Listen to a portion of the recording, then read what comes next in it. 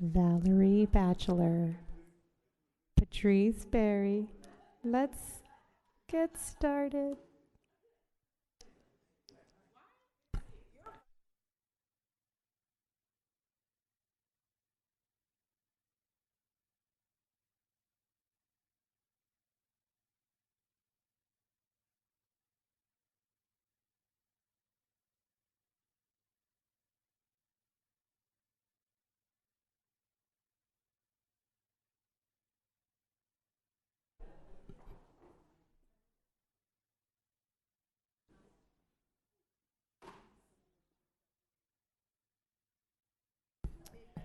Okay, welcome to the August 27th Oakland Unified School Board District meeting. It's called to order at 4 o'clock. And Mr. Rakestraw, can we have a roll call to establish quorum, please? Yes. Student Director Simmons, Student Director Smith, Director Lotta, Present. Director Williams, Present, sir. Director Hutchinson, Director Berry, Present. Director Thompson, Vice President Batchelor, Here. President Brohart. Here. Quorum present. And Mr. Hollis, can we have an interpretation check, please? Yes, Madam President. For tonight's meeting, we have 3 languages available for live interpretation. They are Cantonese, Arabic, and Spanish. We also have a translation closed caption feature available on Zoom that you can use by clicking the closed caption icon on your Zoom taskbar. With that, we will move on to announcements for live interpretation. We will start with Cantonese. I will lower all hands on Zoom. Please only raise your hand if you need the language that's being announced at this time, which is Cantonese. And I will ask Mr. Yuen if he can come off of mute and give the interpretation announcement for Cantonese. 呢度係屋崙聯合校區教育委員會會議。如果你身處現場而需要廣東話嘅翻譯，請到禮堂嘅後面取一部手提電腦，之後跟隨以下嘅指示，你就可以收聽到我哋嘅廣東話翻譯。如果你需要廣東話嘅翻譯，請到你嘅熒屏右下方點擊一個地球形狀嘅符號，然後選擇中文，你就可以收聽到廣東話嘅翻譯。如果你需要我哋翻譯嘅話，請舉手，讓我哋知道有人需要廣東話翻譯。多謝。Cantonese announcement is done, Mr. Hollis. Thank you, Mr. Yuen. Checking the attendance to see if there's any hands raised for Cantonese interpretation. Seeing no hands, we will not start with Cantonese interpretation at this time. Moving forward to Arabic, I will lower all attendees' hands on Zoom. Please only raise your hand if you need the language that's being announced at this time, which is Arabic, and I'll ask Mr. Tarek if he can come off of mute and make the interpretation announcement for Arabic.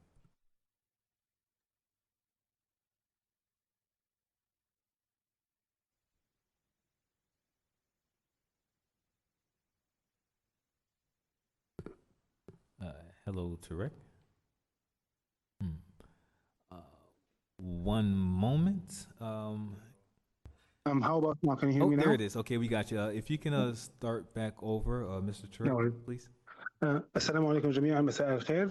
إذا كنتم بحاجة للاستماع إلى الترجمة الفورية باللغة العربية اليوم، يرجى رفع اليد إذا كنتم موجودين في القاعة. أما إذا كنتم على الهاتف المحمول أو في جهاز الكمبيوتر فيرجى رفع الضغط زر رفع اليد الموجود في أسفل الشاشة.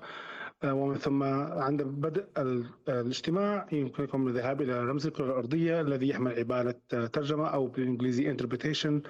ضغط عليه ومن ثم اختار اللغة العربية أو Arabic. إذا لم تكن تذكروا الكرة الأرضية انقلوا على علامة مور أو الإشارة ب3 نقاط ومن ثم الضغط على ترجمة اللغة واختار اللغة العربية ووضع كلمة done أو انتهاء. شكرا لكم، نحن هنا لخدمتكم. Thank you everyone. Arabic announcement is over. Thank you, Mr. Tarek. Checking the attendees to see if there's any hands raised for Arabic interpretation. Seeing no hands, we will not start with Arabic interpretation at this time. Moving forward to Spanish, I will lower all attendees' hands on Zoom. Please only raise your hand if you need the language being announced at this time, which is Spanish. And I will ask Ms. Vargas if she can come off of mute and give the interpretation announcement for Spanish. Of course, muy buenas noches. Al equipo de intérpretes de OUSD le damos la bienvenida. Si necesita el servicio de interpretación, por favor levante su mano virtualmente o en persona.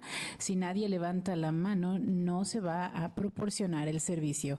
Para activar el servicio, una vez que se active el servicio en Zoom, busque un globo terráqueo en la parte inferior de la ventana de Zoom, púlselo y seleccione Spanish. Si no ve este globo terráqueo, pulse en los puntos suspensivos de More, después busque Language Interpretation y después Spanish. Estamos una vez más para servirle. Levante su mano si necesita el servicio. Gracias. Thank you. The Spanish announcement is done. Thank you, Ms. Vargas. Checking the attendees to see if there's any hands raised for Spanish interpretation. Seeing no hands, we will not start with any interpretation at this time. That concludes the first interpretation announcement for this evening. We will have more later on in this meeting, and I will pass it to Mr. Rexstraw. Madam President, the availability of interpretation services announcement has been successfully completed for the 3 major languages that the district is providing that service for.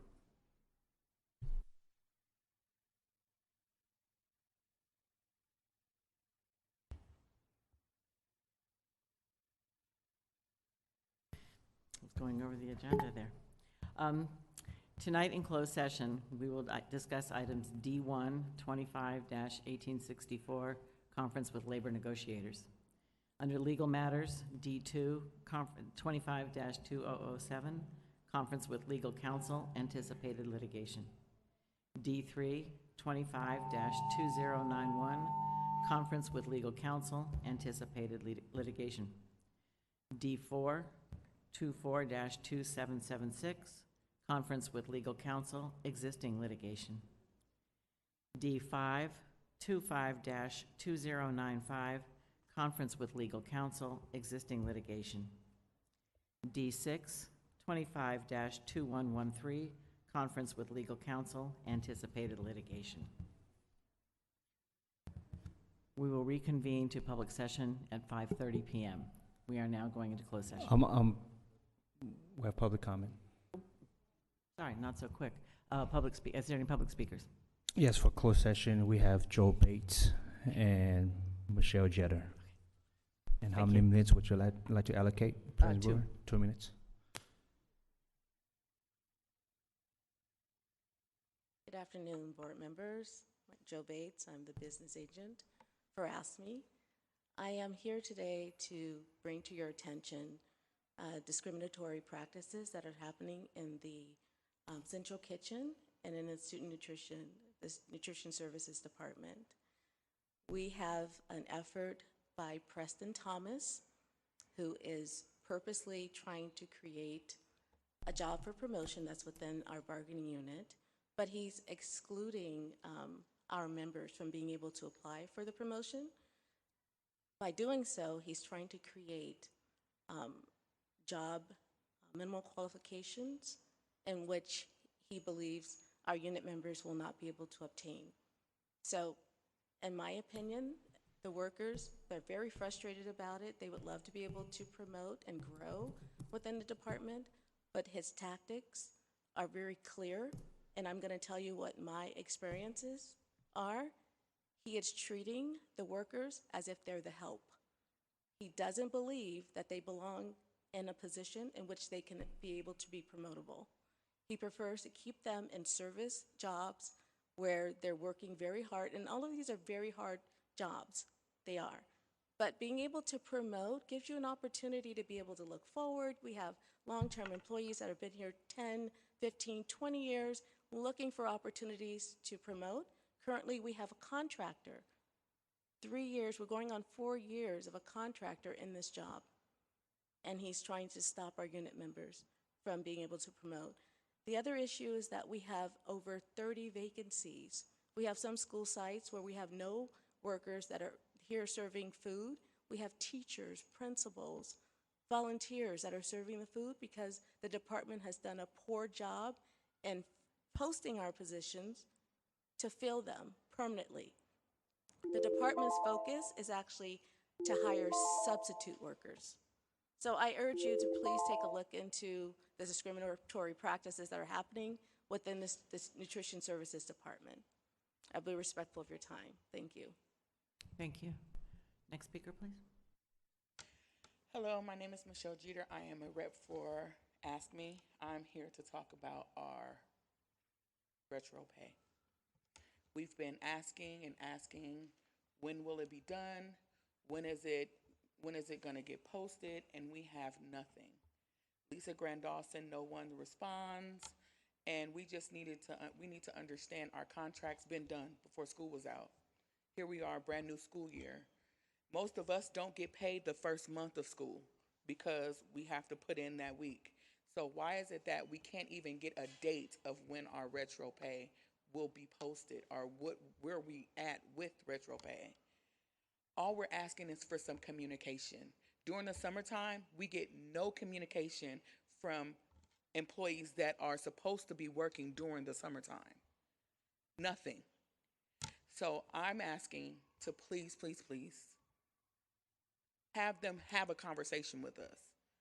It's easy to have a conversation and say, this is the date or this is what we're looking at. But to get nothing is very disrespectful to people like me who are, at this moment, need gas. It's that serious.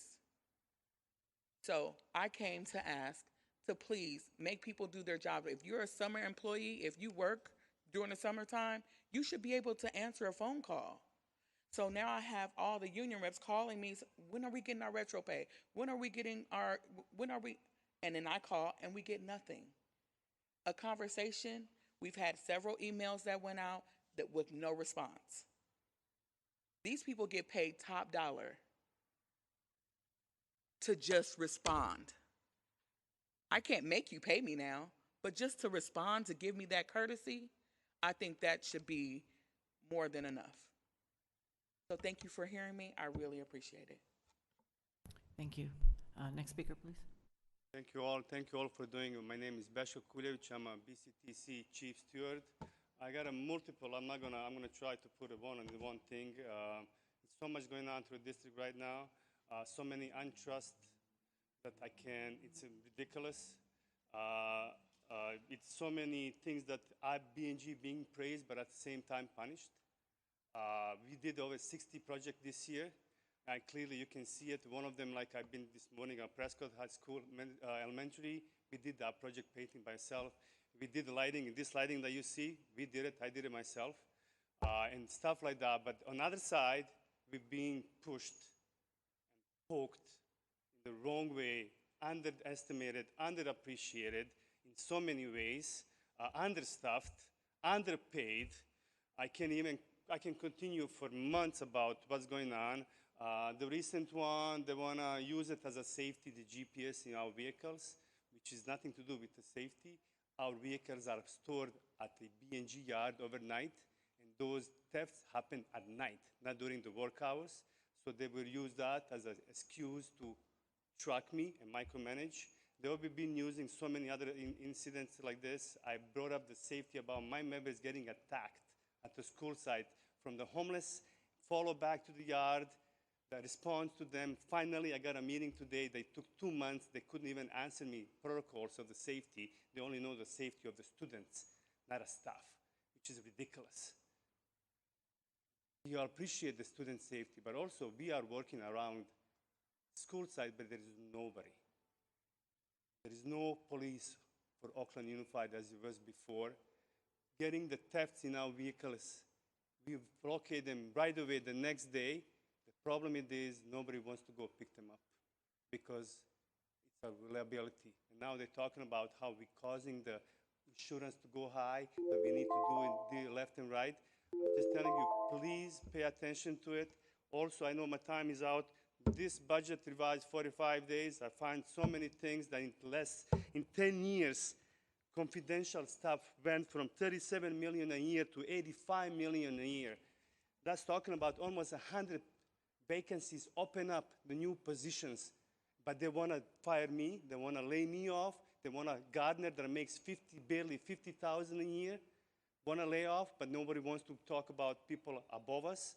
I'm not pointing fingers, but I'm saying we need to be fair and square.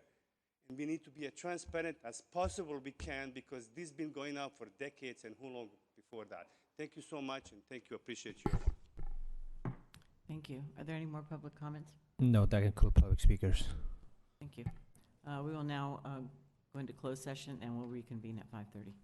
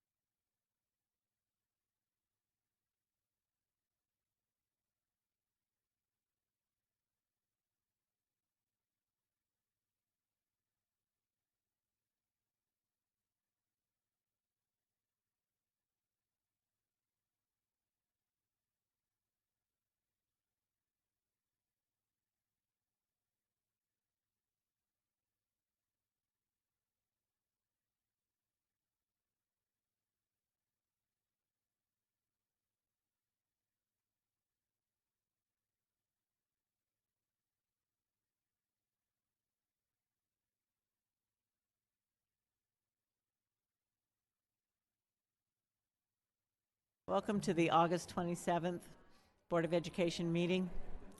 Mr. Rakestraw, can we have roll call to establish quorum, please? Yes, ma'am. On the roll call to establish quorum.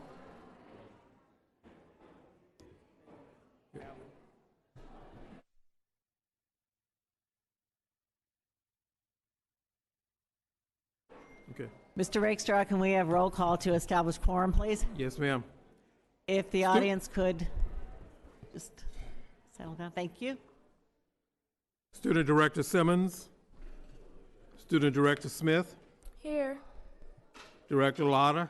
Present. Director Williams. Present.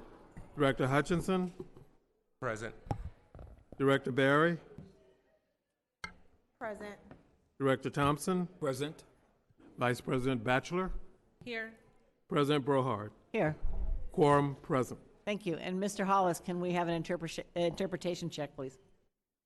Yes, Madam President. For tonight's meeting, we have 3 languages available for live interpretation. They are Cantonese, Arabic, and Spanish.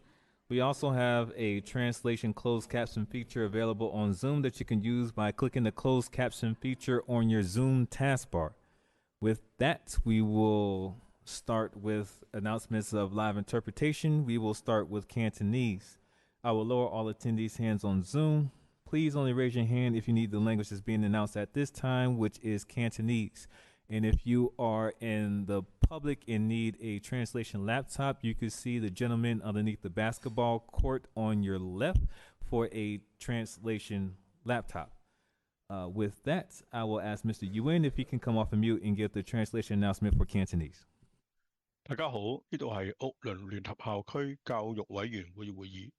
如果你身處現場而需要廣東話嘅翻譯，請到禮堂嘅後面取一部手提嘅電腦及跟隨以下嘅指示，你就可以連同網上嘅人士聽到廣東話嘅翻譯。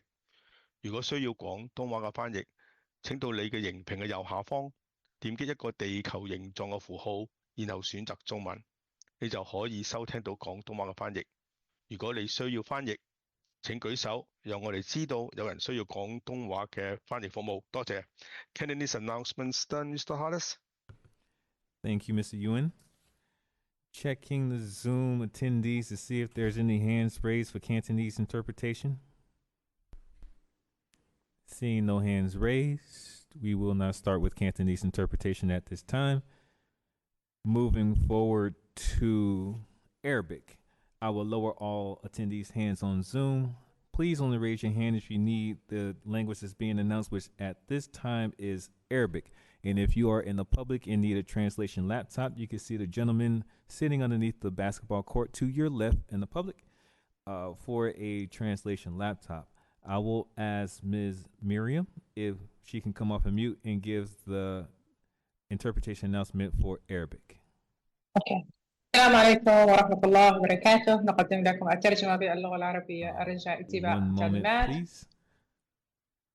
Oh, actually, I will ask Tarek, Mr. Tarek, to come off of mute and give the translation announcement for Arabic. Thank you. السلام عليكم، مساء الخير جميعا. إذا كنتم بحاجة إلى الاستماع إلى الترجمة باللغة العربية لهذا الاجتماع اليوم، يوجد ضغط على زر رفع اليد الموجود أسفل الشاشة على جهاز اللابتوب أو الكمبيوتر. أما إذا كنتم تحضرون شخصيا في المكان فارفعوا يدكم حتى يزودكم أحد الموظفين بجهاز وسماعات، أو انظروا إلى يساركم في ملعب كرة السلة وهناك موظف يمكنه يساعدكم. بمجرد بدء الخدمة عندما يبدأ الاجتماع في أسفل نافذة زوم اضغطوا على رمز الكرة الأرضية الذي يحمل عبارة interpretation باللغة الإنجليزية أو الترجمة، وثم اختاروا اللغة العربية أو العربي. إذا لم تروا الكرة الأرضية اضغطوا على علامة more أو الأيقونة ب3 نقاط الثلاثية، ثم انقروا على language interpretation أو ترجمة اللغة، ثم اختاروا اللغة العربية، وأخيرا انقروا على done أو انتهى. شكرا، نحن هنا لخدمتكم. Arabic interpretation announcement is over. Thank you, Mr. Tarek.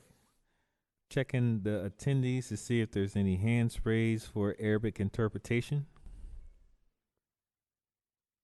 Seeing no hands on Zoom, we will not start with Arabic interpretation at this time. Moving forward to Spanish.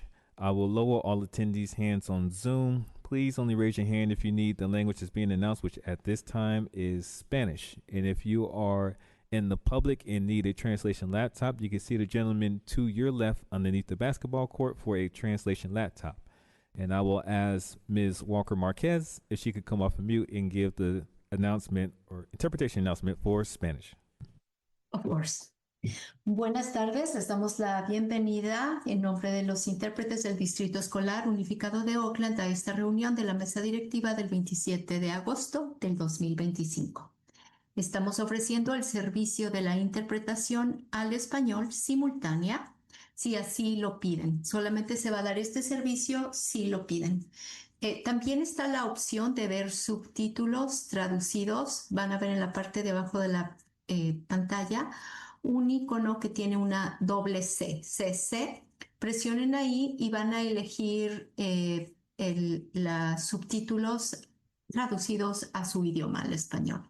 También pueden escuchar la interpretación simultánea al español que vamos a ofrecer si levantan la mano.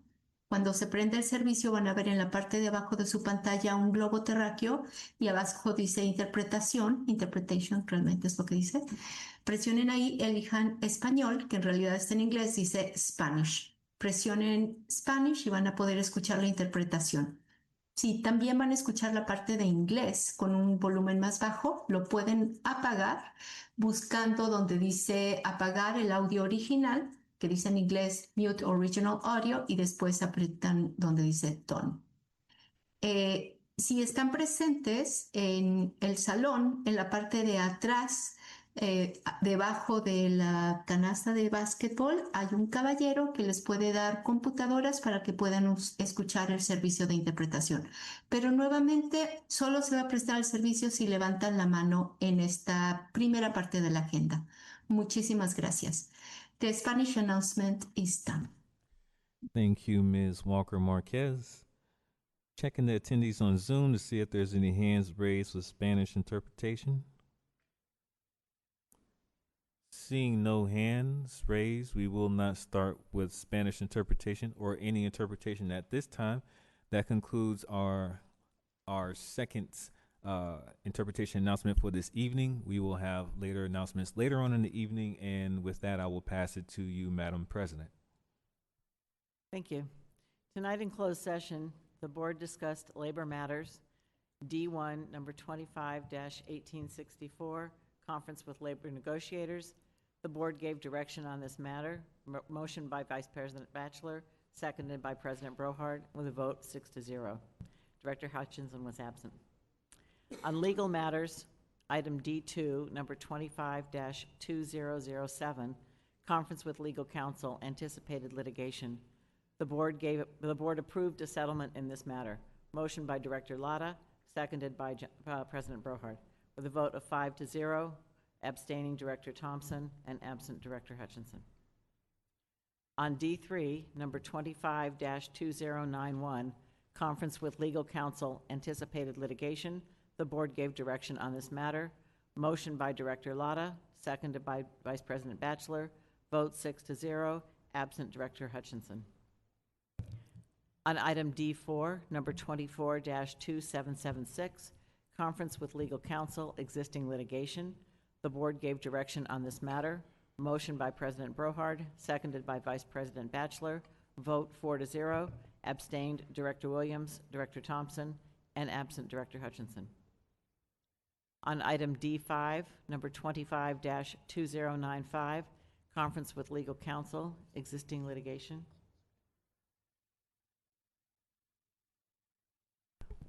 Sorry. The board approved a settlement in this matter. Motion by Director Latta, seconded by Vice President Batchelor. Vote 5-0, absent Director Hutchinson and Director Thompson. On item D6, number 25-2113, conference with legal counsel, anticipated litigation. The board discussed this matter, and there was no vote. This is the end of our closed session report. Next on the agenda is modifications to the agenda. Are there any modifications? Director Hutchinson. Yes, thank you. I'd like to pull L1 and L4 from the general consent report and M4 from the obligation bonds consent report. So L1, L4, and M4. Okay, thank you. Are there any other pulled items? I would like to make some changes in the agenda. I would like to move student report to after J, public comment. Then I would like to move the consent items, L, then M, consent items facilities, P, comments by labor partners, but we do have a time-sensitive hearing of public hearings beginning at 7, so that may change. And then with that, the rest of the agenda continues in order. Okay, we now have 30 minutes for public comment. Are there any public speakers? Yes, President Bruhard, we have approximately 23 speakers. First five. We can give them 1 minute each. 1 minute each, noted. First five speakers are Trish Billinson, Sheila Haynes, Kim Davis, Yam Chin, and Zi Liang. Those are the first five speakers.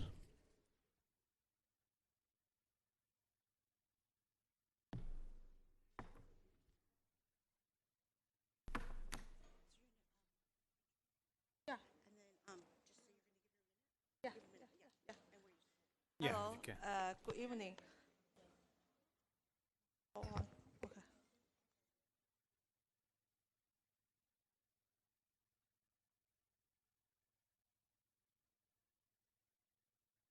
Hello. Good evening, everyone. My name is Yan Chen. I IA in Central. I give my time to my coworkers to speak. Thank you. You can't cede time, sorry. Hello, my name is Xiao Chen. I'm an IA in International CDC. I give my time to my coworker to speak. Thank you. You cannot cede time, so it'll be the order, the speakers who signed up.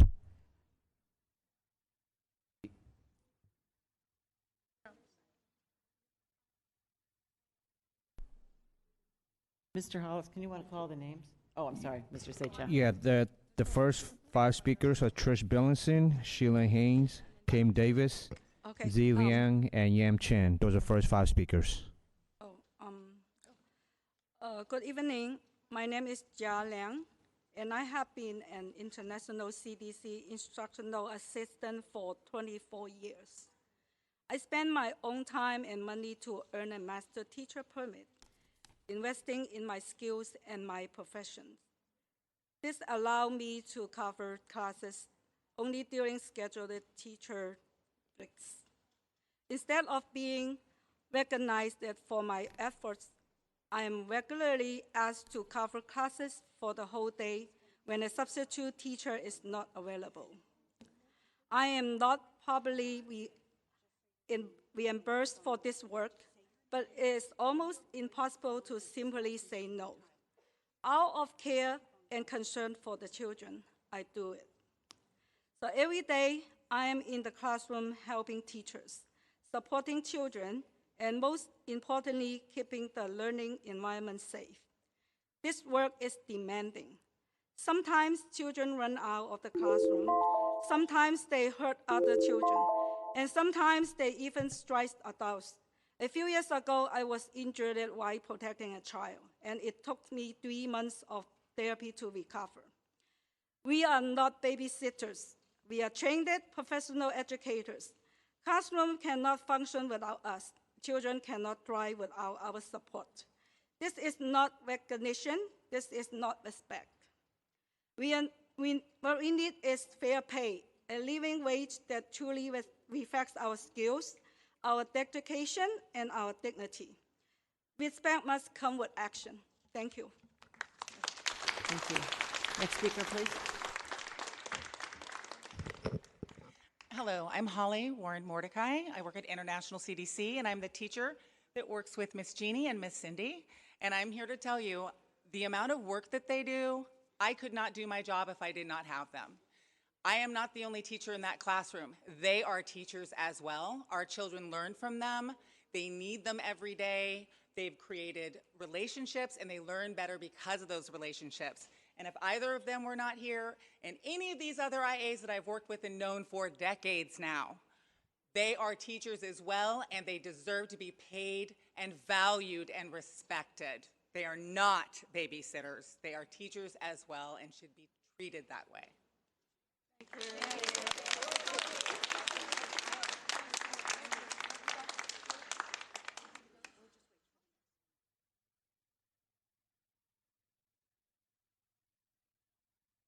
Hi, my name is Mallory Johnson. I work at United Nations CDC, and this is my first year with OUSD.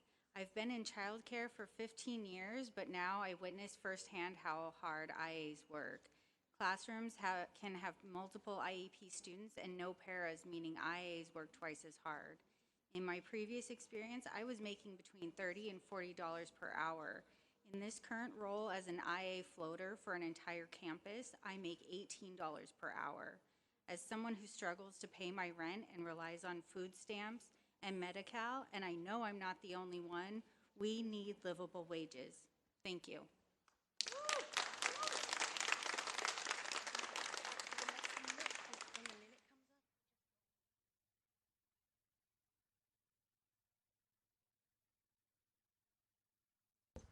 Hi, good evening, everybody.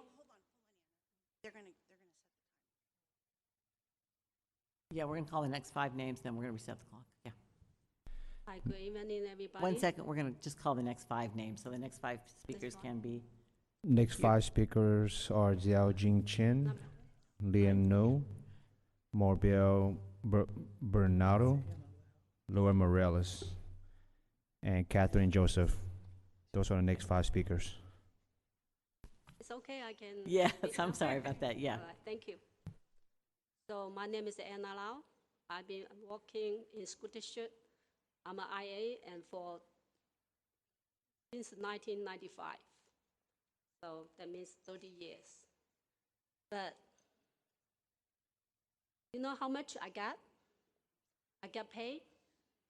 It's not enough, $21. And this few years, I didn't get any, with the IA pay, didn't get any raising. I know the other department, they get raise the pay at most every year or a year, 2 times, something like that. But we didn't get any pay, any raise our pays. So that's not fair. Because we work hard for the kids. We work much more work sometimes than the teachers. Yes. Thank you. Thank you. Next speaker, please.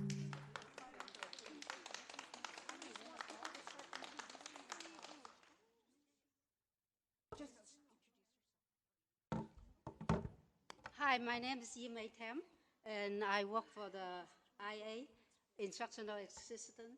And I just want to speak up to my colleague and myself, and that we demand our salary increase. According to the Bay Area inflation, teachers' salary have increased, and we want to treat fairly and equity.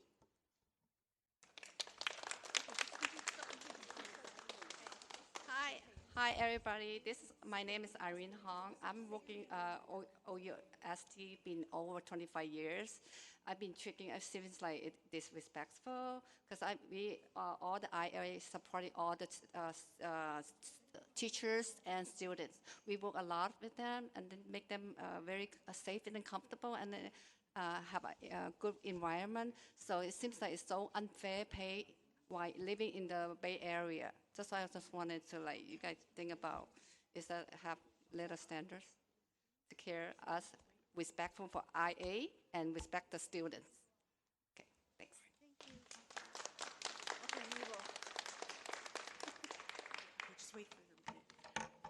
My name is Mabel Bernardo. Mabel, hold on. Oh, I can't see. Oh, okay, go. my name is Mabel Bernardo, and I am an instructional assistant at Laurel CDC. IAs are often the unsung heroes of the classroom, with contributions that frequently go unrecognized and undercompensated. IA staffing is very problematic. When an IA is absent, replacements are rarely provided. Support is pulled from another classroom, creating disruption rather than relief, and lunch breaks are often shuffled around just to cover for students. Today, enrollment has shifted, which has expanded our role. For years, we have served children who were 3 years old and toilet trained, and we now welcome children under 3 who are not potty trained. We are now responsible for managing accidents and teaching toddlers fundamental hygiene skills. This is demanding work that requires a lot of patience, care, and dedication.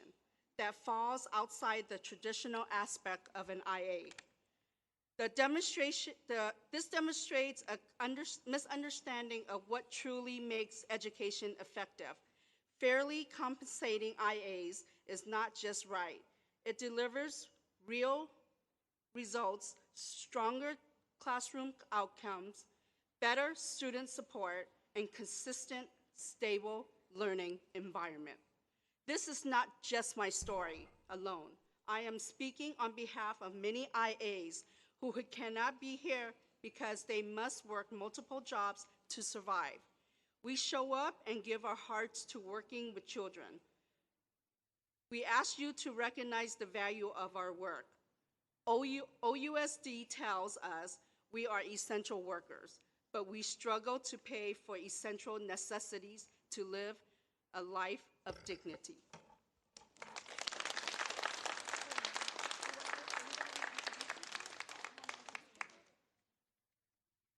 Next speaker, please.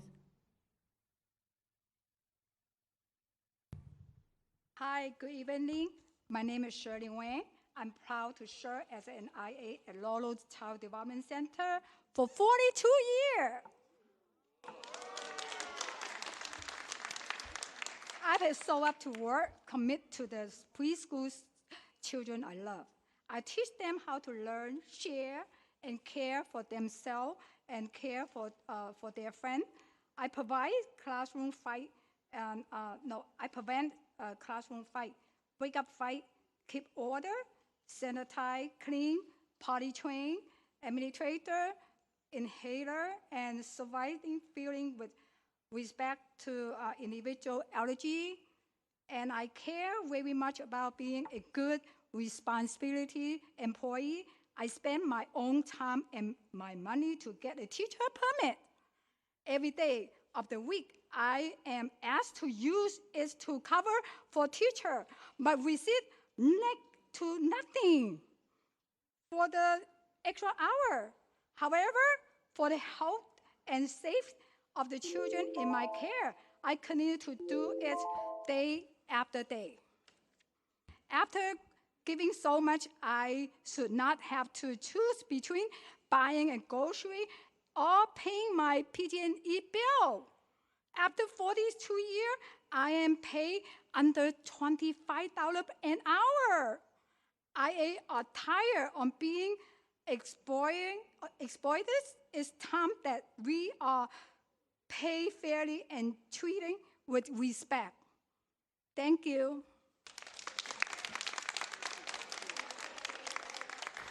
Next speaker, please. Okay. My name is Catherine Joseph, and I serve as the Chief Steward with SEIU. I'm also an occupational therapist in the Special Education Department, where I've had the privilege with working alongside many instructional assistants during my time here at OUSD. IAs show up every single day to lift our students towards success. They make learning accessible so no child is left behind. They de-escalate crisis with patience and care. They guide small groups, provide one-to-one support, and stand by students who need it most. And yet, instead of being honored, they are overlooked. Instead of being lifted up, they are undervalued. That is not an injustice to IAs. It is an injustice to students as well. When IAs are unsupported, students lose, classroom lose, the promise of equity loses, and that is something the district cannot afford. Look at this turnout today. IAs know their worth. They know the difference they make, and they are prepared to stand up until this district acknowledges it. Respect is more than kind words. It means paying a livable wage. It means treating IAs with the dignity they deserve. Because when IAs are respected and fairly compensated, students thrive, and every student in OUSD deserves nothing less. Board of directors in our community, your support is essential. Choose to recognize and uplift the people who make equity real in classrooms. Choose to invest in them with the wages that reflect their value. Respect IAs, respect students, respect dignity. Thank you.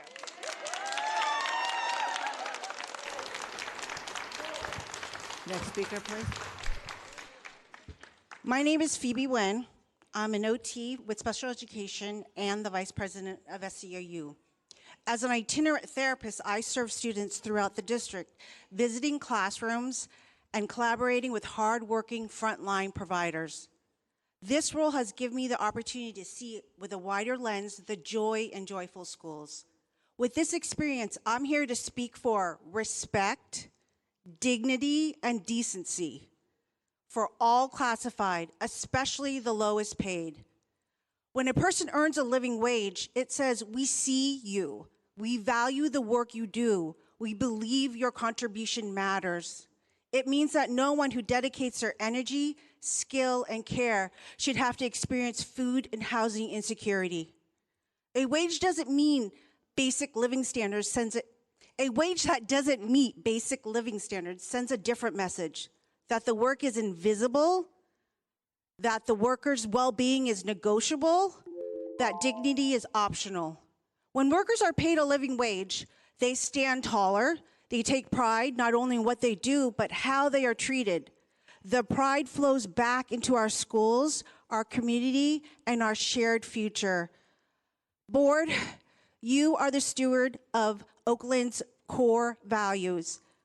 Please, it's not a question whether you have the authority to make change, it's whether you have the will. Thank you.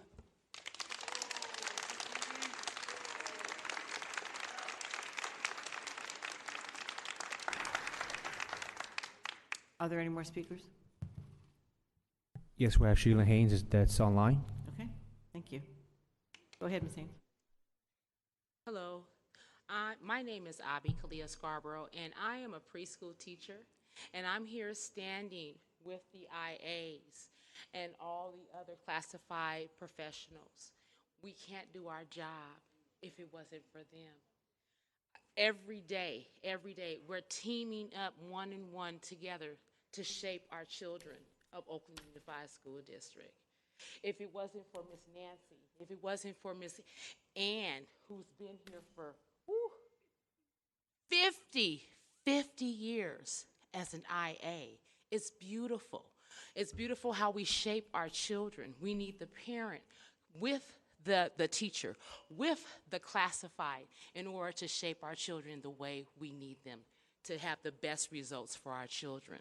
So I stand here and hey, we fight together, right? Okay, we do our lesson plans and things together to shape our classroom. If it wasn't for my IA, I don't know how my class would even last or stand for one day. Thank you. Okay, we'll now take our online speaker, Ms. Haynes.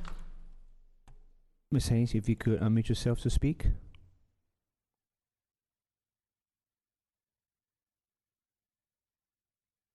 Ms. Haynes, we cannot hear you.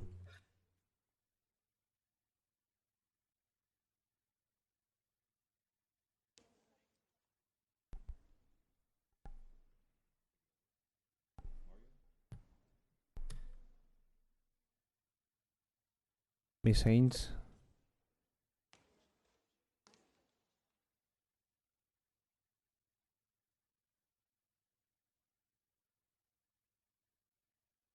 So we go to our next speaker and come back? Yes, go ahead, next speaker, please. Next speakers are Gia Liang, Gia Marik, Ben Tapscott, Osala Olabala, and Janelle Harris.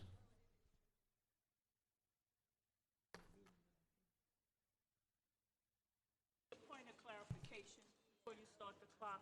I got here at 4:30 and filled out my cards.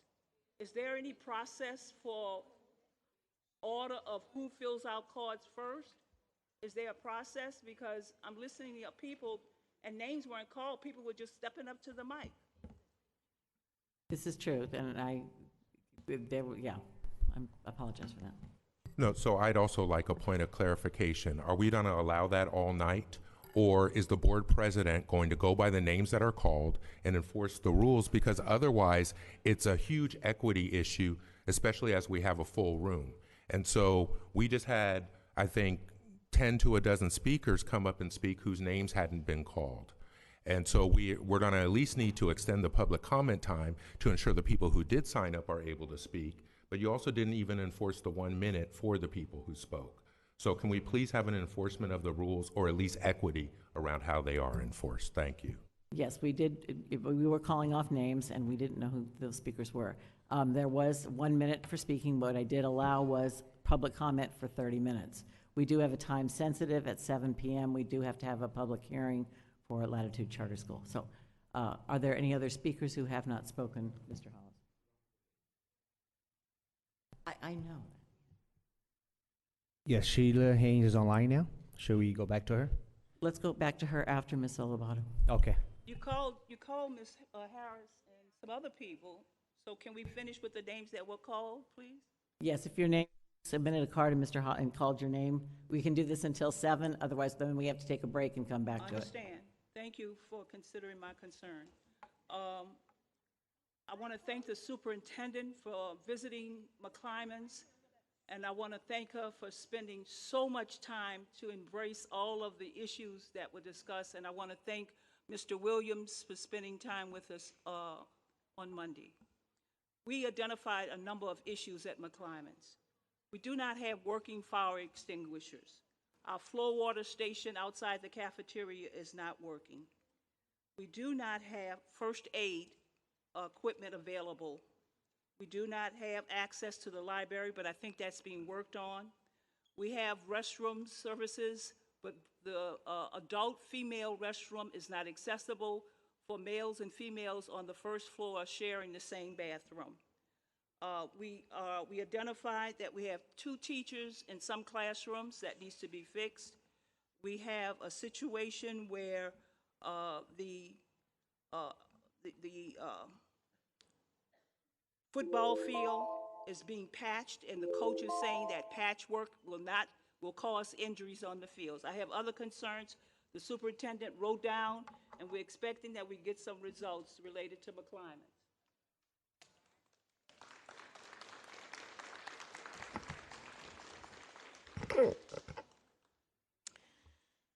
Good evening, board and superintendent.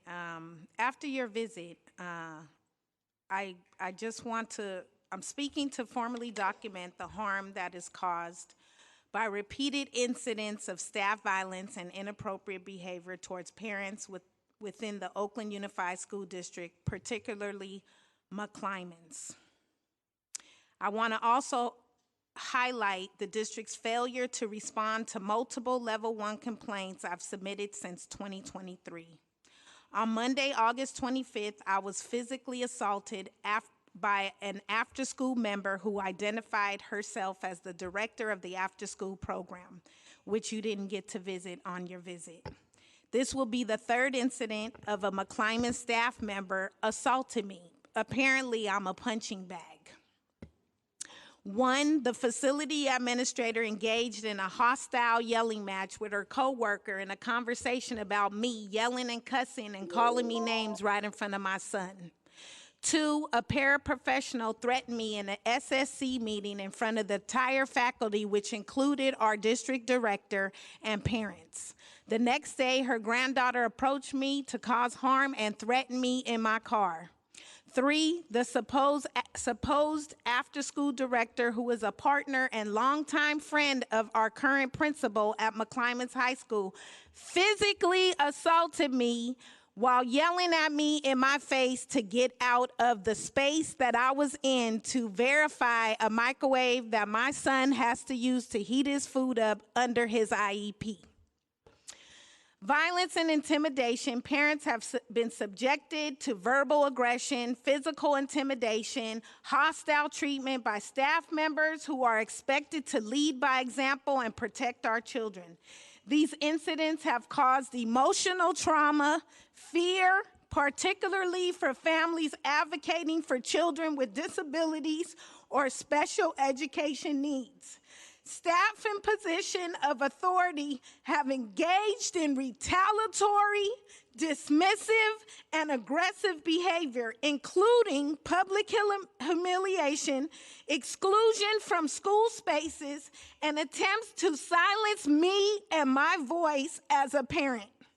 The behavior contradicts the ethical standards expected of educators and administrators.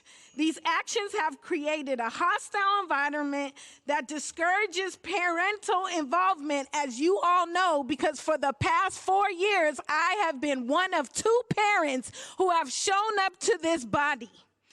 It undermines student support systems and perpetuates systemic inequities. Families already navigating trauma, disability, or justice-impacted circumstances are disproportionately attacked. There's more, but I have 1 minute, so I'll come back. Thank you. Thank you. Coach Tapscott. Coach Tapscott, we're going to continue, and you'll be the first in line, but we do need to do a hearing at 7 p.m.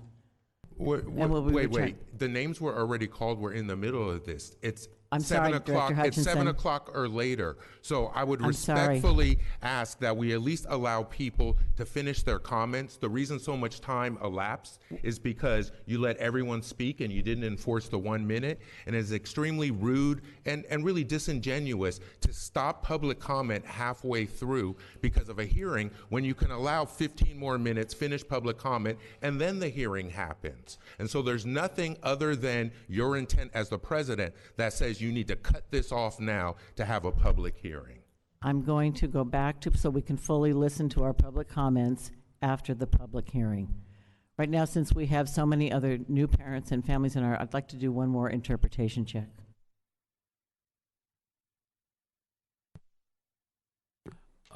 Yes. So, Excuse me, before we do that, I'd like to move that we continue public comment on non-agenda items for another 20 minutes to at least allow the speakers whose names were called to have their chance to speak. For a second. I second. Mr. Rakestraw, can we have a roll call vote, please? Yes, on the motion to extend public comment time for an additional 20 minutes. Student Director Simmons. Student Director Smith. Aye. Director Lauder. No. Director Williams. No. Director Hutchinson. Yes. Director Barry. Yes. Director Thompson. Yes. Vice President Batchelor. No. President Brohard. No. Motion's not adopted. Thank you. Can we have the interpretation check, please, Mr. Hollis? yes.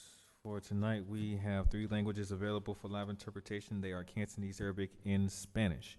I will start with Cantonese. I will lower all attendees' hands on Zoom. Please only raise your hand if you need the languages being announced, which at this time is Cantonese.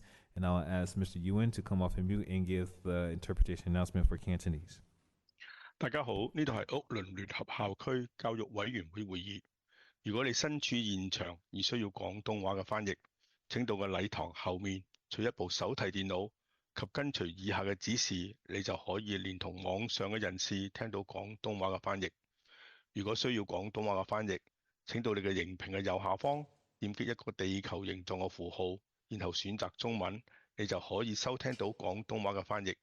如果你需要廣東話嘅翻譯，麻煩你舉舉手，讓我哋知道有人需要呢個翻譯服務。多謝。Cantonese announcement is done, Mr. Hollis. Thank you, Mr. Yuen. Checking the attendees to see if there's any hands raised for Cantonese interpretation. Seeing no hands, we will not start with Cantonese interpretation at this time. Moving forward to Arabic, I will lower all attendees' hands on Zoom. Please only raise your hand if you need the language that's being announced, which at this time is Arabic. And I will ask Ms. Abdi if she can come off and mute and give the interpretation announcement for Arabic. السلام عليكم ورحمة الله وبركاته. نقدم لكم الترجمة باللغة العربية. Still not working at this time. I will ask Mr. Tarek if he can come off and mute and give the interpretation announcement for Arabic. السلام عليكم ورحمة الله وبركاته. إذا كنتم بحاجة للاستماع باللغة العربية يرجى رفع اليد إذا كنتم موجودين في الصالة وسيتم تزويدكم بجهاز من أحد الموظفين. أما إذا كنتم على جهاز الهاتف المحمول أو على الكمبيوتر فيرجى الضغط على زر رفع اليد في أسفل الشاشة، ومن ثم عندما يبدأ الاجتماع الذهاب إلى رمز الكرة الأرضية الذي يحمل عبارة interpretation أو ترجمة والضغط عليه، ومن ثم اختيار اللغة العربية أو Arabic باللغة الإنجليزية. إذا لم تكن تروا الكرة الأرضية اضغطوا على علامة more أو 3 نقاط، ومن ثم اختاروا language interpretation أو ترجمة اللغة، ثم اختاروا اللغة العربية واضغطوا على done أو انتهى. شكرا لكم، نحن هنا لخدمتكم. Arabic announcement is over. Thank you, Mr. Turek. Checking the attendees to see if there's any hands raised for Arabic interpretation. Seeing no hands raised on Zoom, we will not start with Arabic interpretation at this time. Moving forward to Spanish. I will lower all attendees' hands on Zoom. Please only raise your hand if you need the language being announced, which at this time is Spanish. And I will ask Ms. Vargas if she can come off of mute and give the interpretation announcement for Spanish. Buenas noches, el equipo de intérpretes de OUSD le damos la bienvenida. Si necesita el servicio de interpretación en vivo, por favor levante su mano, ya sea en persona o virtualmente, utilizando el icono de una manita que dice Raise Hand en la parte de abajo de su ventana de Zoom. Si no levanta su mano en persona o virtualmente, el servicio no va a ser proporcionado. Una vez que se active el servicio de interpretación, antes de eso, para las personas que están presentes en el recinto pueden obtener un dispositivo, una computadora. En la parte izquierda debajo de la cancha de básquetbol hay un caballero que les puede proporcionar el dispositivo. Ok, una vez que tengan dicho dispositivo, cuando se active el servicio de interpretación en Zoom, van a ver un globo terráqueo en la parte inferior de la ventana de Zoom que dice Interpretation, que es para interpretación. Púlselo y seleccione Spanish para español. Si no ve dicho globo terráqueo, busque los 3 puntos suspensivos de más, púlselos, se va a desplegar una lista, busque Language Interpretation y después Spanish. También le informamos que hay un servicio de subtitulaje con traducción al español. Lo puede encontrar en la parte de abajo de la ventana de Zoom, buscando la C o CC para closed captions o subtítulos. Muchas gracias. Thank you. The Spanish announcement is done. Thank you, Ms. Vargas. Checking the attendees to see if there's any hands raised for Spanish interpretation. Seeing no hands raised, we will not start with or will have any interpretation at this time. That concludes the third interpretation announcement for this evening, and I pass it back to you, Madam President. Thank you. Tonight we have two public hearings. The first one is Latitude Charter School, and the second one is the UAOS Sunshine Proposal. So the public hearing for Latitude Charter School charter renewal is now open. And I believe we have a presentation from Kelly Craig Arnold, am I right?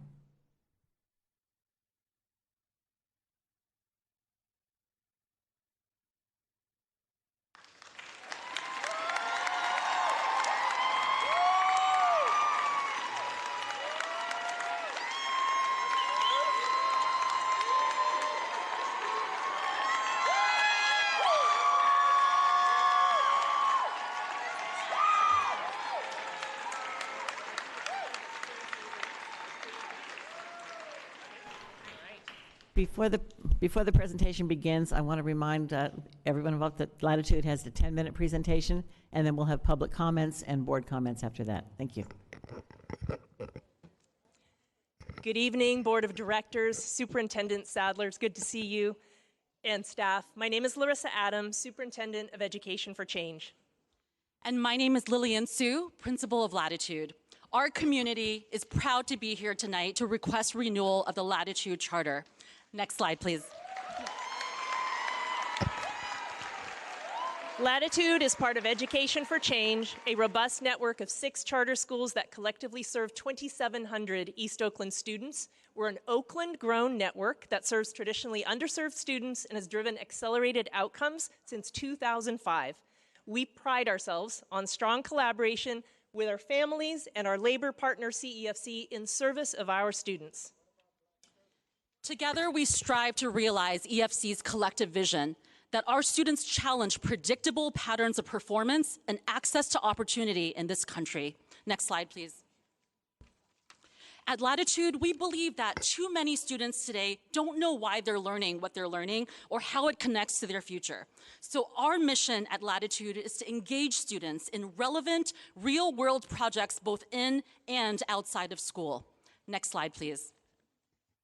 By extending school beyond the walls of a building, our goal is to expand our students' sense of possibility for the future, to give them the opportunity to work with professionals in authentic settings. We are grounded in real-world projects that our students find engaging and purposeful. Our students build actual houses that are donated to our unhoused neighbors. They publish books and magazines and record their own podcasts. And they program Arduino-based devices for the blind. And that's just the tip of the iceberg. Let's show you what that looks like in a day at Latitude. Next slide, and please play our video.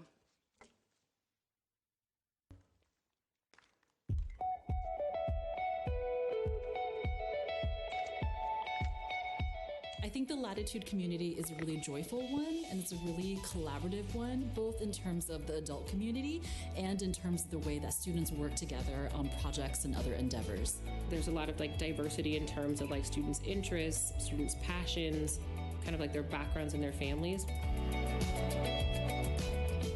So the main thing that makes our school unique is the project-based nature of it. Pretty much every single class has a sort of overarching project. Last year for computer science, I was a project manager. It was so exciting to me because we were working with an elementary school and we were helping the kids and making games for them for math. It was just cool learning coding. I really like how we take the ideas that we create in class and bring them into the real world, and it was phenomenal to see the entire class just working together on one big cause. And we always invite parents and friends and family to come out to exhibition and see the students display the projects that they've been working so hard on. So exhibition night is just a wonderful time that all the families come and we get to see how hard the kids have been working, and they're very committed and passionate. My internship is my group design. The skills I'm most excited about developing is learning how to do sound production, because I feel like this would help me a lot in the future. Not only do they do internships, but I'm very proud to say that they give them the opportunity to go to colleges, to see colleges. With what's here and the uniqueness of our son, we knew that this nurturing environment, there is no place other than here at Latitude. I see a lot of growth with all the students, not just my daughter. And here they make sure that your student has the A through G requirement in order for them to go to four-year college. At Latitude, we don't think that there's just sort of one path to success. And so I think a big part of our school is really helping each student find what it is that they're passionate about, but then really supporting them to find real, tangible connections in terms of experiences, in terms of mentors, in terms of networks that will really help open those doors for them in terms of that future opportunity. Next slide, please. Next. Thank you. Good evening, board members. My name is Javier Torres. I am so proud to be a former support staff member and teacher, and now Dean of Instruction. We serve a beautiful and diverse community of learners who come to us from 50 middle schools across our city through a zip code-based lottery. Our students are predominantly low income, and we serve many students who are English learners and have special needs. We honor our students' assets and identities and provide the programs and opportunities they need to thrive. Next slide, please. Sorry, that's your 10 minutes.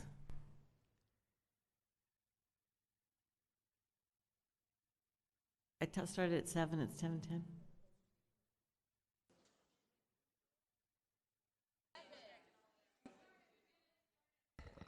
Start at 7, okay.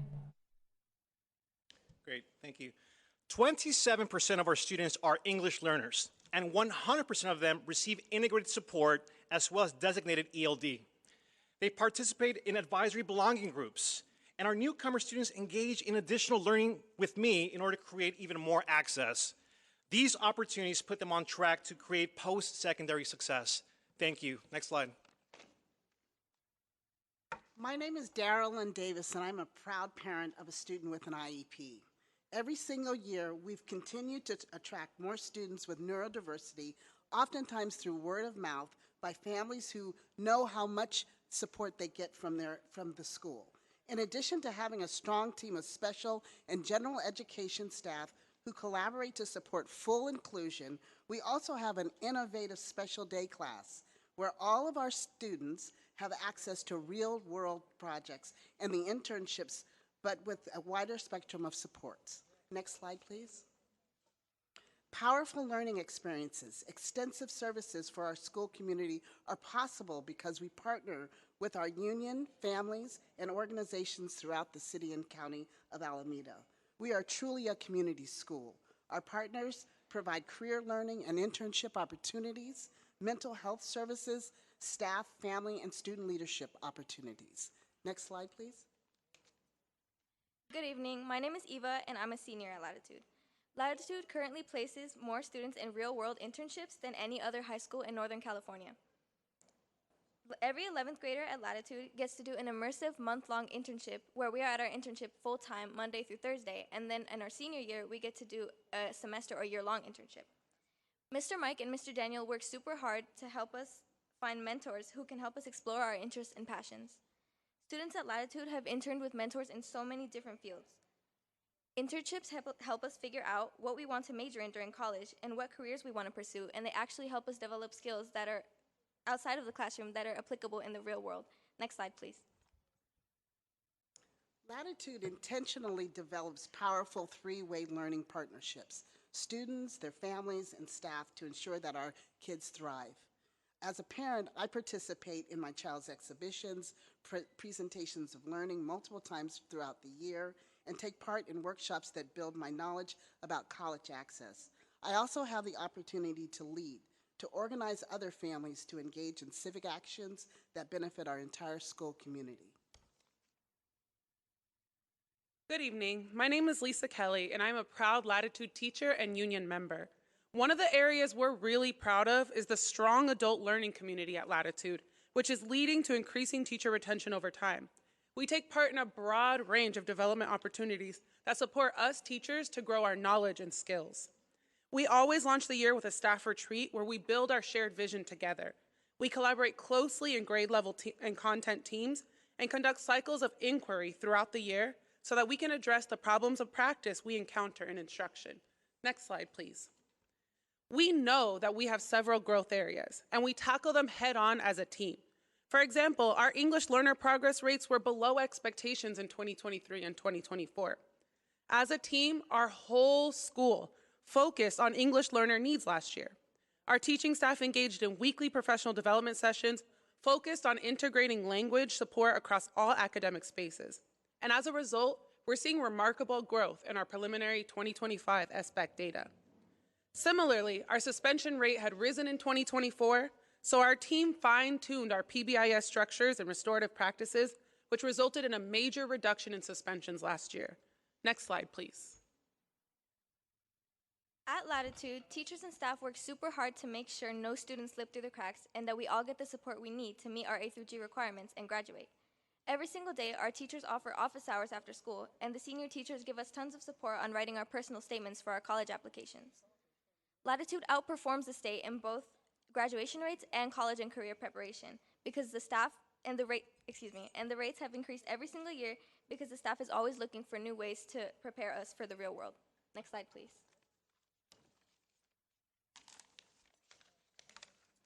We believe that all the things we do at Latitude are really avenues for us to be able to move toward our future success. Last year, 84% of our seniors were accepted into a four-year university, up from 81% in 2024 and 78% in 2023.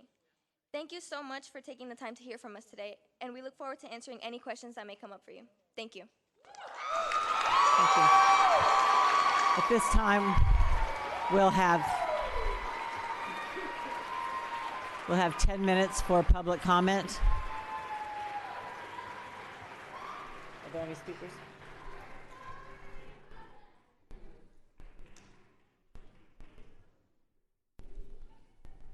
Are there any speakers for public comment? Yes, we have 21 speakers.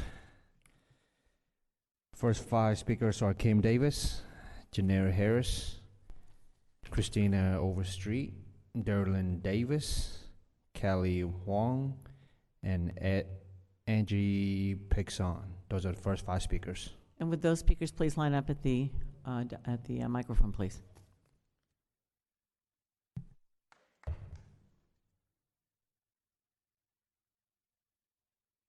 And we'll give 1 minute.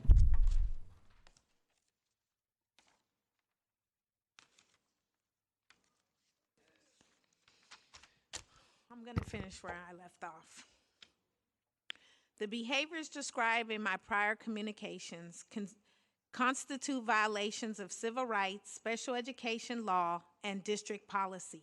The absence of accountability sends a very dangerous message that abusive behavior is tolerated within OUSD. I have 13 outstanding complaints, some of which have been documented with a case number, but have not been investigated as the state requires. And some have not even been assigned a number and still have not been followed up on since 2023. These complaints were submitted through the appropriate district channels and documented via email. The lack of response violates OUSD's stated grievance procedures and further constitutes the erosion of trust between families and district. I'll finish later. Next speaker, please.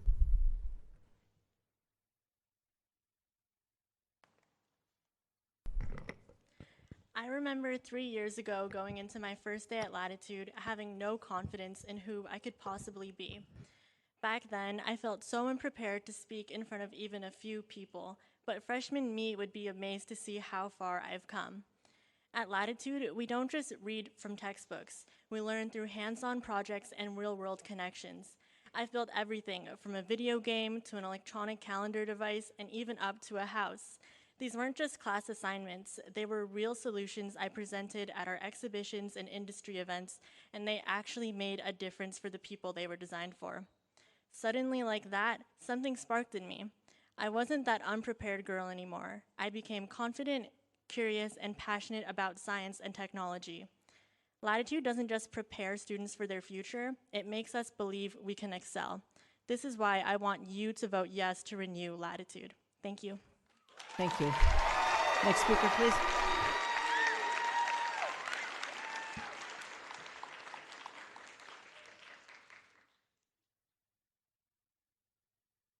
My name is Collie. I'm a junior at Latitude, and I have been a proud ambassador for my school since my freshman year.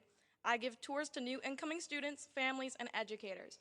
We've had teachers travel from India, China, Japan, Germany, and even the entire team from the National Equity Project travel from Chicago, DC, and New York. Many people's response is, wow, this school is very different from most schools. Kids are engaged in their projects, working with their peers, but most of the visitors mentioned to us afterward that they'd like to apply some of our school's teachings back home to their own schools as well. Our visitors from China especially wanted to capture our unique projects that focus more on what's happening on the world right now and the skills the school teaches us to grow and create our own change in the world. Every time I tour, I realize more special opportunities our school has to offer, and I feel closer and more a part of this school.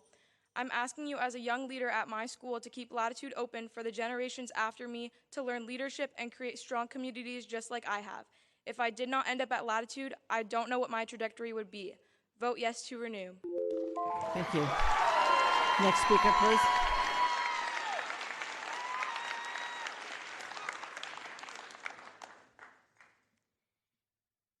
Good evening. Again, my name is Eva Alvarez. I'm 16 years old, and I'm a senior at Latitude. This school means so much to me and my family. I've been an EFC student my whole life.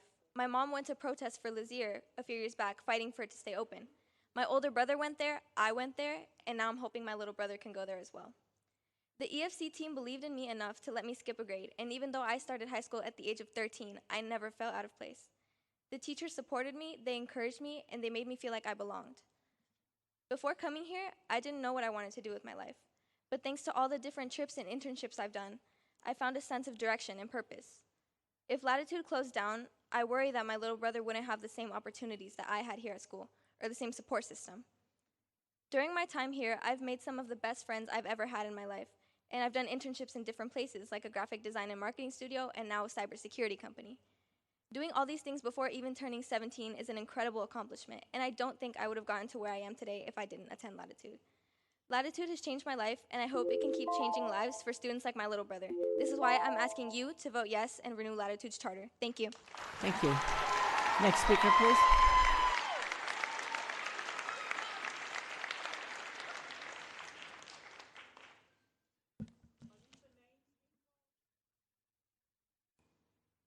These are the first five, right? I have three. You have the first five. Yeah, the name that we'll call, that was Angie Pazan, Dorlin Davis, and Christina Overstreet. Those are the leftover names that hasn't been spoken yet. Please come up in the order that your name is called. I don't know who you are, so it makes it hard for us to follow that. So if you were one of those three names, if you would come up.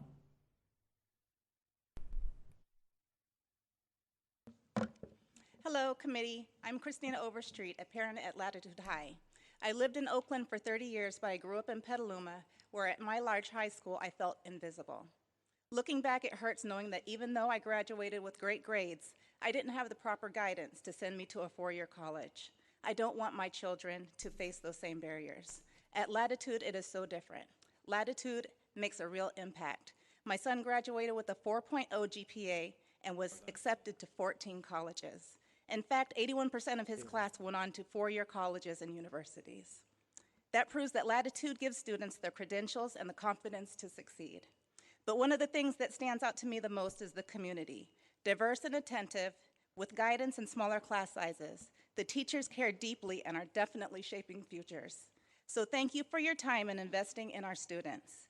Your support helps ensure every one of our children has a real chance to succeed and build a stronger tomorrow for all of us, our entire community. And for that reason, we're asking you to vote yes and keep our school open. Thank you. Thank you.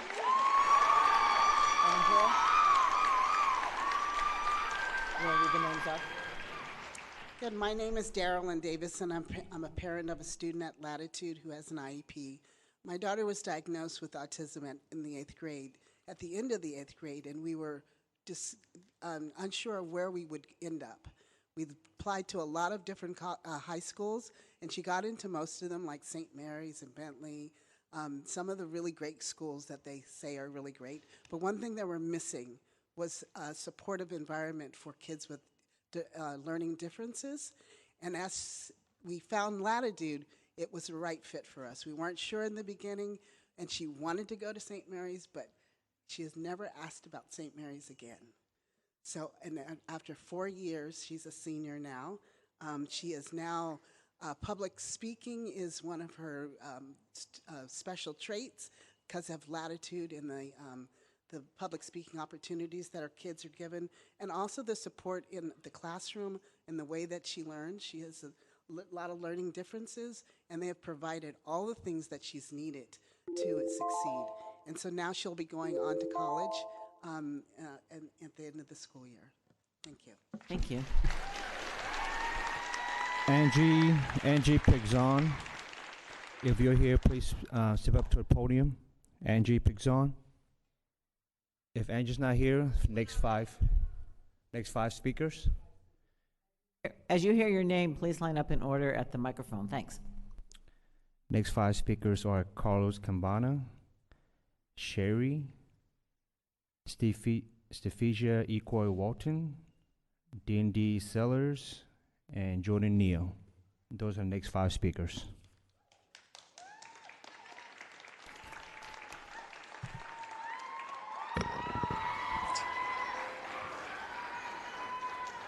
Good afternoon, or good evening. My name is Carlos Cabana. This is my 36th year of teaching and my 14th in Oakland. At Latitude, I'm charged with being one of the 9th grade math teachers. It's a critical role because students come to us with all sorts of insecurities, negative academic narratives, and outright damage because of their previous math experiences.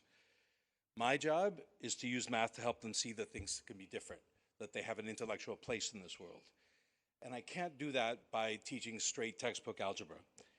I need to craft a classroom where each student feels seen and trusted, challenged and supported, and loved.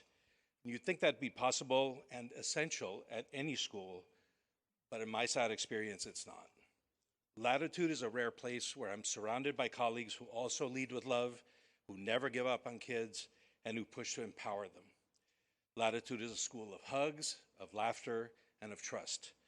Latitude is a school where teacher passion and expertise is valued, and because of this, we can serve kids and their families in the ways they need and deserve. Thank you for your attention. Thank you. Next speaker, please.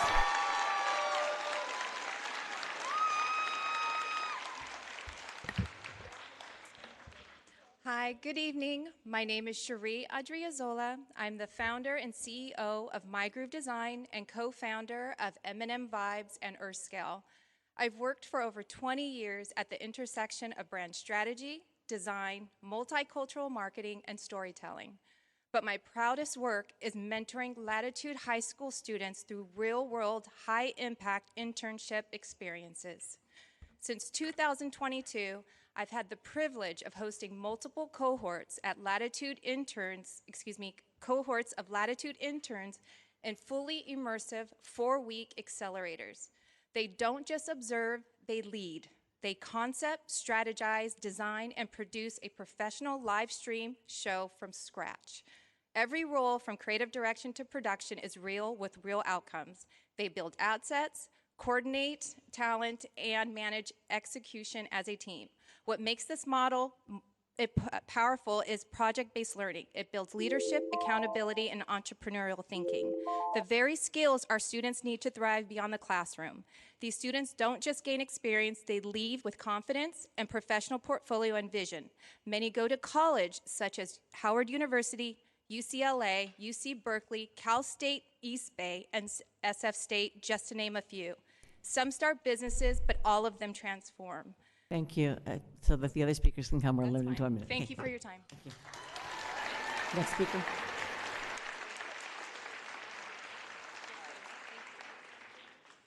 Hey board, my name is Stefisha Ikoy Walton, community member and former EFC board member. To finish the previous person's statement, there's a quote I'd like to share with you. Never tell people how to do things. Tell them what to do and they will surprise you with their ingenuity.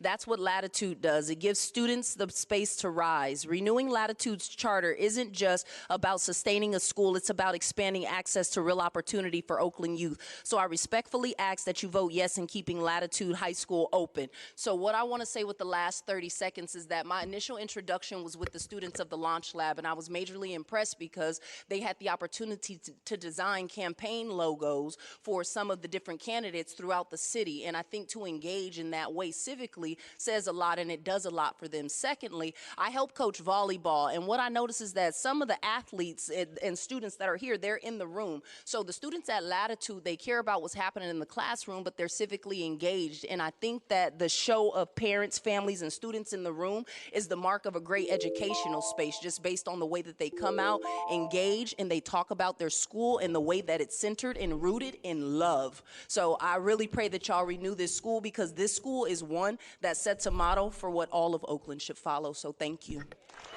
Thank you.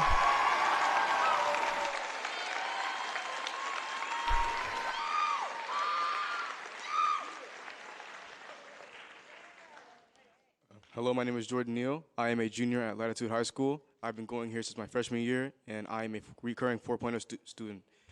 The staff here are very helpful, they are very supportive, and they are very mindful. I've never felt once discriminated at the school, even me being a young black male. This school has always helped me feel a part of the community and a part of my people as well. I'm around more people that I look like, I'm around more people that I can talk like, I'm around more people that can help me build myself up. At this school, even then, I got caught selling snacks at this school, and instead of reprimanding me, suspending me, or sending me away, they actually empathized with me and gave me a job at OFAS, a summer school program. I was doing this to help my mother's financial system, and they helped me a bunch, and I worked for 2 summers. I helped my mother, and that's all I ever wanted. I love the way they didn't criminalize me, they didn't suspend me, they didn't see me as some sort of bad person. And this school really makes me feel like it's home, and the people here make me feel like I'm surrounded by people I can be safe with. So my only ask of you is to renew Latitude's funding and vote yes, so this place can still be a place of safety for people of my color and people from many other colors. Thank you.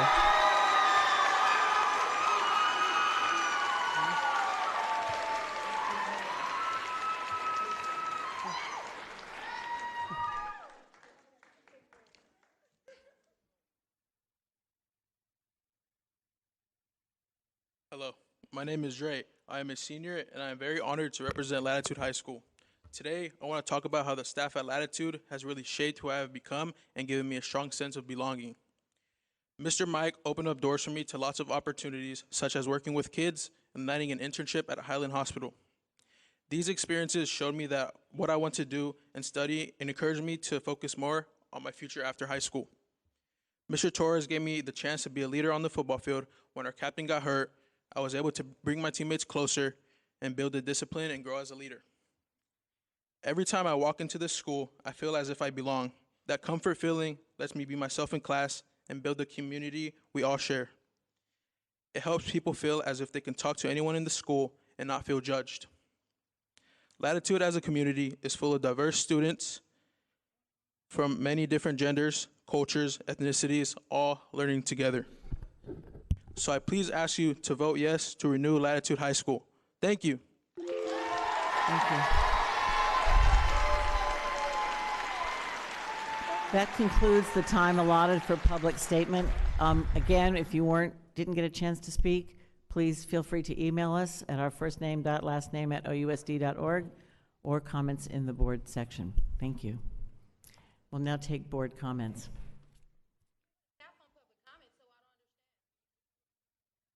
There's 10 minutes on this, and we have another public hearing that we also have to do right after this. You never announced the cat. Yes, I did. Yeah. Thank you. How was the name decided to be called? How was it? For this, they were called first as they came, and then that's how Mr. Seychow called them. That's how Mr. Seychow called them. So, and we did check, and I really appreciate Latitude. Okay. I'm going to move into board comments now. Director Thompson. Yes, thank you very much, President Brohard. I want to say, first of all, thank you, Latitude, for actually coming out and representing. You did extremely well.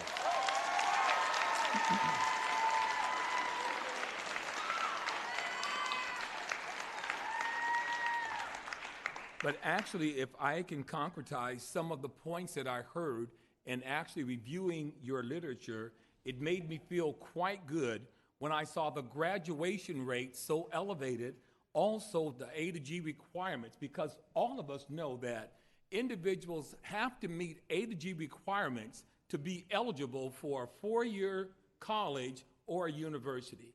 And many kids graduate from high school, and if they don't meet those A to G requirements, they're not allowed to even apply to college. They have to go someplace else in order to get the classes in order to get ready for a four-year college. So that was outstanding.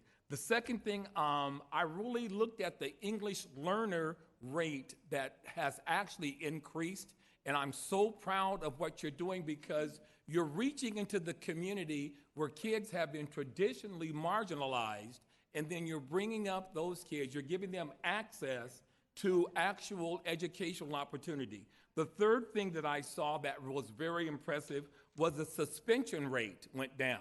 That means if you look at it from the eyes of the state of California, we know that individuals who are traditionally marginalized they are more likely suspended than others. And so when I see the suspension rate go down, that means that invariably those individuals are not experiencing suspension. So that's very, very good. The fourth thing that I looked at was the impressive colleges that you actually showed that kids are going to. And I actually saw one of them that I attended was there. So I'm really, really excited about that. Thank you very, very much. I will be voting for you.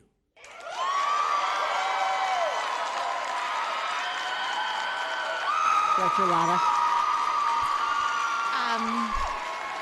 I actually,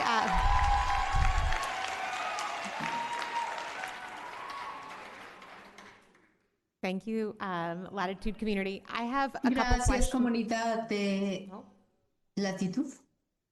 Oh. My apologies to the interpreter. It's okay. So I had the opportunity to visit Latitude last spring and met some of the folks that are here in the room as well as in the video. So I want to just say that I do, I saw a lot of the work that you have done in action, and and want to appreciate the kind of way that you are working to intentionally have a diverse student community. I do have a question. It might be for the school, the leadership of the school. I don't know if that's Principal Sue or Miss Adams. Is that I see that you've identified the need in your presentation to recruit newcomers, unhoused, and foster youth to be more in alignment with the city. Para estar alineados. My apologies again. And I definitely applaud that effort and appreciate that you lifted that up specifically. But you didn't specify your exact plans. You kind of mentioned expanding some partnerships. So my first question is, can you explain the specific resources that you'll use to expand that recruitment, how you'll support those students when they arrive? And my follow-up question is that because you have a policy of disenrolling students who are chronically absent, I do wonder how that's in conflict. It's listed as part of your disenrollment policy because you're a school of choice. So you can, so I just want to understand how that overlaps with, trying to support those students when they come.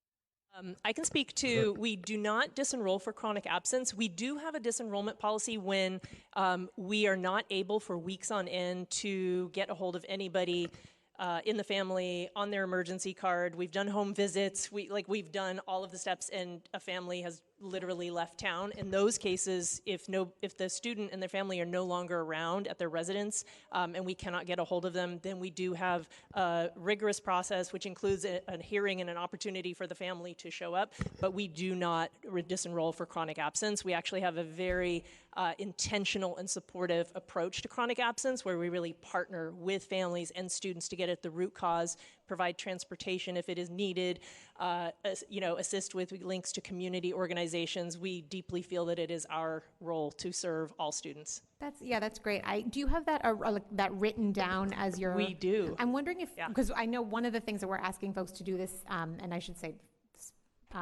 charter organizations to do when they come, is just to if you can provide that written to the board staff. And then how many students have you disenrolled in the last year based on that policy? None. Okay, that's great. Zero. And then and I'd be happy to provide that. Yeah, that's great. Yep. And then perhaps, since I'm out of my time, if you can give again to the board staff that information about the specific plan to recruit those students. Yes, we'd be happy to do that. Thank we you will so send much. it to you prior to the decision hearing and also present at the decision hearing. Okay, thank you so much. You're welcome. Director Williams. Thank you very much, Latitude, for that. Appreciate it. Just visit Latitude just a couple days ago, and just want to thank you. Yes, I did. Yes, I did. Yes, I made a promise to go through there, and I did. But I just had a good conversation with a lot of the young folks who talked about their programs in regards to the internships and some of the things they were thinking about as they're graduating. Really good. Just want to shout out Trinity and Jude, Kali as well. My young man, I forgot his name though, man. What's your name again? Marley. Yeah, had a good conversation, Marley. Most definitely. And then there's another one about forensics. The young brother was. Yes. Yes, ma'am. So thank you, young folks, for having, and actually Princess Jasmine as well. Thank you. Thank you. Thank you. I was looking at the California dashboard, and I see that your student black population has gone down over the last 5 years, from 20.3% down to 11. I don't know what's going on and what your plans are to make the environment welcoming. I mean, the young man actually spoke and really gave a very strong testimony, and I see that, you know, that is what we're looking for, but I would like to see more of him participate in the school. And so that's one of the things that I'm looking at. It draws a bit of concern because we talk about the diversity of our city of Oakland, and we really want our kids to see the diversity at their school and be able to grow up with folks that may not look like them but live in their community. So that's something of my concern. What are you going to do to build a welcome environment? Secondly, you know, I'm a teacher, 25-year teacher, and a strong union member. We're always talking about teacher retention, and looking at your data, it looks like you probably are thinking about it as well. But about a third of your teachers, a third to half of your teachers each year are turning over. Is that true or not? No? Okay, so you do have a strong retention of your teachers.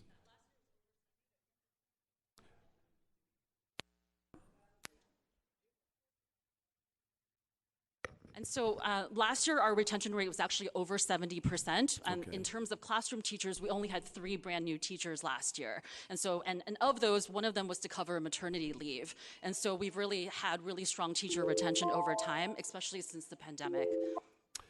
Thank you for that. Now, I'm going to get off, but one thing I also like to see is that teachers at the table in any conversation. So I really wanted to shout out the young folks who have joined the union. I'm always lifting up teachers to do the work. Can't do it without the teachers. And so I stand always in support of my educators being at the table to fight for your living wage and your health care. This is not... we don't want slave labor. We want to be part of the conversation. So I will, on that basis, I will support Latitude.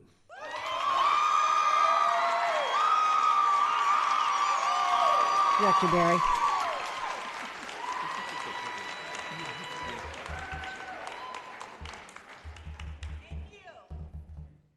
+1 on all the celebration. Love is my ethos for anyone who knows me personally, and so I just love to hear that is foundational to the way that you all move, and it was very apparent in how full this room is tonight and in all of the remarks that were shared. And I love it even more when love translates to student outcomes, which you've made very clear in your data. I would love the public to be able to see and enjoy and appreciate how the outcomes that you celebrated in your presentation tonight, it's not just a certain group of students who are seeing those outcomes, but you can disaggregate the data and see growth among all of your students. I did have questions about how you were able to drop suspensions, and I have a lot of how questions, because it's in the how that we can actually make note of where we might want to make future investments. And I think about Latitude's contribution to the broader system of public education, and with that kind of information, we're able to sort of improve the district overall. And then the last thing I wanted to say Y lo último was que just quiero about mencionar where we go from here. es a dónde vamos a ir de ahorita. Cuando visité a Latitude, hablé con maestros, estudiantes. We can talk about how we're preparing for the next phase of Latitude's work. But thank you so much for showing up the way y'all did tonight. Thank you. Director Hutchinson. Director Hutchinson, did you have any questions or comments? No, thank you. I stick to the tradition of no board comments during the public hearing, and if there's anything that comes up when the time is right, I will definitely have some questions then. Thank you. Thank you. Director Batchelor. Thank you, and I appreciate all the folks that came out tonight. I do have some questions for admin, if you can come up. And I'm already asking if we could do a second round, because my questions, I think, are going to take a minute. So my first set of questions Mi are... primera serie de preguntas. So Hello? Oakland is a sanctuary city and OUSD is Oakland a sanctuary tenemos- district. What steps are you taking to protect students in these uncertain times? Please describe specific processes and protocols that you all have, and what challenges you all face with a program that incorporates off-site components like internships. So we have a very detailed protocol that we follow to protect our students. We are also a sanctuary organization and are strongly committed to protecting our students and their families. We have very detailed protocols that all of our sites follow. All of our office teams have been trained on those protocols to ensure that we cannot have the entry of any ICE agents onto our campus, and that we also have systems in place to warn families if ICE is actually viewed in the neighborhood. And so I would be happy to share those with you and send you the specific documents and training materials that we've used. And then the second part of my question was around internships. I'll just speak to that. I think one piece that we've really worked on over the last few years is building out the communication system so that we're not just sending students out on internships. There's always a message thread that is between the student, between the mentor, Mr. Mike, our community partnerships lead, as well as the cohort lead. And so that students are constantly in communication with a group of adults, even when they're out in the community. And so with all of those pieces, as well as given the kind of changing political pieces, before our students go out on internship this year, there will also be an in-depth training to help them be able to be responsive to different pieces if they meet ICE agents on the ground as well. And that would be a training both for the organizations that students are going to be at and the students? I think that's a really good question. I think for sure for our students and then for our staff that work directly with the interns. But Mr. Mike and Mr. Daniel, who are here tonight, I think they do a lot of outreach and workshops for our mentors as well. And so that would be a really strong piece to integrate as well this year. Great. My next question is also about the internships. So for EL students and students with disabilities, what kind of accommodations are needed to provide those students with the opportunities to participate in the internship programs? Yeah, I love that question. And I think that that is the work that's at the heart of our school, is like what kind of collaboration really needs to happen to make sure that truly all of our students have access. And so I would say that that process actually starts months before our students even go out on internship. There's opportunities for our special education department to work really closely with our community partnerships lead and to work really closely with the classroom teachers that know the students the best to be able to identify potential mentors that would be a really good match, right? And we actually also have some amazing mentors that have been willing to bring their internships on site as well. And so it's through a variety of different collaborations, we're able to really match our students to the right mentor. We actually do an on-site mentor matching day on our campus. And during that time, the mentors get a chance to meet the students first with support from our education specialists as well. Great, thank you. Director Barr, can I continue? I have two more questions. Thank you.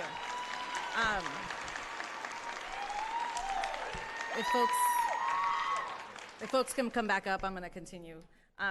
So I am very concerned about the EL data for English language acquisition over time. So in 2019, it was at 53.8%, but last year it went down to 23.3%. You've identified the need for a formative assessment system, integrated coaching, building family partnerships, and around language development.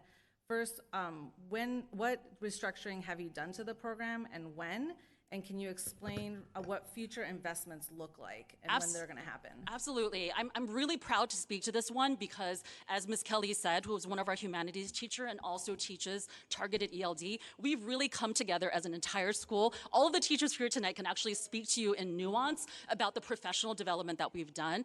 The years prior, when we weren't seeing the results that we wanted, we did not have a full-time ELD lead, right? And so that's why we asked Javi Torres. We didn't just hire someone in from the outside, someone who's been with our org for over 10 years now and really knows our students, really knows our families. He did the work from the ground up in terms of building out the team, right? So we have a really strong team of teachers that he actually meets with. Literally this morning, they had like an in-depth meeting, but then also they have professional development time and coaching time to plan together at least 2 planning periods a week. And then on top of that, they work together to really co-construct their curriculum. But that's just for targeted ELD. Not only are we doing that, but we felt it's not just one department that does this work. We need the entire staff to be building their muscle in terms of how do we create access for our multilingual learners. And so that's what it really took, as the entire team really came together. And last year as a school, our mantra was all minds on fire. What does that really look like so that those are not, it's not just a catchphrase, but then when we walk into classrooms, we see students from all different backgrounds, with all different language backgrounds, really engaging in academic dialogue, and we're constantly looking and reflecting at what are we not doing in terms of creating those access points, right? And so it's because of that collective effort together that we really saw a huge shift in the data. So I think the data you were citing was actually from a year back. If you look at the preliminary data that's already coming in this year, both in terms of reclassification rates and SBAC growth for multilingual learners, there's been a dramatic jump. And that's not because of one person, it's really the entire team that it took. And we know it's not a one-year effort, it's going to be a multi-year effort, and it's part of the ethos of our school. Thank you. And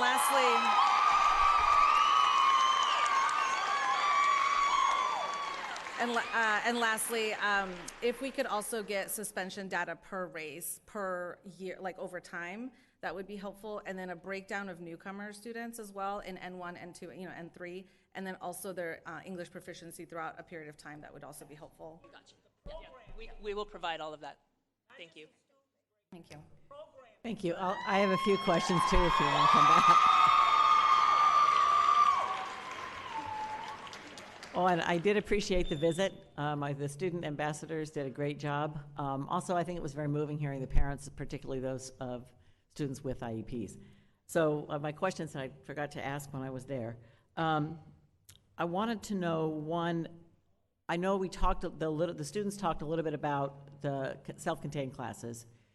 Could you tell me a little bit about your structure, a little bit more? Do you have self-contained classes? How many do you have? And then kind of parallel, or going along with that is, are those educational specialists credentialed in credentialed programs? But again, the student did speak highly of the program, so. Absolutely. We do have a special day class, and the students are fully integrated in other parts of the day, but particularly for mathematics in particular, they have a designated time where they can really have additional supports, but not just taught in a traditional way. We still are integrating projects, and we're still integrating kind of real-world experiences as part of that program. And they are fully credentialed teachers, as well as supervised from our, what we call them, an S3 lead, and Ashley is an experienced education specialist herself. In addition to that, we have paraeducators that push into that classroom, but the teacher who designs the curriculum, who co-constructs it with our S3 lead, is a fully credentialed ed specialist. Thank you. Yes. My next question, it comes up with the SELPA. And I do know that I noticed from my visit that you do offer a number of services. I was wondering, again, and I always ask this question, what would it take to come back into the Oakland SELPA? Yeah, I think that is a question we would definitely be willing to sit down and to discuss. We can share, what our experiences have been and what are some of the benefits that EDCO currently provides us, and would be happy to sit down and discuss that. And then finally, I do want to thank you for your presentation, in that I noticed in your renewal, we had this discussion that I think often charter schools come and kind of compare themselves to Oakland schools in ways that are not workable. And I appreciate in your presentation tonight that you spoke about the strengths of your school, what was special to your students, without putting down Oakland schools. So I appreciate that.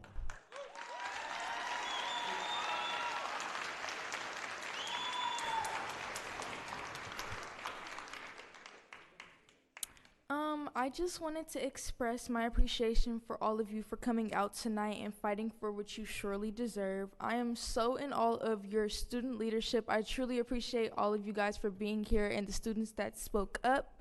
I am very, very impressed with your college readiness preparation. I think that should be implemented into all of our high schools. Definitely.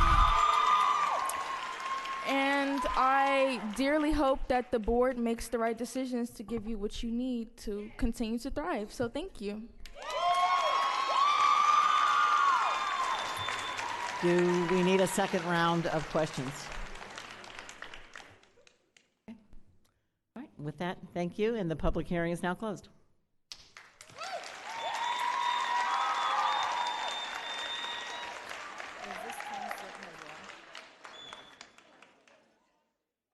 The public hearing for UAOS Sunshine Proposal is now open.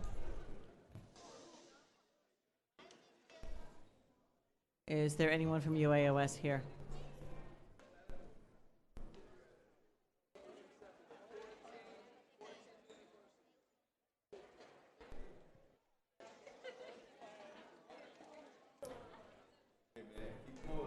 Are there any public comments for the UAOS Sunshine Proposal?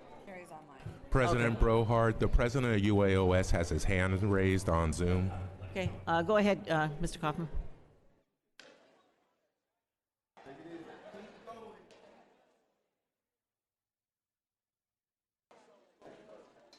Go ahead, Carrie. All right, can you guys hear me, or is there still Zoom issues? Can you guys hear me, or are there Zoom issues?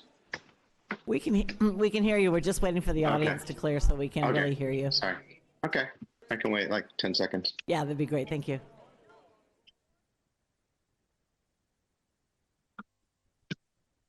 If our Latitude students could make their way out so we can hear our speaker on Zoom.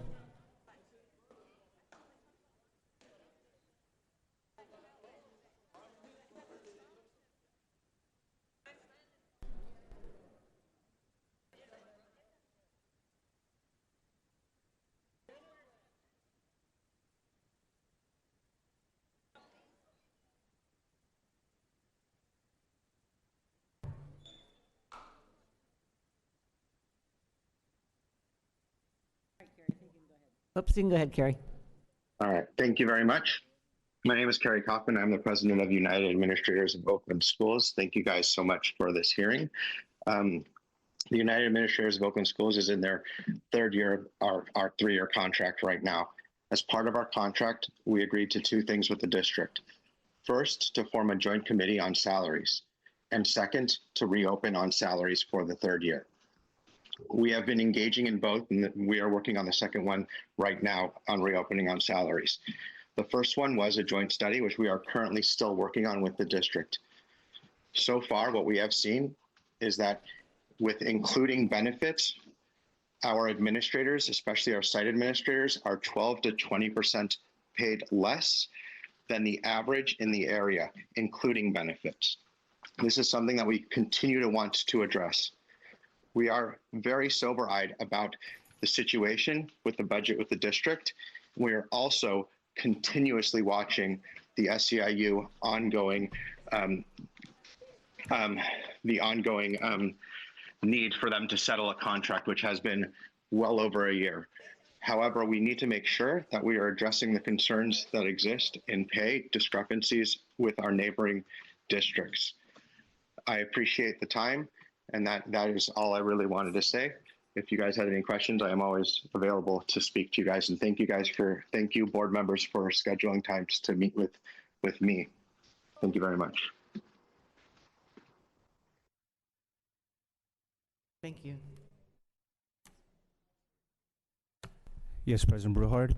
For public speakers, we have Janelle Harris, Asalo Labala, and Ben Tapscott.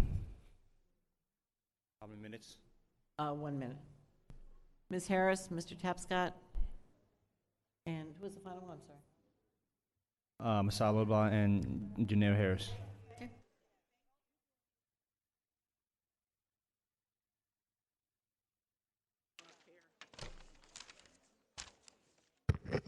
I'm gonna start where I left off. I have tears in my eyes right now because it's bittersweet.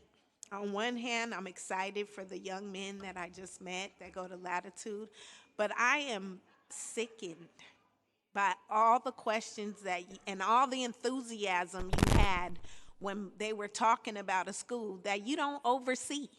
You don't oversee them, and then you leave our meeting to go to their meeting. And then I just got through telling you that I've been assaulted 3 times. None of that bothers any of you. Any of you. But it's okay. My tax money goes to this district. And I'm tired of us always being on the bottom. Like we don't get nothing. We don't have this, you jumping out your chair and shaking hands. You ain't never said anything good about us. And you are a board member for OUSD. Shame on you. Shame on you. This is hard to swallow when you got so much to say about other schools and you've never been to our school. Related to that, I got to talk about this. You have to look at the governance of that school, all charter schools, those self-appointed school boards where parents have no voice. You have to look at what is the student achievement plan that they develop and how it's being implemented. You have to look at safety. They talked about safety. This self-evaluation cannot be in place. You have to have an independent component to validate what they are saying, everything works. Identify your strengths and weaknesses. That has to be a part of it. The school volunteers component. Do all of them get background checks? After school programs.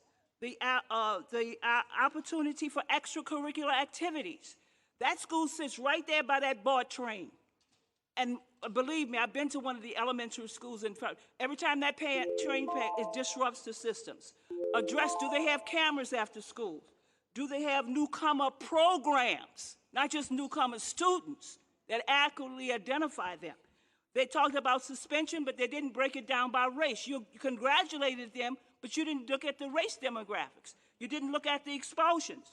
You didn't look at the chronic absenteeism.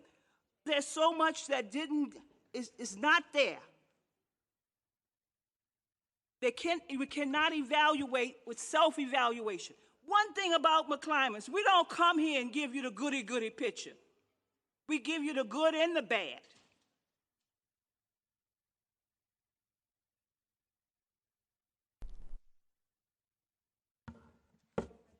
"45 black students?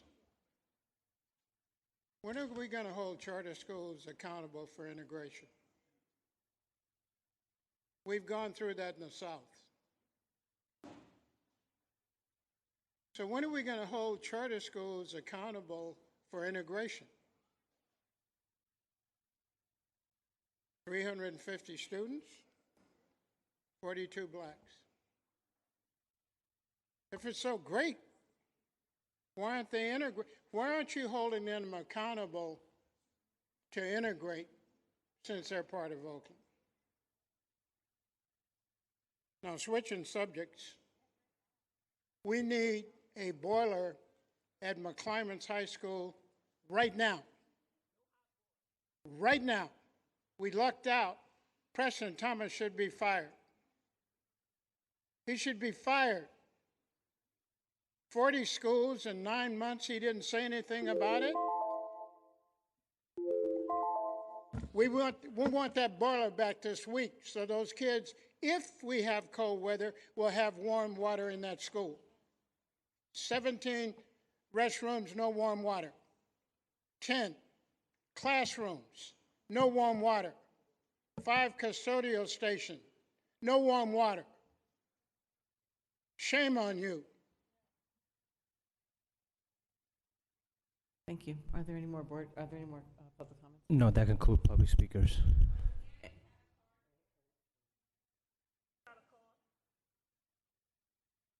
We're on UAOS right now.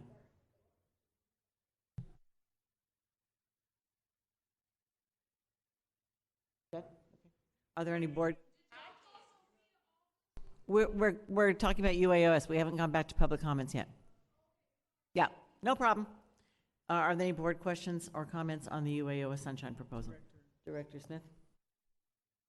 I definitely understand all of the people's concerns, but I definitely feel that when a school is coming to us and they're doing right by their students, they should be able to express themselves and express the positive going on, and we should be proud of that, and we should be accepting of the thriving students that we do have, whether they look like you or not. So, thank you.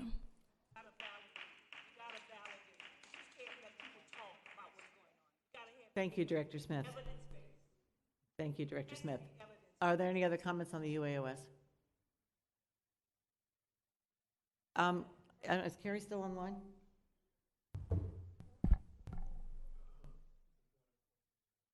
Oh, it's right. Right. Okay. All right. This closes the public hearing for UAOS Sunshine. Moving on now to the rest of our public comments. I believe, can you read all of the names, please? And as you hear your name. Point of clarification, we Excuse need me. to be a lot more specific. We are now returning to public comment on non-agenda items, which was put off before midway through. So I know there were multiple names that were called and who didn't have a chance to speak.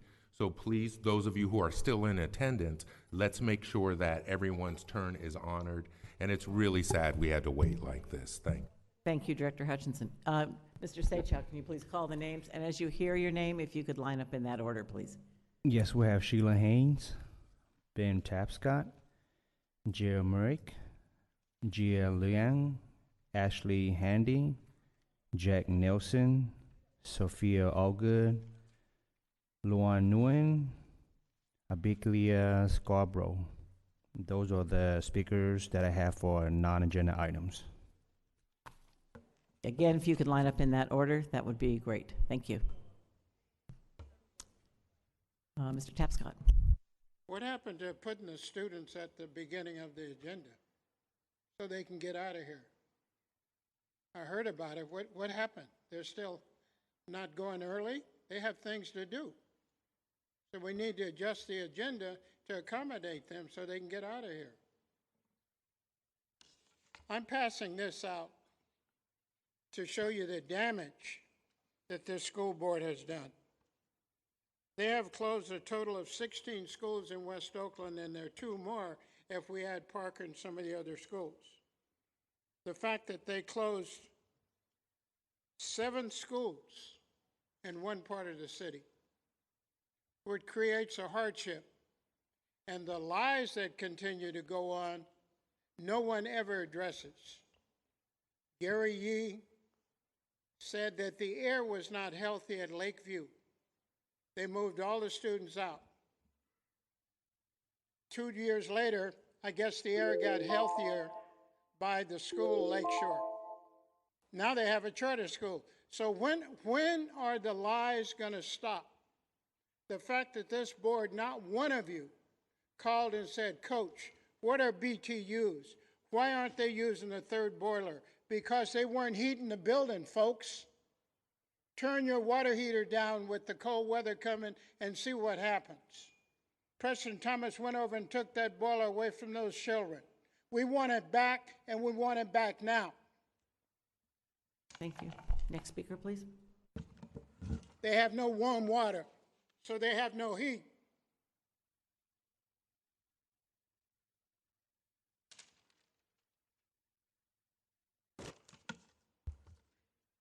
Good evening, board members. My name is Sophia Allgood, and my children are in 5th and 7th grade in Oakland. Did you know that only 4 out of 10 students can read at grade level? This isn't just a statistic. These are our students' future. Last spring, I stood before you with over 50 district and charter parents advocating for one simple but important change, putting students' outcomes on the board agenda for every session.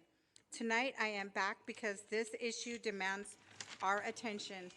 As parents, we have a fundamental right to transparency. We need honest reporting on how students are performing. We need schools to share data openly so we can partner effectively in our children's education. Here's the hard truth. We can't close achievement gaps if we refuse to honestly discuss them. How can we expect to improve outcomes for our Black and brown students if we're not consistently talking about the data? I'm asking the board to commit to 2 things. 1, include student outcomes and data on every board meeting agenda. Ensure transparent, regular reporting to all families. Our students deserve better. Our families deserve transparency. Our community deserves accountability. Thank you. Thank you. Next speaker, please.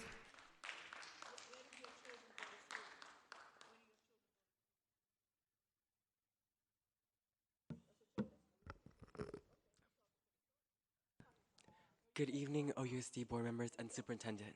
My name is Luan Nguyen. I'm an Oakland High senior.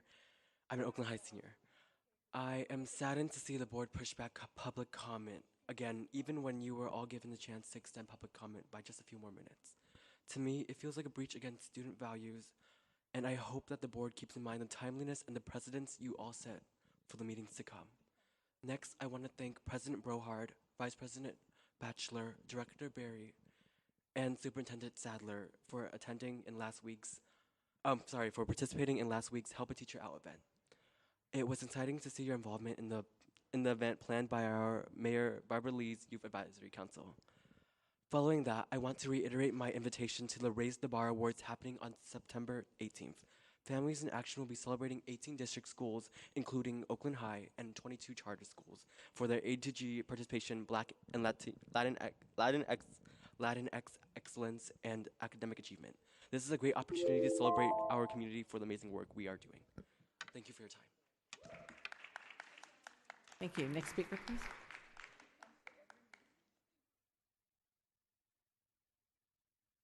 Good evening, members of the board. I am here tonight because McClymonds High School is in a full-blown crisis, and our students cannot wait any longer for a change. We currently have no stable leadership. Our principal is on administrative leave for reasonings that I am ashamed to even speak out loud about.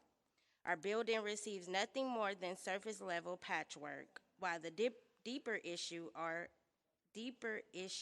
ignored. Classrooms have no warm water. Our facilities are falling apart. That is just neglect.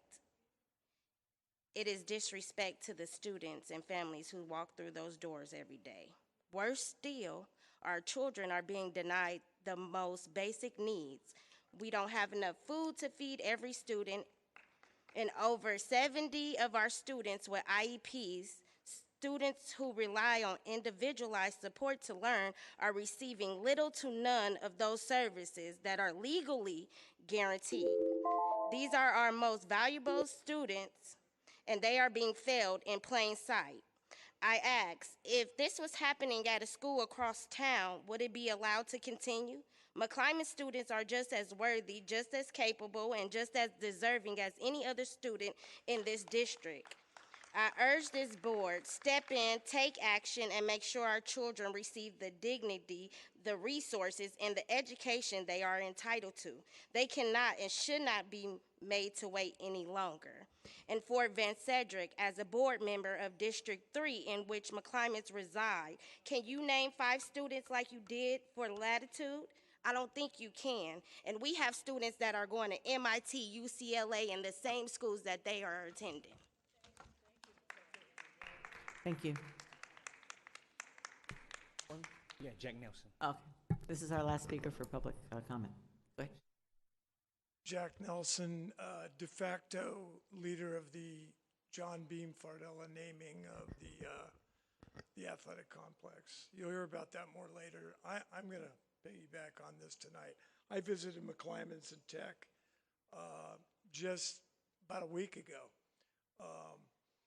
They got 2,300 students or so at Tech, right? Everybody leaves for lunch and everybody comes back.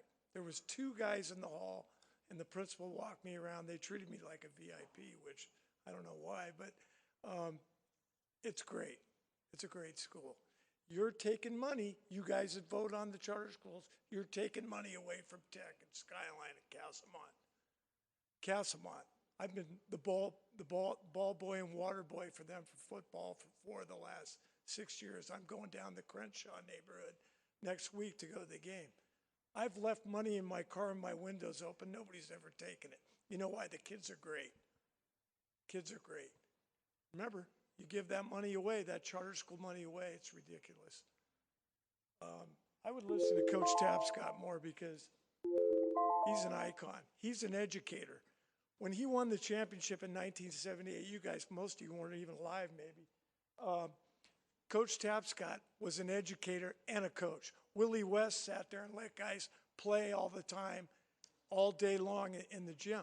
They didn't go to school. This guy's a winner. Listen to him. Thank you. That concludes public comment. Next up is our student. Oh, I'm sorry, Ms. Haynes, I'm sorry. Ms. Haynes, if you could unmute yourself to speak.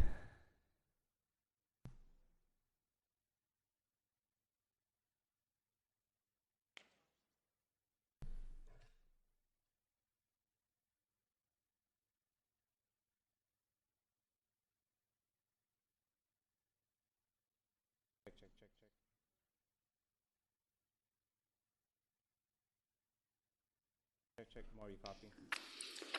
Hi, can you hear me now? ¿Me pueden escuchar? ¿Me oyen? Yes, go ahead, Ms. Haynes.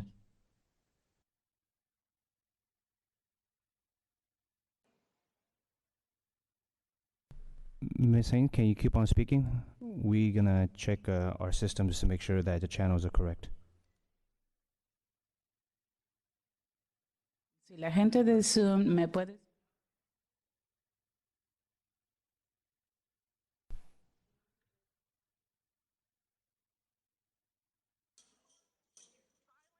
Disability voices. I'm speaking for disabled children that cannot speak for themselves. So if you guys can hear me, I hope there will be a priority to fully fund music and arts education. The needs of my son and countless students they're not being fulfilled. And in his case, going on 6 years, continuing to learn online, he hasn't been getting the services he's entitled to. For me to have to go through an IEP process just to be approved for music services, with Prop 28 funding and money from grants that was taken, it shouldn't take for an IEP. You want to talk about inclusion? There's money available for that service. Provee fondos para estos servicios. No quieren hablar de inclusión. And I hope that, for the board to somehow make up for this money that was taken in urgently, because I have to bring to light on the final board meeting right before the break, Commissioner of G1, Edmund Chung, he urged the board, he suggested that the board focus more on music. Many students, educators, and parents, along with community members, they're following what's going on and happening with music and arts funding. Some have even posted e-comments, and I'm not sure why several months ago the e-comments were missing for a long time. But there needs to be more urgent needs and an overall priority, because our students' well-being is very much impacted, and still they're suffering. My son is suffering. They could actually build many other skills in academics through this consistency that music would provide. And so while the district faces these budget challenges, I once again ask that you not take any more funding away from this arts and music, because it will only cause more harm. I'm also reminding you that reinforcing the discipline policy doesn't cost money. So we have to get back to a space where we can focus on love for each other and ourselves, and respect, because too much violence is caused starting with verbal attacks. So I'm asking the board to reinforce positive language right along with music and arts education. Keep our students in the most positive spaces. I hope everyone heard me, and that's it. Thank you, Ms. Haynes.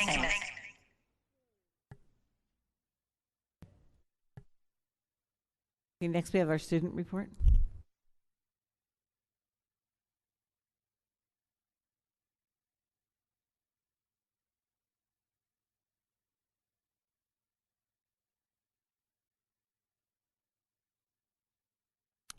Good evening, students, parents, teachers, district staff, our leadership, and our board members. Another warm welcome to our interim superintendent. Thank you all for being here. For today's report, we will be discussing all city council updates and LCAP updates. So ACC is officially back in session. We had our second meeting, we have weekly meetings every Wednesday after school at 3:30. In today's meeting, we went over our visitor schedule, seen who we were going to be meeting with for the year, made sure our calendar was updated. We met with our Executive Director of Safety, Nelson Allegra. After that, we brainstormed our work plan for the district's first semester and what events are upcoming, such as our annual ACC Overnight Youth Retreat, During this retreat, we get a variety of OUSD high schoolers together. They get to learn about what ACC is, learn about different school sites, and they get into different leadership positions. At our meeting, we were able to identify new outreach strategies for this amazing event. So now we're going to go ahead and follow into LCAP updates. The Parent Student Advisory Committee, better known as PSAC, had their first meeting of the school year, which was on August 20th. Our two LCAP directors had the chance to introduce themselves and further connect with the people they will be working with this year. They shared the goals that were identified within their PSAC meeting, and the following goals were making information easily accessible and digestible for OUSD youth, and how LCFF funds are used in the district. Their second goal is to increase student participation within their PSAC meetings. That's definitely a big one. We definitely seen a lot of leadership today. Their third goal is to form a better connection with adult decision makers such as our board. And their fourth and final goal is to gain a better understanding of the budget in its current state and make cost-saving recommendations that prioritize our students. So that is our report for tonight. Thank you all for listening. Thank you. Are there any public comments? Yes, for public comment, we have Ben Tapscott, Janelle Harris, and Osalo Labala.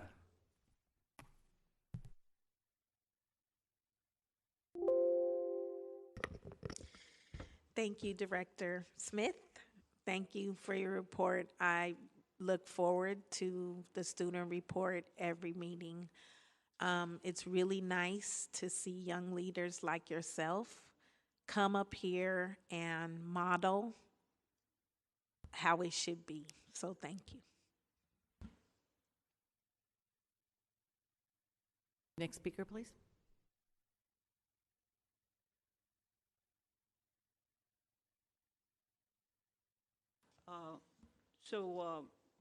On the occasion of Monday going into one of the classrooms, I asked the student classroom if they had any concerns they wanted me to share with the board. And everybody that spoke was concerned about the quality and quantity of the food. And they also were concerned about the opportunity to have vending machines at school. And the next day, I went to the cafeteria to look at the food being served. And these big old guys get little bitty sandwiches, only one fruit. We've got to engage in healthy eating and nutrition, and that's important to them. And I value whatever is important to them. So I ask that if that's a consensus throughout the school district that we need to work on, and we got it on the agenda tonight to look at strategies for nutrition. It's on the agenda. So follow up on that. And lastly, the safety issue, what happened today, are you aware of that, darling, what happened? I'm not going to go into it, but y'all know what happened today. In Minnesota, the shooting, 17 children shot, 2 dead. Y'all know about it, don't you? Yeah. We got to work on this. And the day before that in Minnesota, another shooting in Minnesota at a Catholic school. These children were at Mass praying. So the safety thing, I'm very concerned about that, okay? And at McClyman, I think we have some room for improvement around safety.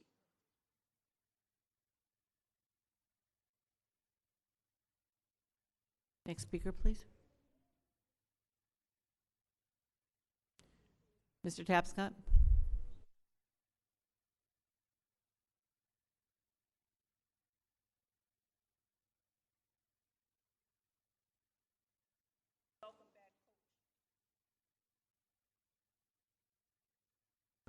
I've asked this question a couple of times about the Office of Equity and the fact that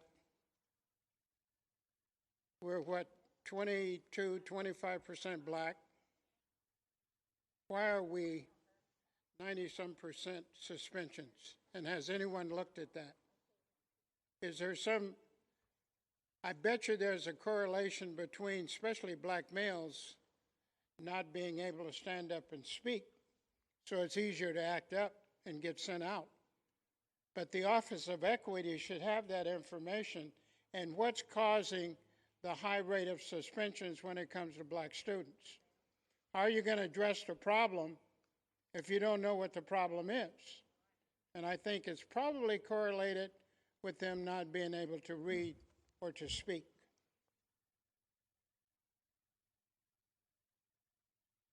Thank you. Are there any board comments on the student report? Director Hutchinson. Yes, thank you. Student Director Smith, I actually want to apologize on behalf of the board. And it's really frustrating. I think it's unacceptable that you weren't able to give your report until after 8 o'clock tonight. And I think it's unacceptable that the board president changed the order of the agenda in a way that made you have to sit here and wait. And as a practice, as a board, we always have the practice of students go first. And it's not just for you as the student director. I know we're even less likely to have students across the district being able to watch now as well. I think it's unacceptable. I think we saw today how, the rest of the public wasn't allowed to make comments either. And like we had a chance to speak about before the meeting today, I really encourage you and everyone on the All-City Council to really do some work organizing students. I know I saw this start at the end of last school year, where at the meeting where the All-City Council presents at the end of the year, again, everyone was left down here waiting till after 8 o'clock with no message, no nothing. It's unacceptable. And I know that students in Oakland, like I once was myself, when we see and experience things that are unacceptable, we always stand up and do something about it. So I really appreciate your temperament and how you've handled this job so far. But please, let's rally up some folks, because as a community, and especially as the representative of students, it's unacceptable when you get disrespected in this sort of way, because that means also everyone that you represent is also being disrespected. So I wanted to say something about it. It drives me crazy. There's only so much I could do about it when the majority of the board refuses to recognize it. But thank you, and maybe together, by pushing back a little bit stronger, we can at least make this change going forward. Thanks. Director Latta. Oh, thank you, Director Smith, for your update, and congratulations on launching the year with ACC. I think also congratulations to Director Simmons, as well as yourself, on the Help a Teacher Out event. And I just want to say that certainly I'm looking forward to a change in the board policy so that we can be kind of have it codified that we get to your report sooner than we have historically.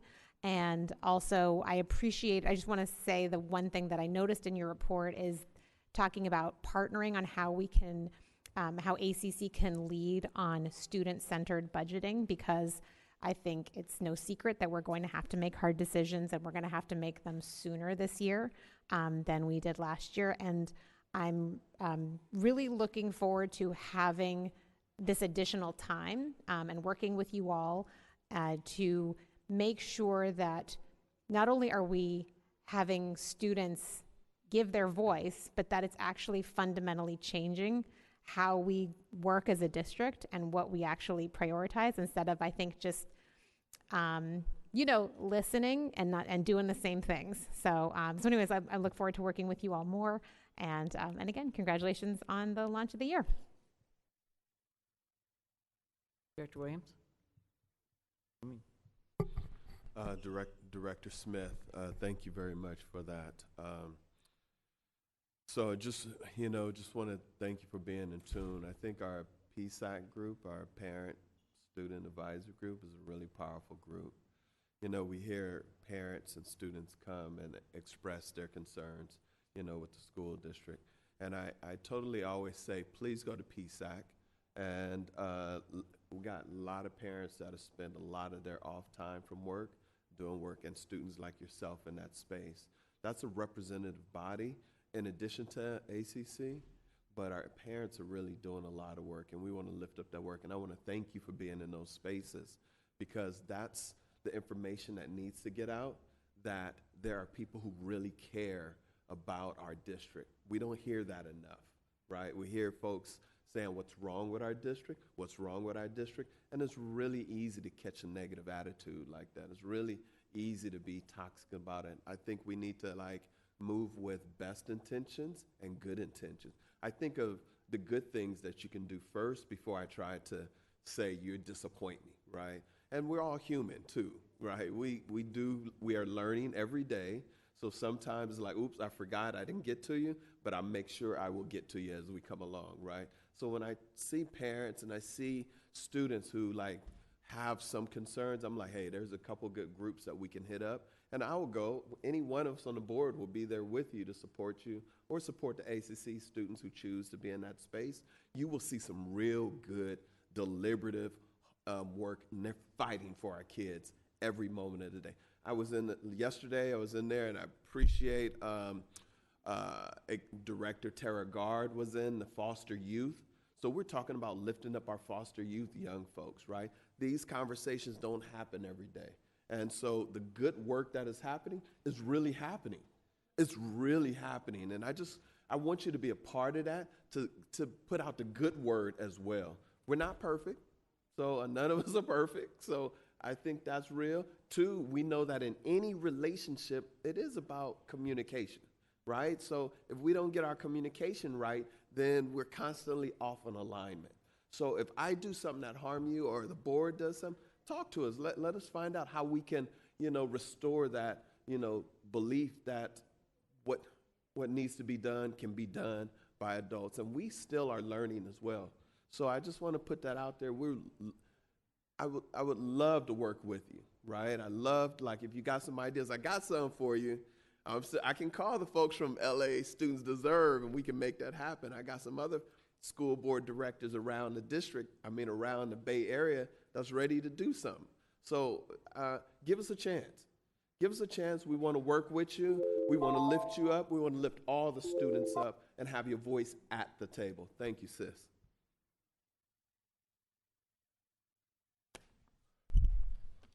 Go ahead and Director Berry.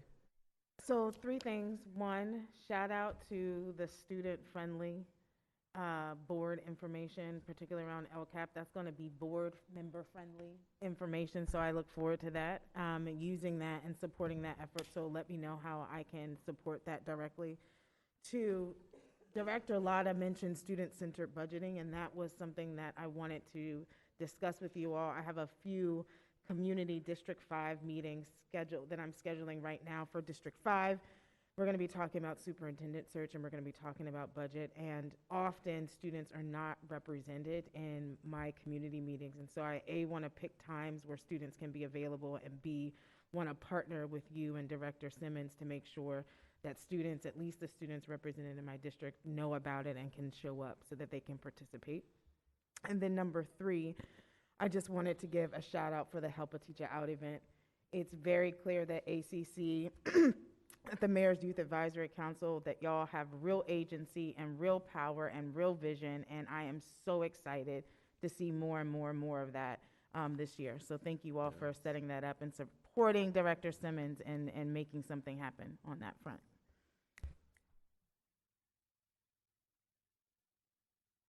Thank you. I want to just echo the appreciation for the event on Saturday. I had a really great time getting to know Isabel from Oakland Tech. She was in my paper table, and we were talking about different ways that she's been able to engage with the different pathways, and how she has chosen a pathway that she wouldn't have thought about because of the engagement that we've done around pathways to students. So that was great to hear, and I hope she has a great time in her sophomore year at Tech. We also had a CSBA rep here earlier, and so I wanted to make sure that you knew that the California School Board Association is having a meeting in December. Last year, we had students attend the meeting, and this year, we'd love to sponsor you all as well to attend that meeting. And so we'll be working with your adult ally to get that information to them.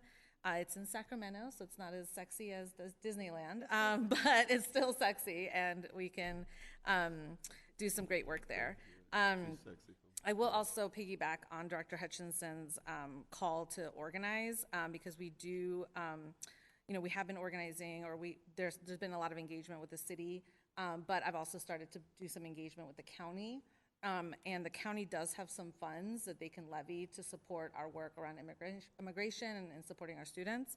And so there is going to be some pivotal meetings coming up in September that I'd love for students to participate in, to make sure that we're advocating for those funds to go towards things that we need as a district, like, for example, safe passages to get back and forth to school, making sure that our immigrant students and families get the supports that we need. So I'll make sure to get that information to you all, and as much participation from ACC around that and other students would be really, really helpful. I'll just make it short. I appreciate your report, and I think the work that you're doing with PSAC is really important work.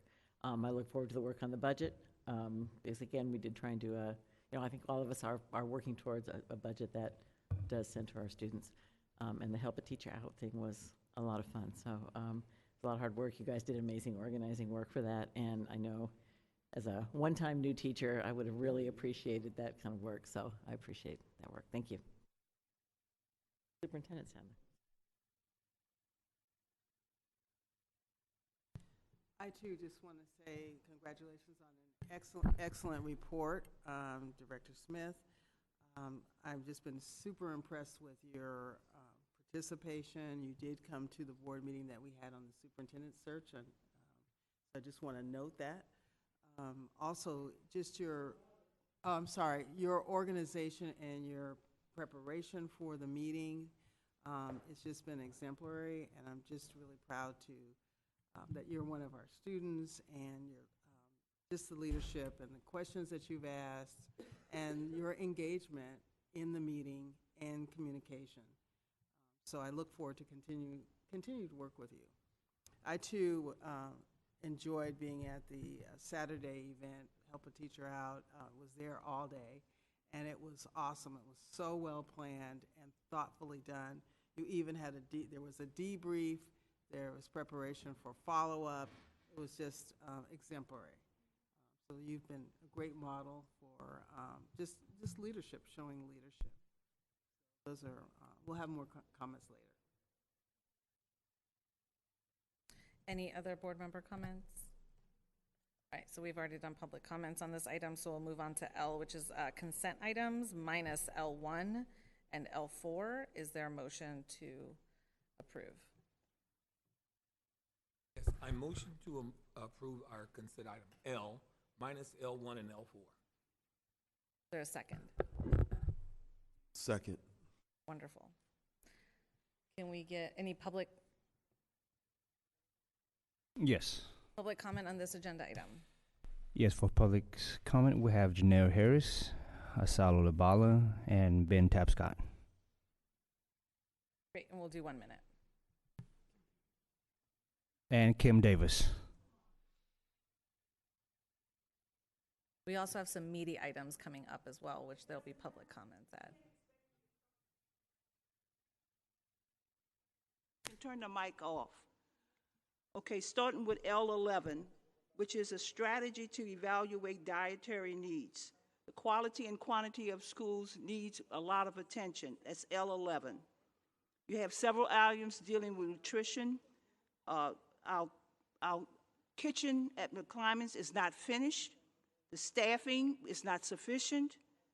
And like I said before, quality and quantity is a big issue. L9, you're replacing pipes with copper pipes. That's how you fix the lead issue.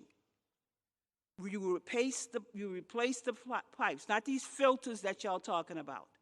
L16, soil testing and water testing.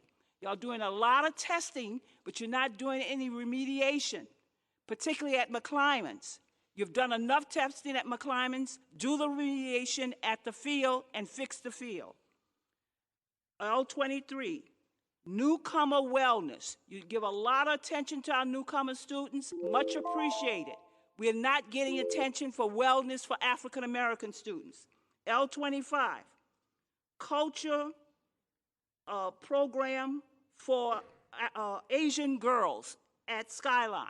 We have a program at Skyline, at McClymonds for our African American girls. We have no resources. No money for resources. Thank you, L41, Mrs. Sada. We're training gonna for move on to culture the next keepers. public That's comment. absolutely necessary. This is the last one. Thank you. L46, Rugsdale, 40 hours a week of clinical medical health support. Y'all give a lot of attention to Rugsdale. You don't give any support of that nature to students at McClymonds. Do whatever you want to do to help any student, but we expect you to do the same thing for the students at McClymonds. Thank you. Next speaker.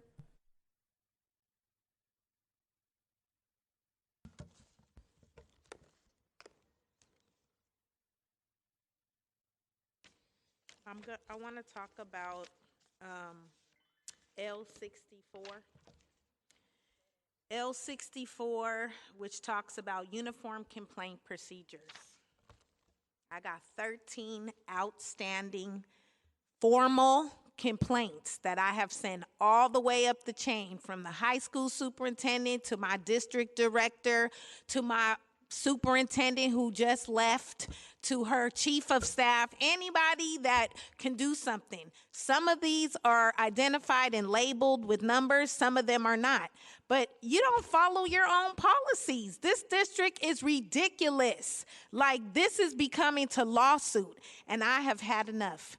This is 4 years, and I want all of you to know that I go to law school, and I am going to create a lawsuit so deep, because I am the document queen. And I promise, everything that I outline, I have documentation for.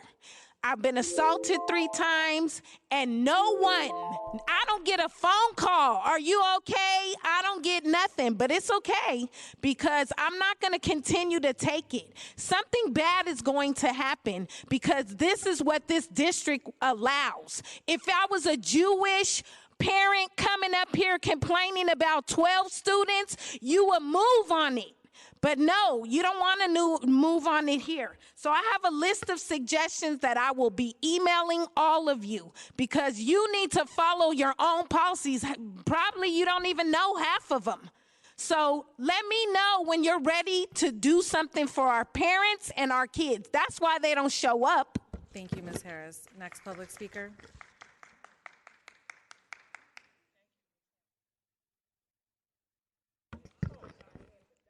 2016, I was watching the football practice. Coach is bringing water from his mother's house across the street. I said, Coach, what's going on? He said, Coach, the water is no good. We finally got it recopper pipes.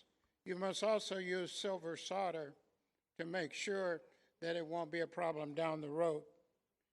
The fact that we are supposed to have filters now, I looked at one yesterday when the superintendent was over there, and it had a date of May 2024. That filter should be changed. Rebecca Littlejohn lied when we had a meeting in 2018, and the black parent asked the director, did you know about lead before Coach brought it to the public's attention? He said, oh yeah, we knew about it. What'd you do about it? The fact that I had the date that they said they tested was not the date that they had completed the piping in the cafeteria. So I looked at her and I said, I think you need to check that date. I think most of you know I don't do computers. She says, oh, Coach, I have it here. The lies that are being told, the fact that they're not monitoring what needs to happen, the fact that the district is totally disorganized, in my opinion, when it comes to facilities and safety. The fact that he took that boiler out, still, I'm not happy with anybody up there about that. Thank you, Coach. And We have you a speaker lied, on. he lied to you, and he should be fired. Ms. Davis, you're online. Go ahead and speak. Ms. Davis, if you're online, if you would like to speak, please raise your hand.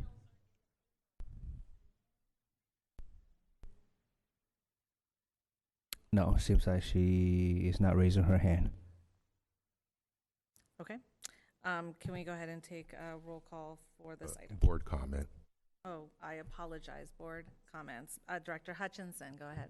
Yes, thank you. I just want to point out, we went through most of this meeting, got really far behind because anyone was allowed to comment and everyone was given as much time as they want. And this selective enforcement of the rules is very telling.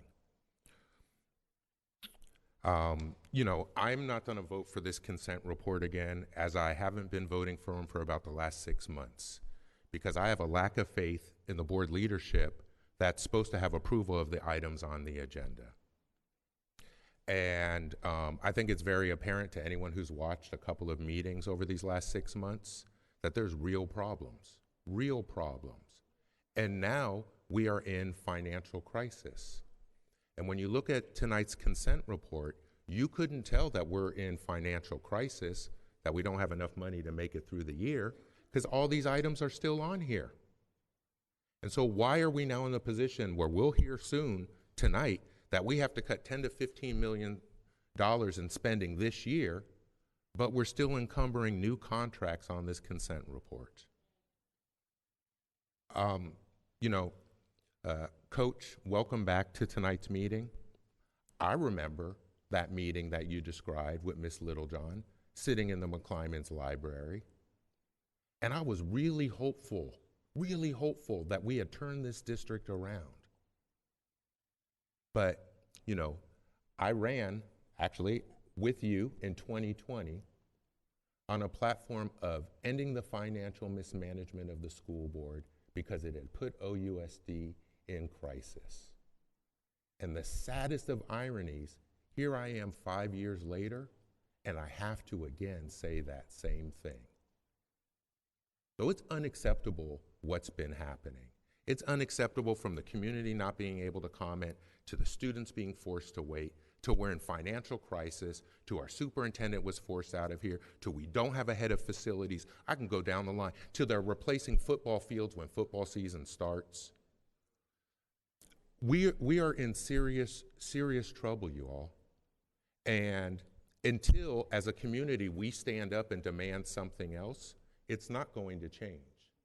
That's why I would never say to a student director, hey, I know of this group I want you to come meet with. What we need is the students to organize themselves, show up in force as the group.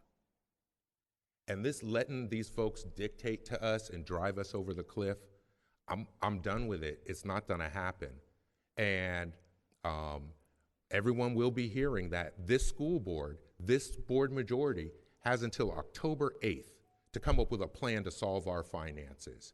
And when they don't, as a community, I expect all of you to be standing there with me, and we'll have to take the keys to the car back. This is unacceptable, and I apologize to everyone tonight. Director Smith? I am very saddened to hear all the issues that are going on at MAC and the repeated comments coming from these dedicated community members.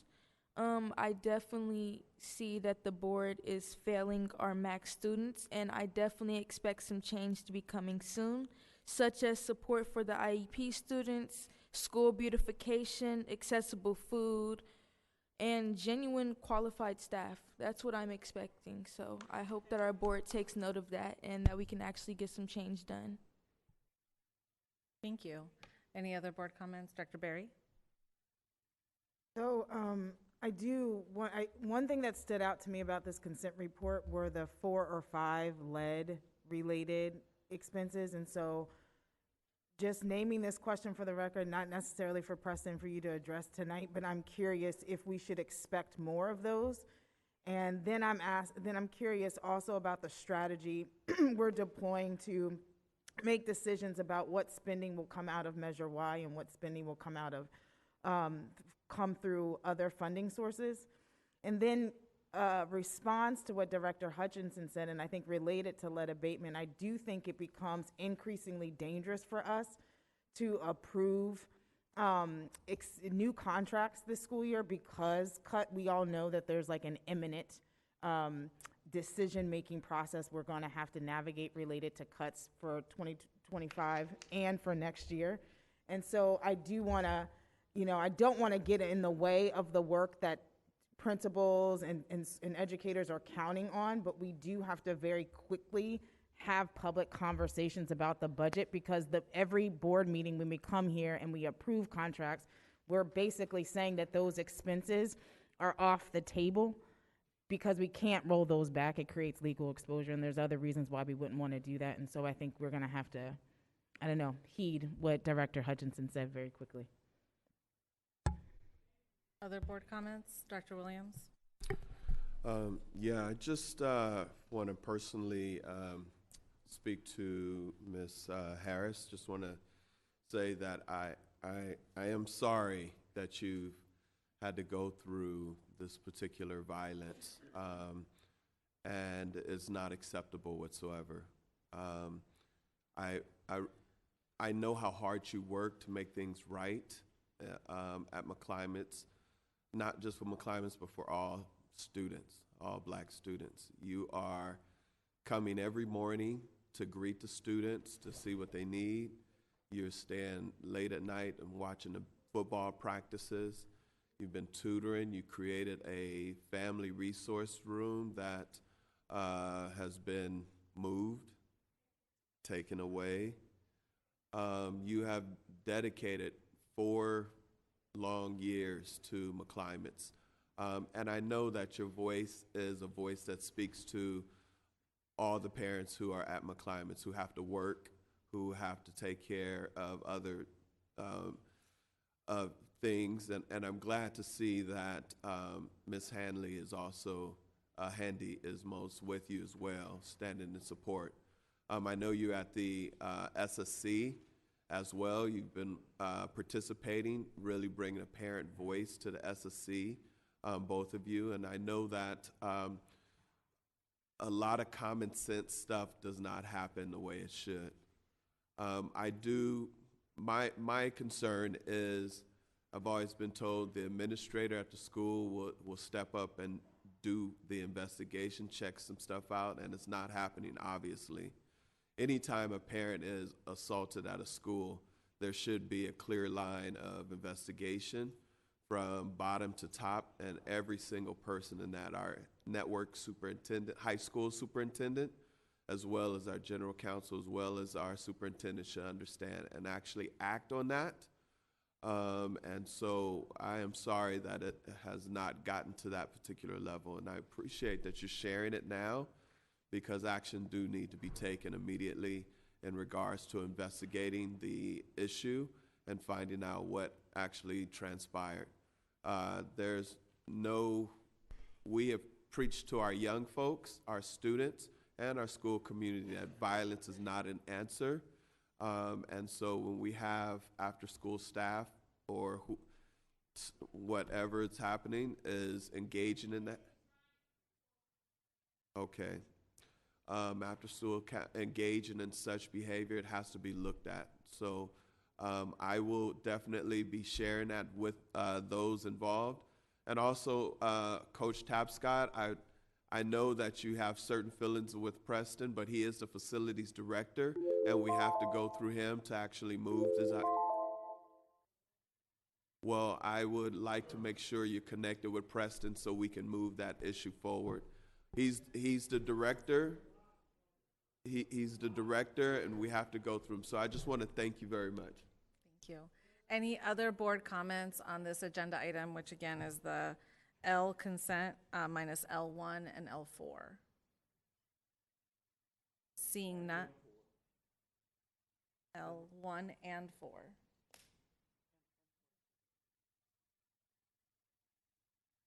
Yes. So if we could take a vote on okay, on the roll call for the approval of the general consent report, minus L1 and L4. Student Director Simmons, absent. Student Director Smith, absent. Director Lotta, Yes. Director Williams, Yes, sir. Director Hutchinson, Abstain. Director Barry, Yes. Director Thompson, Yes. Vice President Batchelor, Yes. President Brohard. Yes. General consent report minus the 2 items mentioned is approved. So now we'll move on to L1. Director Hutchinson, I believe you pulled this item. Actually, 1 and 4 can be handled together, but somebody needs to make a motion first. Correct. Is there a motion for L1? I move to consider L1 and L4 together. I second. Thank you. Director Hutchinson, go ahead.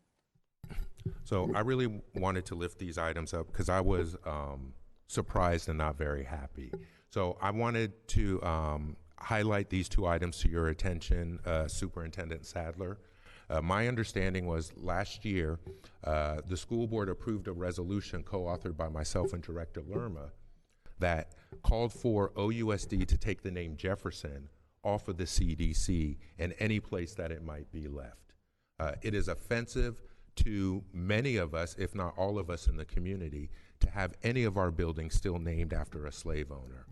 And I know that we should be in the process of creating a committee to choose a new name and recommend a new name, but that shouldn't have stopped us from erasing that Jefferson name off of every document and deed that we have in the district. So I wanted to pull these 2 items to highlight it, and I don't expect to ever have to see the Jefferson name attached to any of our facilities going forward. So if you could please help with that and hopefully help jumpstart the renaming process that should be ongoing. And I know that former director Jorge Lerma is very interested and is available to help with that process if needed. But I was very upset to see the Jefferson name, so hopefully we can just get that taken care of. Thank you. Any public comment on this agenda item?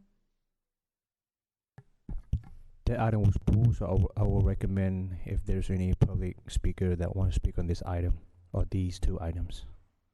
I see Ms. Harris. Go ahead. Oh, thank you for bringing that to light. I don't always agree with Director Hutchinson, but this time I do. This is just one more thing, a slap in the face to the Black community of Oakland. And Oakland was very much Black years ago, but it was, we were told where we could go to school, what we could do, which is why McClymonds is so important to me. 87% African American, 27 African American male teachers. That is unheard of. And this is just one more slap in the face. It's like, imagine being owned by another person. I couldn't. So no, I wouldn't send my children to any place that was named after somebody who used to own us. So remove the name, please. Seeing no other public comment for this agenda item, any board comments? Seeing none, can we go ahead and take roll call for this item? Take a vote on this item, I apologize. On the roll call to approve L.-1 and L.-4, recorded separately, Student Director Simmons, absent. Student Director Smith, absent. Director Thompson. Yes. Director Barry. Yes. Director Hutchinson. Abstain. Director Williams. Yes. Yes. Director Latta. Yes. Vice President Batchelor. Yes. President Brohard. Yes. Motion's adopted. Wonderful. I will now give the floor back to President Brohard. And we're on M, which is consent items for facilities. Thank you. The agenda item is now M, consent facility items concerning facilities minus M4. Do we have public comment? Okay. Is there a motion? I motion that we approve item N minus M4. Second. And are there public comments? Yes, for public comment, we have Ashley Handy, Janelle Harris, Asalo Labala, and Bim Tapscott.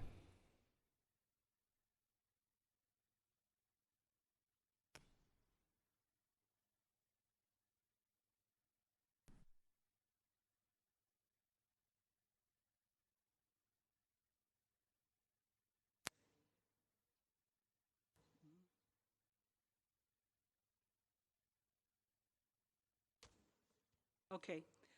I'm addressing M1, McClymonds fire and intrusion alarm testing. This is outlandish.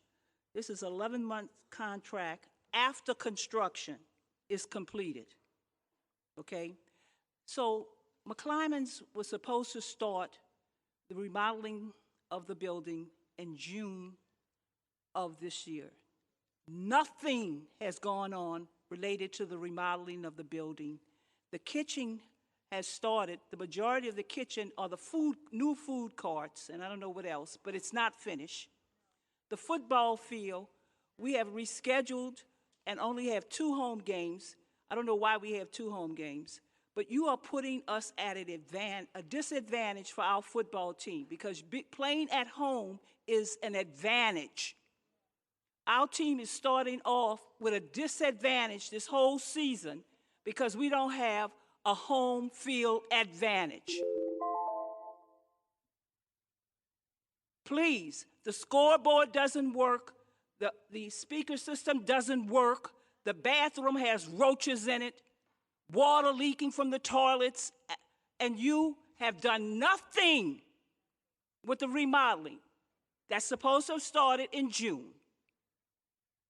Nothing. And you're talking about Preston Thomas? Mr. Williams, what is he going to do to expedite getting something started? I asked on Monday, what is the start date? The principal doesn't know when the start date is for remodeling of the school. It hasn't been given to the principal. Thank you. Next speaker, please. So McClymonds is at 290, almost 300 students, and we are working out of half of a building. We were told last year that we had to go from one side to the other. So like Mrs. Sada said, we got teachers sharing classrooms, which is illegal. We don't have a space for a family resource center, which is necessary. We don't have a lot of things, but I say all this to say that we need a date. We need a date. We need a date. Like, enough is enough. If you're not going to remodel the school when you say you are, then allow us to use those rooms, because now we got more kids than we did last year. And we're easily going to fill 650 kids, believe that. Everybody wants to be a warrior, everybody. And 290 students in half a building is not acceptable. We have half a building, and we are looking for space every day to put teachers, partners. We can't have any of the resources that we need because we are working at our library. We can't even use our library. So how are these children supposed to function? Thank you. Next speaker, please.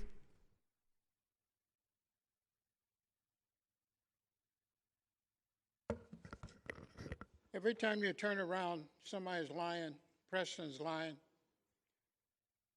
We had with Tim White 2018 a list, and I've asked this for 4 or 5 different years now, the list.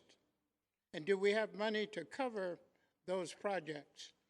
There are currently 5 projects on the board: Oakland High's football field, Roosevelt, and there are 3 others that I can't think of. Where's Matt? Measure J. I'm researching Measure J because if Measure J says what I thought it said to the voters, we may have a lawsuit. The fact that they were saying if this measure is passed, that the funds will be used to remodel McClymonds High School. We can't even get a scoreboard to work. We can't even get the field fixed. But they've got 5 new projects, and I keep asking for the list, and do we have funds? So if Measure J turns out to be fraud, I've already talked to the Attorney General's office. I've talked to Elihu Harris, the former mayor. He says, Coach, you may have a lawsuit. So I would strongly have Preston get over there and start getting some of this work done, because he lies all the time. He lies. Are there any more public speakers? All public speakers' name has been called. Share card.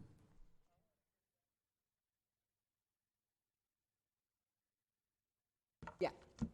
Yeah. Sorry, go ahead, Miss Sandy. I just need to ask tonight, how long are we going to keep doing this? How long will McClymond students be overlooked, ignored, and pushed to the side? I'm standing here because our students cannot stand here for themselves. Either they're at practice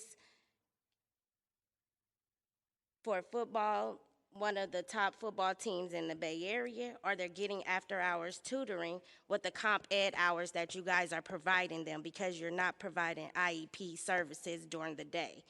So how long are we going to be doing this? What immediate actions are we going to be doing? We can meet 1,000 times, but what are we going to do? What are you guys going to do is the real question. Thank you. Mr. Rakestraw, can we have, do you have a comment, Director Hutchinson? Yes, I do. You know, I've had a growing level of what started as discomfort, and it's now grown to anger on just really how far behind we are, especially with our work around facilities. So it wasn't just the McClymonds field that wasn't done over the summer. Neither was the Oakland High field. So now they're practicing after 5:30 p.m. at Edna Brewer, which is now displacing those students as well. And we're also now just started work on the field at the Cesar Chavez campus, where my partner works and was forced to wear a mask this week because the fumes from the exposed field as they've started to do the work was so overwhelming. I was incensed this weekend. So first, I was shocked to hear a report that there was a fire at the Bunch campus. Because I seem to remember us as a board in an emergency resolution in June, passing that so all of the portables would be demolished. So because I saw this on the news on Saturday, I drove by there on Sunday. I was shocked to see all the portables still standing there.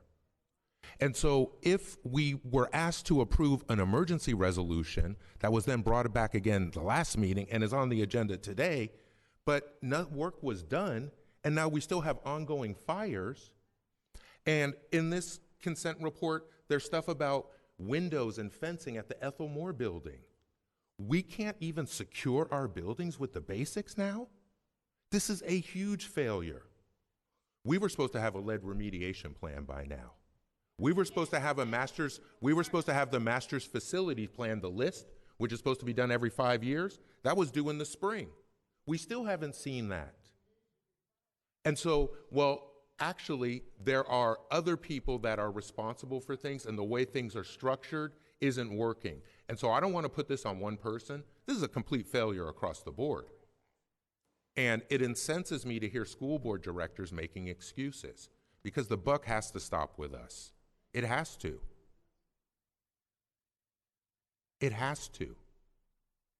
And for anyone who's been on the board as long as I have, they should have a working knowledge on how to get things done. Now, I have plenty of schools that are having problems with their fixtures, their water fountains, that we're working on getting cleared up. And we need some help and support to move things along. But how our facilities have just lagged behind, how the McClymonds project is now 2 years behind where it should have been, and we saw that at our last board meeting where one of the contracts had to be extended for 2 years. By definition, we are behind in not getting work done while our facilities continue to burn because we have no security. Lastly, when I went by there on Sunday, I don't know who it was, but there was somebody hanging from one of the portables looking to see if it was still structurally sound and an open gate. Now, I don't know if that's always how it is, but there was nobody else there at the Bunch campus that had just burned for about the 5th or 6th time, and I seemed to be the only one there even looking at it to see what happened. This is a complete failure that's just unacceptable. And if we as a board aren't going to do something, I expect the superintendent to direct staff to do something. And if neither of that works, the time for asking, begging, complaining is long gone. I'm really asking for everyone to not just come to these meetings, but start showing up with folks. Coach, this needs to be like back in the day at City Hall, where we get the McClymonds students to show up and demand that the school board listen. They listened that day when you filled City Council or City Hall with McClymonds students. Director Hutchinson, your time is up. Everyone's time is going to be up. That's the whole problem. So we have to do better. Please, Superintendent Sadler, these projects are behind, our reports are behind, and it is unacceptable for me to watch on the news over the weekend to see another one of our facilities burn that I know there was a vote to demolish that facility 3 months ago. Thank you. I do want to clarify one, since one of those schools is in my district, which is Oakland High. And the Oakland High principal and I did talk about the field, and this is the timeline that she agreed to. I don't know about the situation with Brewer. That's not one of my schools, but I do know. Well, Brewer is my school, and they're being displaced. And a principal, excuse me, Director Hutchinson, should not I have the the floor. authority to say, yes, do it during the school year instead of doing it during the summer. So if you want to make an excuse for why your school's like that, please say that loudly and say it with your chest. I'm sorry, I find as a woman telling me to talk with my chest a little insulting. I did have that conversation with Dr. Roll call vote, please. On the motion to adopt the general consent report for general obligation bonds minus item M.-4.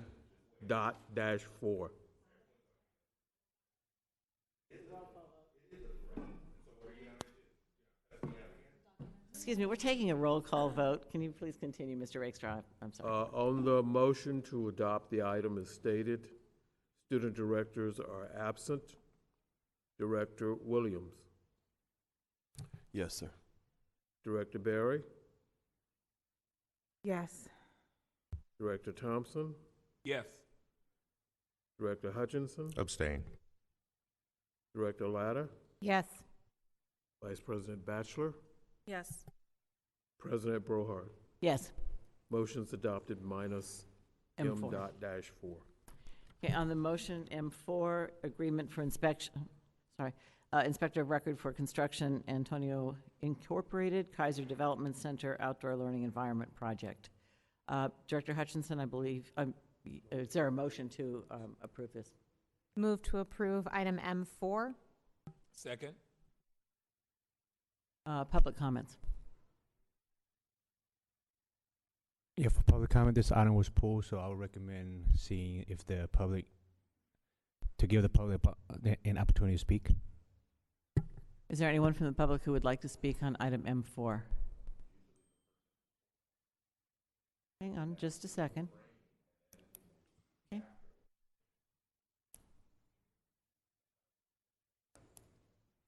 Okay, if there's no public speaker, Director Hutchinson, would you like to speak to your motion?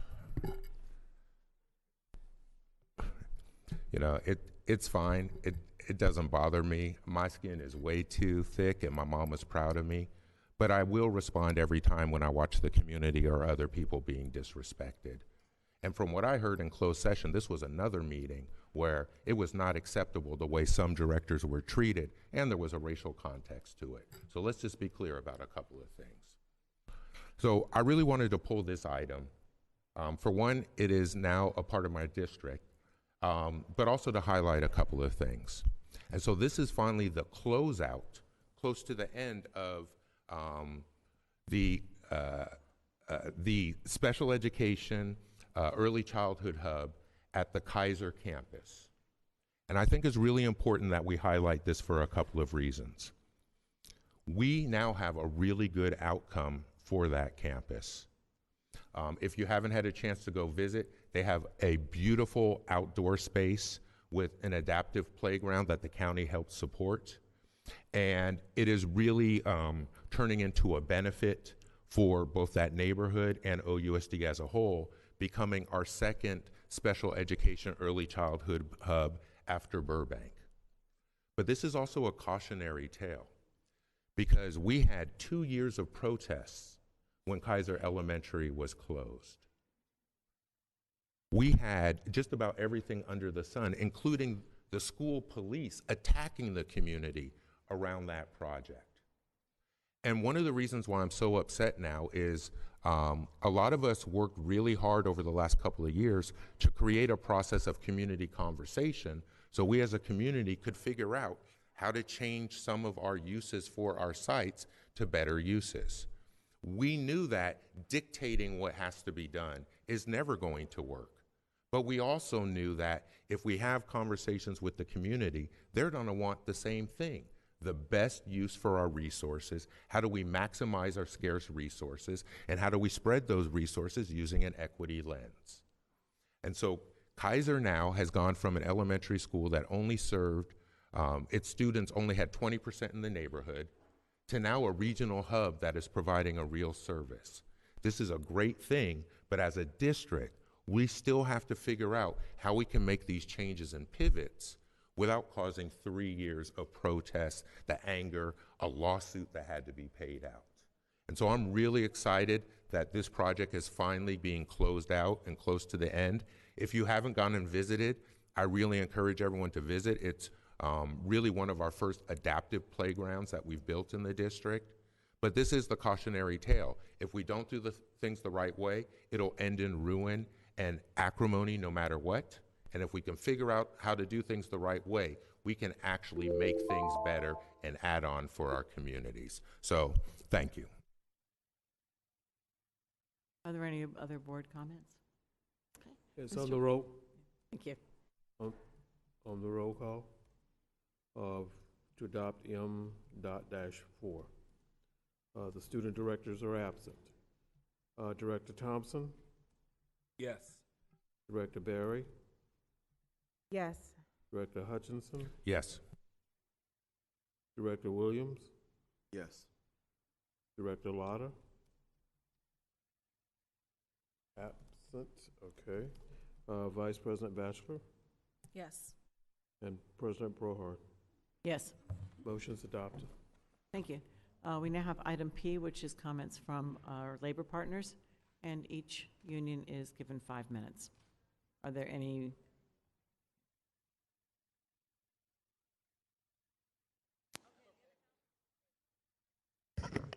Hi, good evening, Board. Trish Bellinson, SEIU Chapter President. Tonight you heard from several of our bargaining unit instructional assistants, also referred to as instructional aides or commonly known as IAs. I wanted to uplift the fact that IAs are some of the lowest paid workers in the SEIU bargaining unit, most of whom work in our CDCs, caring for our youngest students, providing essential childcare and foundational support in the development of their education in OUSD. We know this work can be challenging and oftentimes goes unrecognized, as CDCs are adjacent to the typical TK through 12 learning track, which often gets more shine than those who work in early childhood education. A remarkable number of IAs have informed us that they have been asked to take on duties outside of their job description. SEIU will not stand for labor exploitation. This is not only disrespectful, it is a contract violation, and we will continue to inform our members of their rights and encourage them to file grievance if needed, and they are indeed contract violations. As I mentioned, these are some of our bargaining unit's lowest paid workers who earn less than $25 per hour. Does it seem fair that an OUSD employee who helped enrich countless student lives over a 40-year span receives $20.60 an hour? We sure don't think so. And I'm going to presume that you don't think so either, as you know firsthand what it costs to live in the Bay Area. On top of poverty wages, many of our IAs work 2 to 3 jobs, and for some, those who live in their households take on 2 to 3 jobs in addition to that. just to make their ends meet. A significant number of IAs have reported not having reliable transportation. They're behind on their utility bills and are experiencing food insecurity. It's time that OUSD respects all in-house workers and ensures livable wages, and OUSD can start by securing Measure C funding to provide a $25 minimum wage to some of our lowest paid workers, our IAs. Our bargaining team has been at the table for 5 months now without any noteworthy movement from OUSD. Has the board been kept informed throughout this process? I hope the board is asking those with authority to negotiate on behalf of OUSD, what will it take to reach a TAA with SEIU? Thank you. Thank you. Are there any other labor representatives? Anyone online? Thank you. With that, we will move on to, excuse me, item R, unfinished business. And I believe the first item is 45-day revision. And Ms. Grant Dawson, you have a presentation.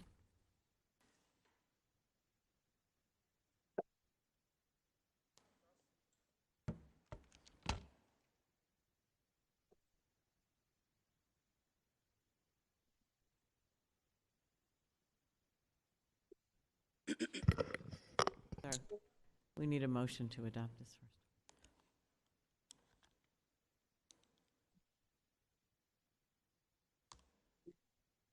I move the adoption of R1, our 45-day budget revision. Is there a second? Second. Thank you.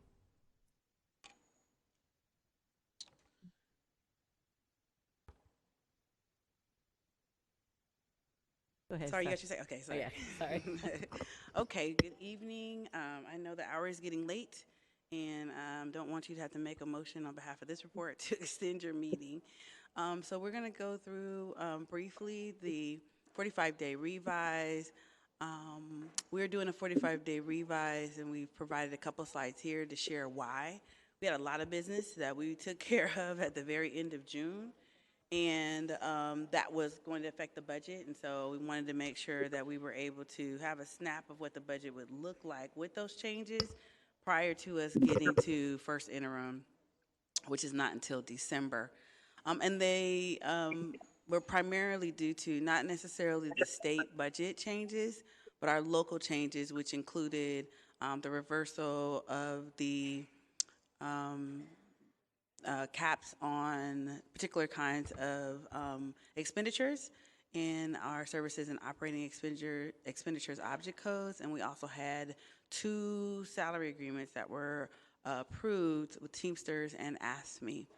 And so as noted here, what happens at the end of the year when these things happen is we have to carry over this activity into the new year, which can make it pretty challenging in the timing of how we get things done, in addition to what fiscal year the expense hits. So we were able to get the Teamsters retroactive payment and the new salary schedules done for 24-25 and 25-26. For ASME, the new salary schedules are complete, and so therefore compensation for employees with the new salary schedule is being completed.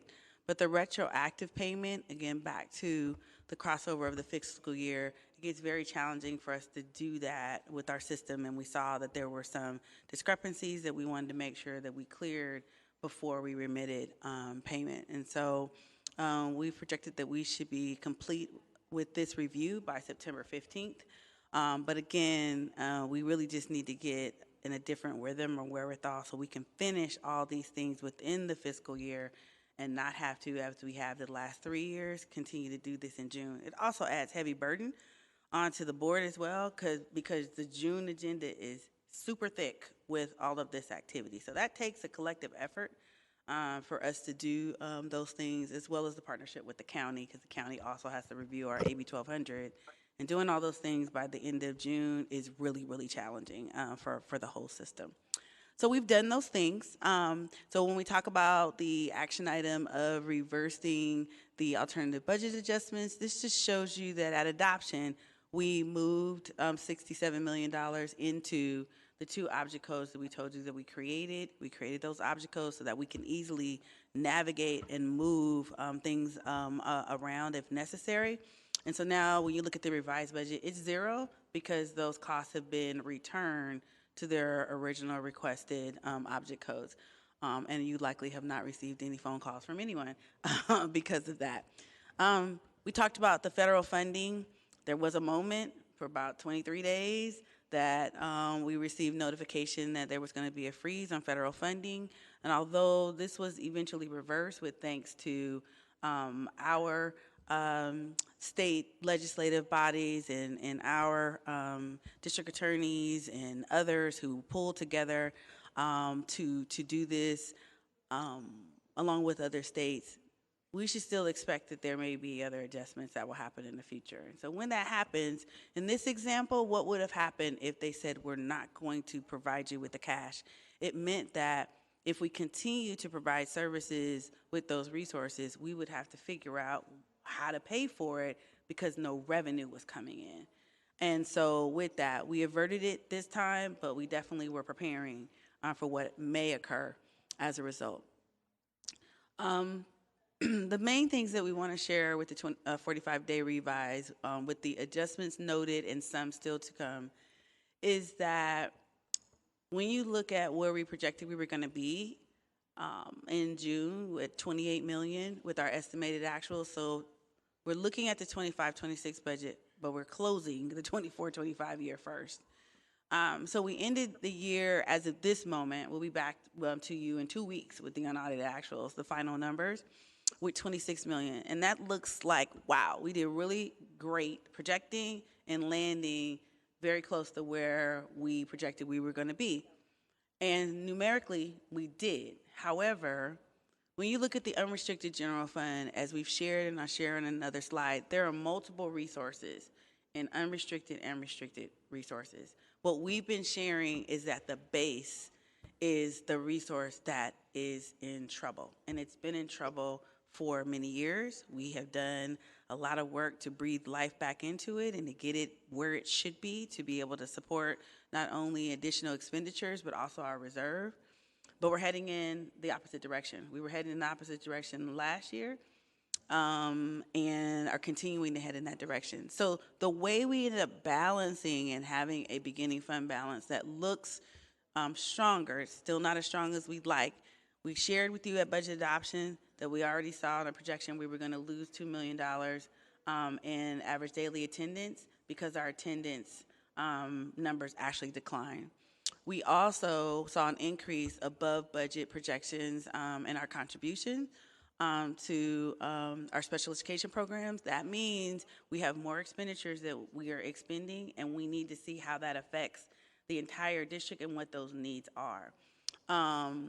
The reduction in consulting spending is what helped offset that increase that we didn't expect. So meaning we spent $9 million less in one resource, but spent $10 million more, plus had a loss in revenue. And so that's where you're seeing that net change are those increases and decreases that ultimately look like we're about $2.2 million off from where we were projected to be. This report is the report that we provide in every financial report to show you by resource, and I've highlighted Quad Zero.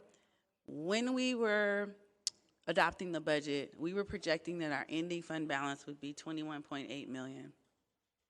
Based on where we were as of the adoption of this report, you can see now that we're less than $6 million. And so the principal message here is that when you're looking at the unrestricted general fund and it says, oh, we have a total at the bottom of $58 million, we're supposed to pay our reserve from that Quad Zero, the 40 number.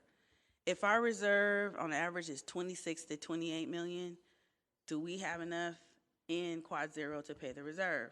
No. So we can report that we can cover the reserve, but we're using other resources to pay for it. And that's what the concern has been.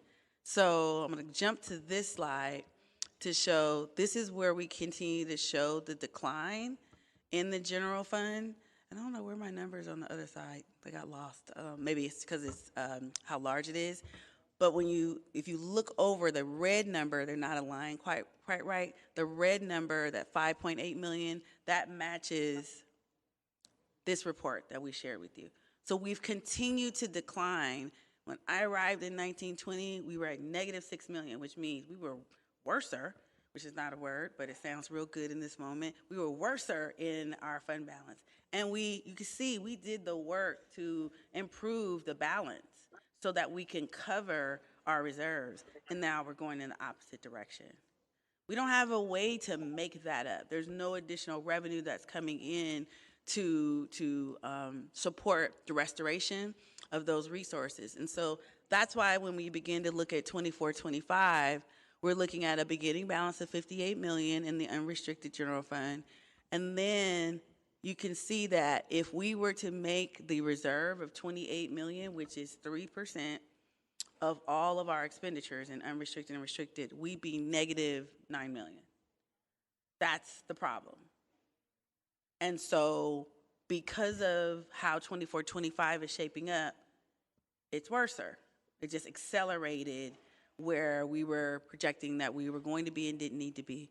I think I want to point out another thing that's easy to see on this chart, but you can also see the detail. And these individual reports are in the back of the financial report as well. If you look at the restricted side, so I think this is the other misnomer.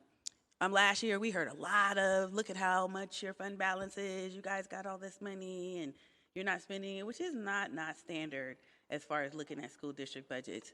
But look at the restricted side. We have a projected beginning balance of 201 million. Based on how much we're going to spend, which you can see it here, as well as the previous detail report, we'll have 113 million remaining if we spend all of the resources.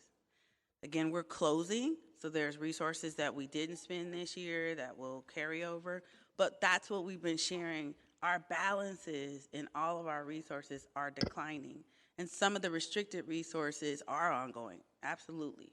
But there's many that have a sunset date. And because we've moved so many expenditures into those resources that, like, it's tight, we're spending down those resources faster. There is no way to avoid making reductions somewhere if you're going to be solvent. The only other way is then to say, yeah, we don't want to do it, we don't want to make reductions, and so will somebody provide us additional revenue? That's a different conversation to have. That's where state takeover and receivership and another loan come into play. And we've all talked about that $100 million loan, and that 20 million of that was interest. So we've lived that life, but this is the precursor to that. And so with that, you see the detail of the 25-26 budget and how it's shaping up with the changes that we've made and more to come. We've also included some carryover. So what we do at the end of the year is for resources that aren't spent that we need to put into the new budget, we do that also. So we put $3.5 million of carryover in Object 4394 for ASME to cover the retroactive for Teamsters and ASME, the retroactive payment that's due to them, as well as the next 2 years of the agreement. So that's how we're making sure that money we reserved last year moves forward to make good on those agreements. We have additional transportation contracts that were requested that weren't part of the adopted budget. Again, the district doesn't provide traditional home-to-school transportation. The majority of it is for our students with exceptional needs, in addition to supporting other programs that require transportation services. We also have a one-time $1.8 million that we've moved over. This is to help continue with the facility work, playgrounds, and other areas for resources that Eat, Learn, and Play doesn't pay for. We use one-time resources to help support that so that all of our schools can see that beautiful facelift of playground and other investments that we wanted to make. And so, again, we talked about if we really were going to make our 3% reserve, we'd be negative. So the district can make, and likely by the time we get to the first interim, we, like we did at adoption, may not have a 3% reserve. It may be 2 or 2 point something, but likely not 3. And so with that being said, It means that we will not be meeting the board policy for the 3%, but we are meeting the state requirement based on where our enrollment is of 2%. Okay, so from a state perspective, we're compliant. From a board perspective, we're not. Okay, so this is another slide that we really wanted to provide back to really focusing on the base. So this pie chart just shows you what the 25-26 budget looks like as of this moment, or as of at least when we publish this. And what's important to the story is that the blue portion of the circle is all certificated position. It doesn't distinct between certificated management, non-management, because they all fall into the 1,000 object codes. The orange is classified. The gray are benefits. So the other high advocacy of making sure that the district pays 100% of health benefits, we've done that, right? We've consistently done that. I don't care what we have been accused of not doing or what we've been accused of trying to assert, done that. Evidence. You'll see it in 24-25 too, when we close, similar data. You can't make up, and the base is essentially saying if you're a school district, that means you're a community that has children, and the children live in your community, therefore you must have school. And therefore, based on the size of the school and the number of students in the community, that's what you're building. And that's from when Oakland was an infant city to how it's grown. All the schools have been populated based on the growth and changes of a city. So what we've done is in the base, which is again, your primary area of funding, we're spending the majority of our resources, not only in positions and compensation, which we should, we're a people business, but we also have a program that, as we shared, we need to talk more about what the needs are. If there's a reason for the district to look at infrastructure and reduction, we have more students that need additional support, that require additional investments, and that, what color is that? Gold color, where it looks on the screen now. That amount is $110 million. It actually, at the end of 24-25, was $132 million. We use one-time money to offset that contribution. We talked about that in attachment C, we would have to use some one-time resources just to balance the 25-26 budget. So that number is really more like 132. But if you look at the 85 million plus the 41 million, that's near the same amount of money in just the salaries alone. So if you don't look at what programmatically and who we're serving and what those investments look like, you don't have additional resources to offset that. That's what has been desired or asked for. We've gotten to the point that we've reached this place of, we understand that we think clearly about what you don't want to do, right? But you still have to come up with a way forward, and what will you do? So we're opening up the door to have the conversation about what keeps getting raised, brought up, threatened, stated. We need to do something, and the money is in central budgets. And we had some awkwardness last year in talking about it, but I'm asking, as I did last year, that we have a way forward. If you want to talk about it, if you want to look at it, if you want to do something about it, then let's do it. And let's talk through it, and let's talk about it.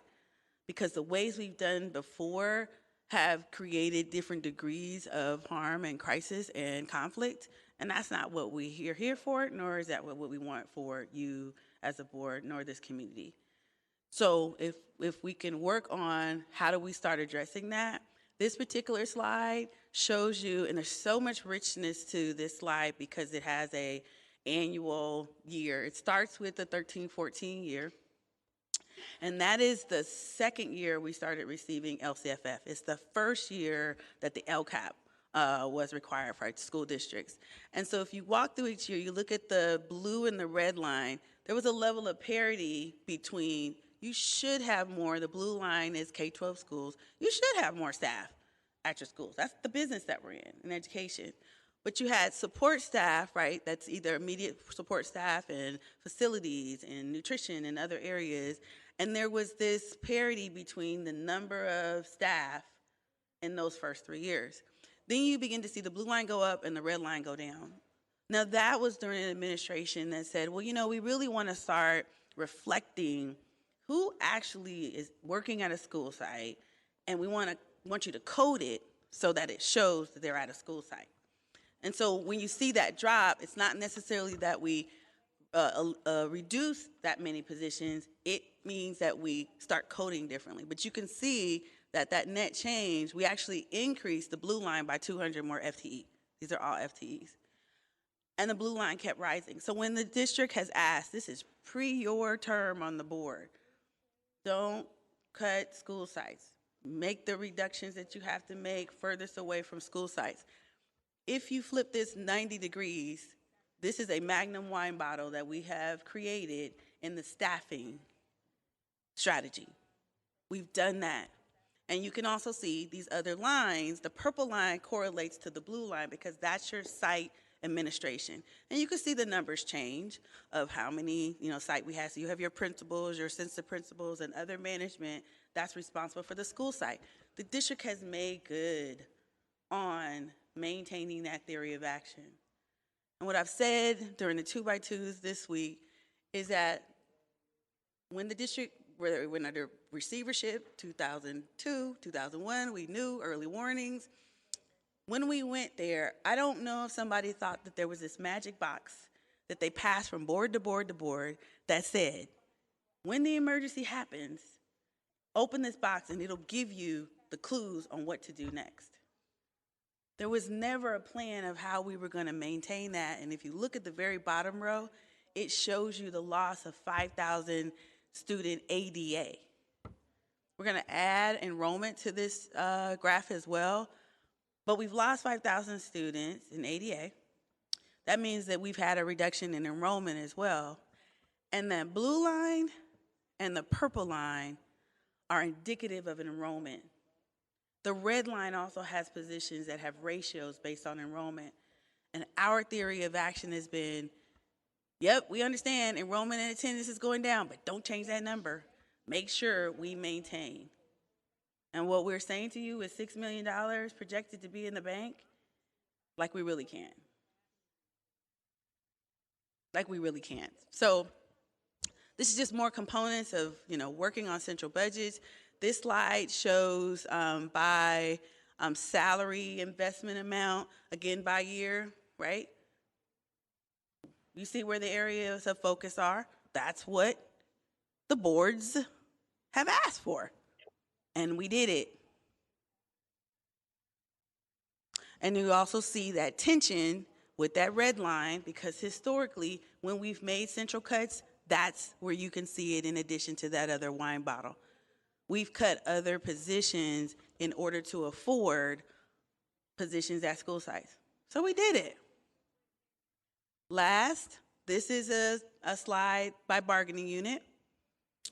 When you're looking at the last year and you see the blue line go down and the red line go up, so we've made some changes recently about, again, where positions sit. So for instance, the STIP stubs for 25-26, we moved those under talent, where before they were at school sites. But yes, school sites did make some reductions to staffing as well over time because, again, our revenue is going down. We also changed the supplemental allocation. And we also created a staffing model for every school that included a teacher on special assignments, reading literacy tutors, and for the elementary schools, we also added positions for noon duty, right? And so you remember that strategy. But this tells the story about what we've done over time. So if you want to talk about confidential, that's that purple line. It won't solve your problem, but we can talk about it and we can definitely work on the schedule. If you want to talk about what we need to do in changing other managerial, we could talk about that too. If you want to talk about reducing or adjusting services, we could talk about it and we should talk about it. But we need to do it in a way that, right, voices can be heard and we have enough time for the staff to come back with, based on what you're recommending, this is what it would look like, so we can stay on task. And the board has received, we'll provide it at the unaudited actuals, the budget development calendar, so that we can stay on task and make sure that whatever we're going to do, we continue to be compliant We aren't under receivership anymore. No one's sending us extra emails about make sure you do, did you do, we're checking your board agenda, can we talk before your board meeting? None of that's happening now. It's on you, it's on us.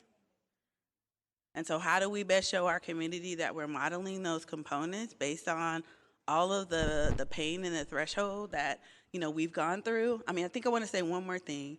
You sitting on this board, the majority of you did not live through the experience of more money coming in those early years from 13, 14 on.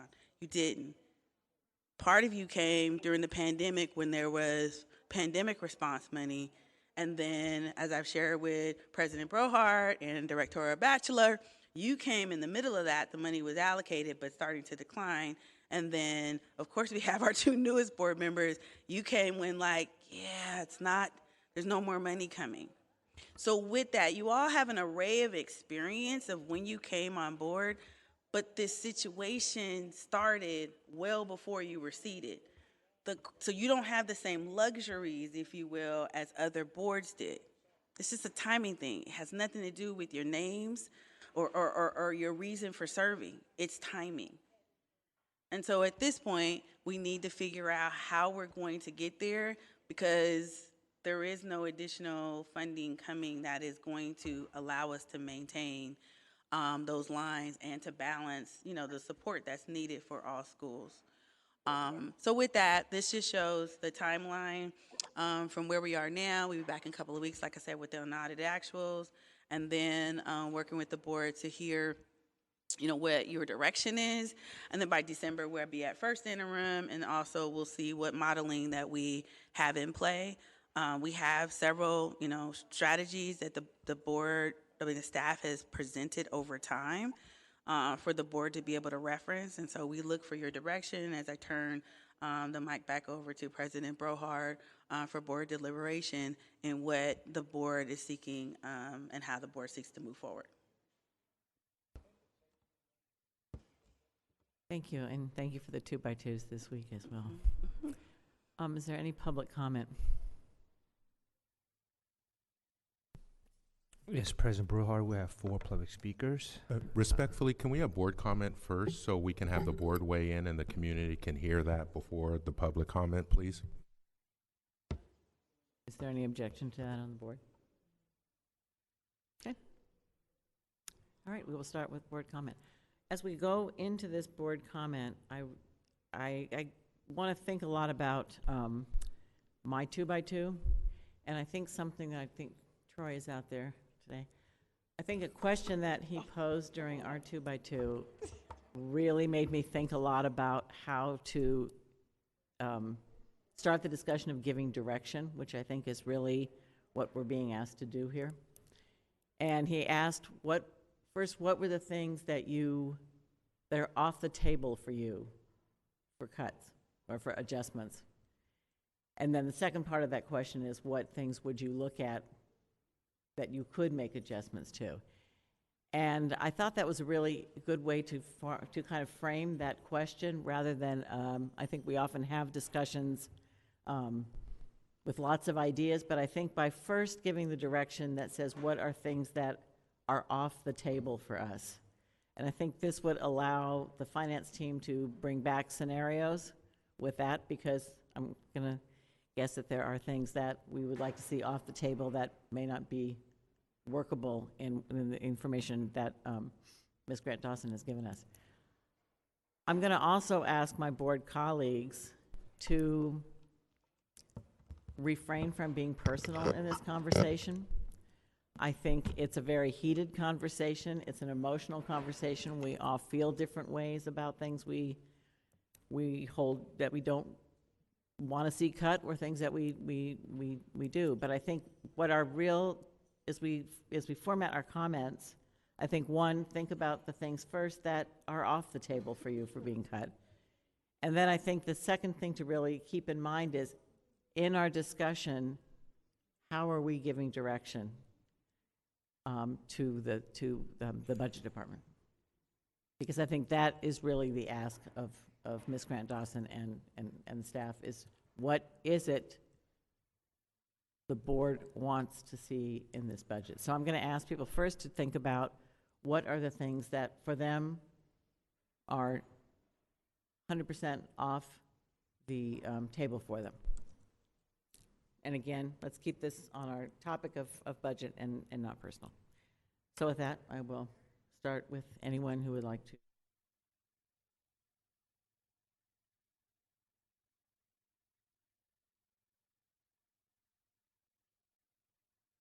Sure, I'll jump in. That was a very interesting framing to put on the fact that we're now in financial crisis. And for my first time on the school board, I'm looking at having to make mid-year cuts in spending, which for anyone who was around and involved from 2015 to 2019 knows that that is the biggest thing that we fought against year after year. Years where, I don't want to go over the things that were cut at the last minute. So we have to be really clear as a board that this is a self-inflicted crisis. We were here in June at budget adoption. We were told that there was only $300,000 above the reserve. Ms. Grant Dawson said it was probable that we'd have to go back to mid-year cuts. And this is because last school year, not only was our superintendent forced out, but we had the ill-fated alternative budget solutions that the board majority passed and then had to repeal 2 months later. And so now in 1 year, there's been a hole busted in our finances, where it's hard to even remember and recognize that we just left receivership in June because everyone acknowledged we had finally figured out how to do this. And so I don't think what was just said was said nearly strongly enough. I really appreciate the letter that Superintendent Sadler sent to the board in the weekly message on August 15th, which said the 45-day revision will come to the board on August 27th and the unaudited actuals on September 10th. A budget development timeline will be provided in next week's message, which we also received the following week.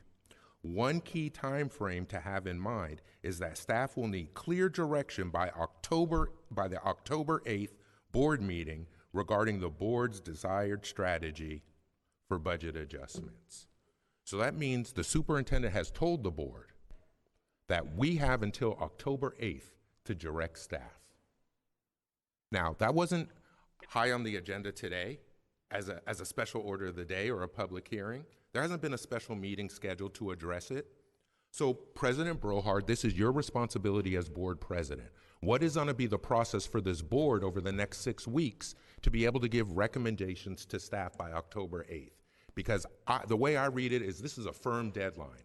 And I know this board has not ever directed staff in that sort of way. So what is going to be the mechanism that we as a board over the next 6 weeks are able to direct staff? Because if we don't do this by October 8th, we will be out of time. And if we are out of time, then we're going to be taken over by the county. And for some of us, it's just a question of, are we going to ask them to take us over, or are we going to push back and remain in full local control?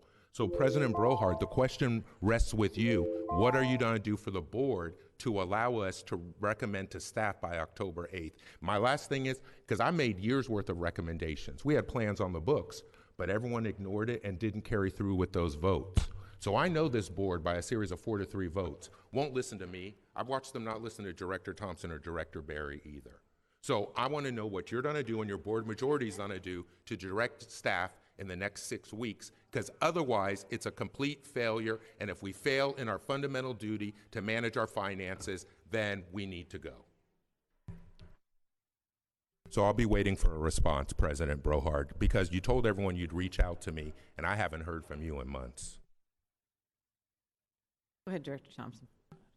Thank you, President Brohard, and thank you very much, Ms. Grant Dawson. I think it was a very candid conversation, and I have to be honest, it made me hearken back to several months ago when I talked about an onion and peeling an onion and actually getting to the core. It made me think of that, and it made me think of the decisions that we have to make, the priorities that we have to actually select, because I feel we're in a position and I'm not going to repeat the letter that Dr. Sadler sent. I'm not going to repeat that. I think that's really important. But we're at a position where we have to, no, I can't use that kind of language. We have to actually do something. And because I can say that because we didn't make decisions in the past, we're now at this point. Now we're at the point of no turning around. Something has to be done. So I thank you for that presentation because it actually highlights the importance of what we as board members, all 7 of us, things that we have to do.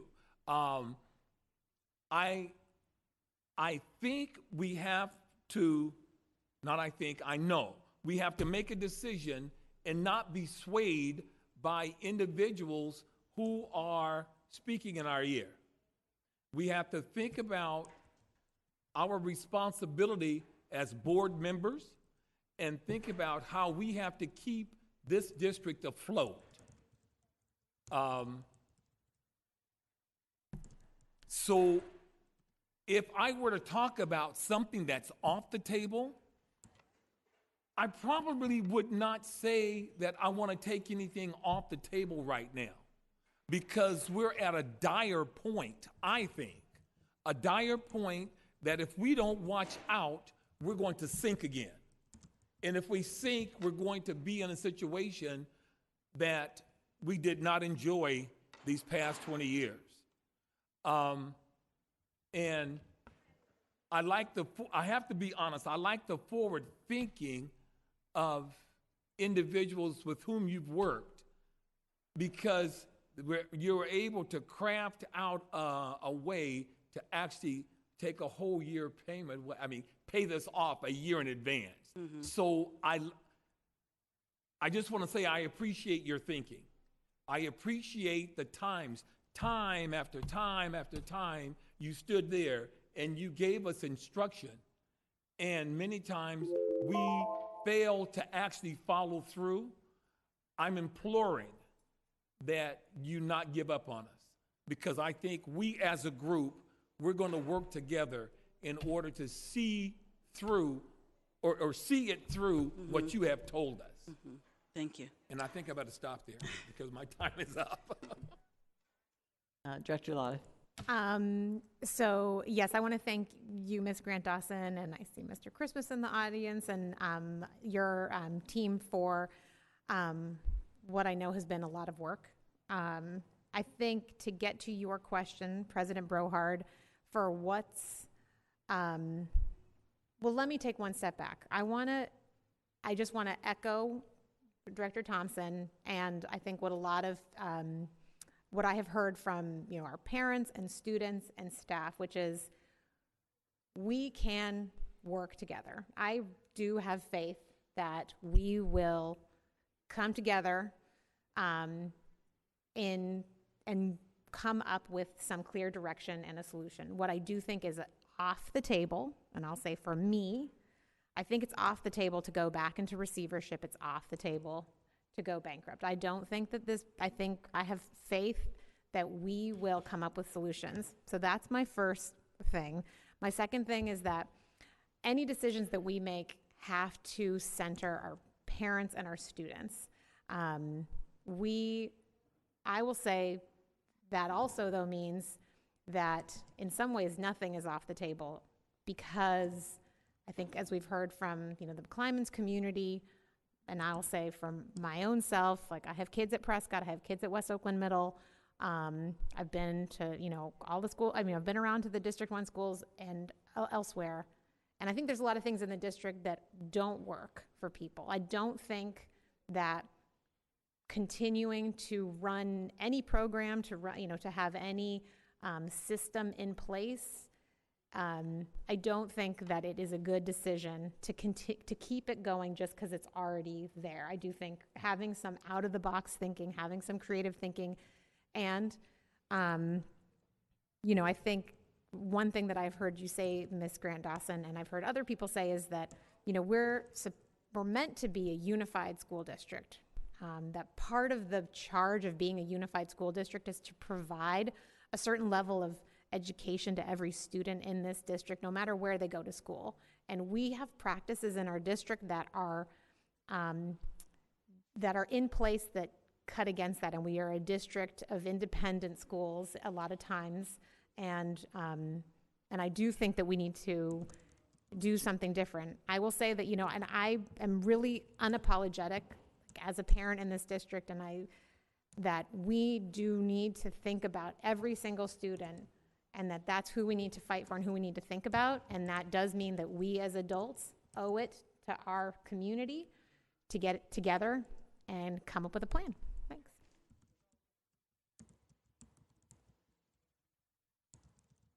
Thank you, President Brohart. Appreciate that. Thank you very much, Ms. Grant Dawson, for the presentation. Yeah, I mean, I feel the stress, but the way I look at it is I've been sitting here on this board for 5 years now, and I think you mentioned it. That magic box that we had has been passed down every single year from every board majority to us today. And, you know, I think we really have to realize the times that we're in, because our board came to be with $100 million deficit that they had to cut. I mean, straight up, here you go. Here's the box. You open it up and it says cut $100 million. And that was a struggle. Mm-hmm. And now the magic is given another gift, cut another X number of millions of dollars. And I think, you know, actually we have the right board to do that. I think we actually have the right board to make those decisions, to actually start to take it down, because it didn't happen in previous boards. We have no choice but to make it happen. So I believe this is the one that's going to make it happen. And so I look forward to those conversations. They're hard. And, you know, people will come out. But what we have to keep our focus on is resources for our students, right? We want to make sure we have safe, stable schools, number one, off the bat. Number two, we want to make sure that our kids are getting the resources that they deserve. I mean, that should be a priority, because previously there was a lot of great little project here and a project there. They were spending more money when actually those resources should have been going to the school sites. More software reading programs to assess kids instead of actually investing in teachers to do special ed programs, to be in the schools at the school sites. We didn't do that. What we tend to do is we pay parents off to go to a non-public school. And we should actually look at how our program, we should evaluate our programs to see what is working and what is not working, right? And then see how that actually is supporting our kids. We have not done that yet, to have those real conversations. There's a lot of bluster that comes out of here. Oh, y'all terrible, y'all this, y'all that. But really, if we're trying to make something happen, we're going to look at programs and do evaluations. We're going to make sure our students get the resources they deserve. We need to own up to investing in those programs that work. And our parents are asking for that support in various schools like McClimate. So we should really focus in on that. Lastly, I just want to say this, put this on the record. Our teachers and classifieds have been the lowest paid teachers in the Bay Area.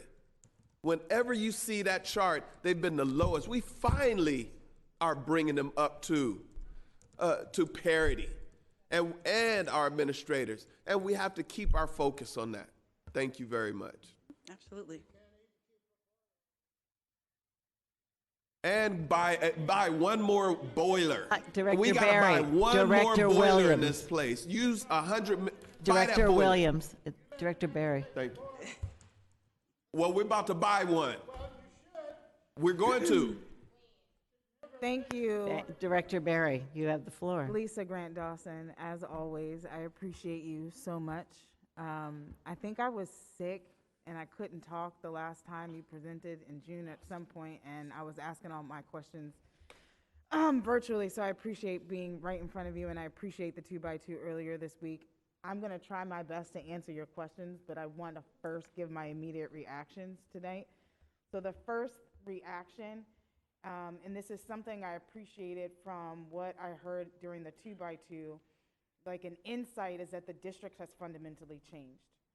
We have more special education students by proportion than we've had. We're a sanctuary school district that needs us to live up to that. Like we have no formal investment in that infrastructure. And you mentioned earlier that we have no new money coming in. And I actually think it might get worse than that because the federal government previewed for us exactly what they intend to do at some point again. And so we have to get ready for that. And I heard two things from you that we need to do in order to respond to the moment. That's increase revenue and that's reduce cost. And so I'm hoping that from all this, like, get ready, I'm ready energy I'm hearing on the board, that we think about both those things. And we've had some conversations about ADA and absenteeism and how we might be able to generate revenue by getting better at those practices, but I think there's an abundance more that we can be getting at. The other thing that I'm leaving with is that implementing attachment ABCD-like solutions is not a sustainable budget development practice, nor does it have like the rigor, right, that OUSD deserves. We're gonna have to do something fundamentally different in this budget development process, and I'm saying this as someone who went back to attachment C to look for ideas for 26-27, and all the ideas are not gonna be there. You mentioned infrastructure changes, and we have to take those seriously. And then to your question about what's off the table, I feel urgency to go to community and to get community ready for changes, which is something we also discussed during the 2x2. And so far in my community, I'm not hearing strong ideological opposition to anything, but a community is frustrated. They do not trust us. And I think as we do budget development with community, we have to make it plain that there is going to be, I think it's okay to own that there's going to be some mistakes. And you know, in the process of negotiating trade-offs, everyone's not going to be happy. And so I'm hoping that we can have a district-wide community engagement process that isn't about trying to appease our community and tell them that we're perfect and we finally get it, because we do not. This is going to be a learning process. Dang nabbit. And I also think that because so much information and considerations have to be at the table, this has to move swiftly. So I don't know what everybody's doing, but I'm hoping that as a part of this process, we can share what community meetings that we're having with each other, and we can engage each other's communities in the process, because I'm not sure how we'll be able to stack hands on this on top of the superintendent search and some of the other priorities that we have. Thank you, Director Batchelor. Thank you. So I will be going over my time because I have questions and I have statements. So couple questions. So I saw in the 24-25 school year, there was a $17 million drop in federal funding. Can you talk a little bit about what that was? Say it again. In the 24-25 school year, there was a $17 million drop in funding. Can you talk a little bit about where that came from and why? Yep. Can we go to the slide just so we can? So are you looking on slide 15? Yes. Yes. Okay. And so slide 15, thank you for the partnership. So we're looking at the first section A, and you said a reduction in revenue, 17 million. Okay. So the way we've shared about, if we can make it, yeah, put it on slideshow, thank you. So we're looking at the second line, A2 federal revenue. And so the comparison is the middle column, B2 was 67 million, I'm rounding. And then when you go to 24-25 actuals, as of the date of this report, it was 49 million, 50 million. So for federal revenue is deferred. And so we've talked about what that means is that you can only report and reflect for revenue what you spent. So we only spent 49 million in revenue and expenditures, so we can only reflect 49 million in revenue. That means that the rest, and when you look at first interim always includes carryover. So all of a sudden you see the budgets change, like, wow, why did it go up? Because we've been awarded those resources, but we didn't spend them all in 24-25, so we carry them over into 25-26. So that's what that means when you're seeing a drop like that. That we lost it, we didn't spend it all. Thank you. You're welcome. There was also, I forget which slide it's in now, but there's also a $20 million drop for 25-26 in other state monies. Can you talk a little bit about why that's projection? So wait, which slide? Other state revenue, the 16, did you say 16? For 25-26, and it's 20 million. 25-26. Go back. Other state. Okay, so we're on slide 17. Okay, and so your question again is? Why the $20 million drop in other state revenue for 25-26? $20 million drop. I'm not seeing the drop. You're on slide 17? Yes? Yeah, one more slide. Is that the slide you're on, or the? Yes. Which one? The one before? This one. This one, right? I believe that, yeah, whereas this other revenue. So there's other state revenue, which is A3. So the difference in revenue, so there's no change in unrestricted, but in A3 for restricted, there's only a $500,000 change, $469,000. I'll have to go back to my notes and take a look at that. Okay. My next question is about the Measure C implementation. I know that we voted on certain remedies. What were we able to actually accomplish with that? And has everything been implemented? For Measure C? For Attachment C, I apologize. Oh, Attachment C. So the answer to that question is for all that we could implement that was on C, because there were some things that we know that we did not implement and we would need to continue to work through. So not all, A, is the answer. Number two, so we had a $95 million deficit, and then we shared that we used $15 million from partial tax balances back to some of those one-time solutions. So what that means is that, yes, we were able to cover the deficit, and then at the end of the year, right, when we had some expenses that came back in, that also impacted why we didn't meet our full 3% reserve. So the answer is yes, with some that we're still walking through. One of them, for instance, is some of the 282s we were able to share about the copier implementation. So some of the work we were going to do in the spring to work on some of the implementation, we didn't get to do because we were working on another project with you. And so with that being said, we have begun to implement that. So for instance, that memo is going on, but the summary of that, as an example, is we spent $360,000 on copier maintenance based on what we're pulling from our historical expenses. We have 125 purchase orders that we do per year for $360,000 with 6 different copy machine brands and 10 vendors. What that reeks of is inefficiency and how much time our procurement department, sites are spending on just doing that. So what we're sending out as far as the solution and what we brought central was we will have 10 purchase orders, and we're not currently reducing any vendors, but we need to do an RFP so that for the services, we have streamlined rates, because the rates were also all over the place. And we have one school that out of the $360,000, their cost is 9% of the total. And that means that back to that independence of entering into agreement. So just as a brief example, those are steps that we're still taking to move on many of those other areas of efficiencies.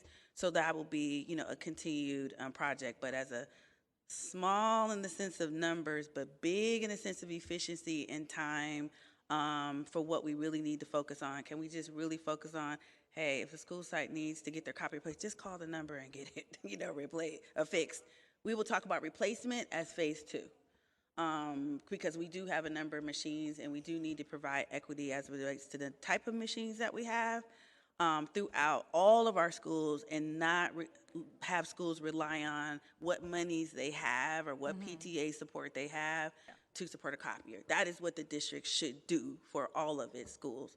So as an example, that's that piece. But yes, we were able to meet the financial number, but not in areas that we want to. We don't want to use the balance from the parcel taxes. That never was what we sought to do. So we're still trying to navigate through how we balance these different areas of concern. And that means, again, where our expenses going to be, or where we're going to see some uptick in revenue. Thank you. You're welcome. So I have 2 suggestions of more information to provide us, and then I'll go then back to your direct question, President Brohard, around what's off the table. So one, I know that every single district across California is seeing, well, let me take that back. Most districts in California are seeing a decrease in ADA. And I'm also wondering, as you're in conversation with other CBOs, if you could bring back to us any other reductions that folks are doing that do not include layoffs, reductions in benefits, and school closures, just so that we can have those in the back of our minds as we're thinking about other ways that we're reducing spending. I would also ask, and this might include a couple other folks, but trying to figure out creative ways that we can support TK enrollment, such as partnering with family child care providers, and also tapping into Measure C dollars. Because again, seeing those numbers, I think our facilities meeting of like 500 students and more being on a wait list, that I think is a good revenue source that we need to figure out how to tap into. So for me, what's off the table is our labor contracts. I think unless they are negotiated changes, I'm very concerned about the costly litigation that it leads us to and the disruption in services to our families and students. I also, as the facilities chair, want to take off the table the deferred maintenance budget. I think we do need to increase that, seeing as how so many of our school sites are in so much need of maintenance, and seeing how that department has been working on a scrap budget with limited staff. I think we need to boost that instead of cut it. And then as we've discussed, we're a sanctuary city and a sanctuary school district.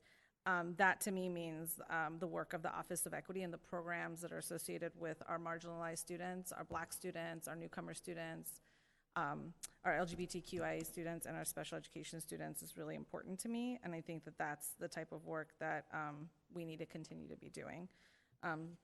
So that's it for me. Thank you. I want to address a couple of things. I think my thinking I know that we do have to do this by October. And my thinking was to have more of this discussion on the agenda in public so that we could both engage public comments and have that discussion on the board. I'm open to other solutions to make that happen, and welcome anyone who would like to make any other suggestions. I guess the reason I thought about doing this is because for me the first thing that came to mind when Troy asked me that question was I didn't want to see schools closed. And I think then the next question was, okay, how do you want to make that happen?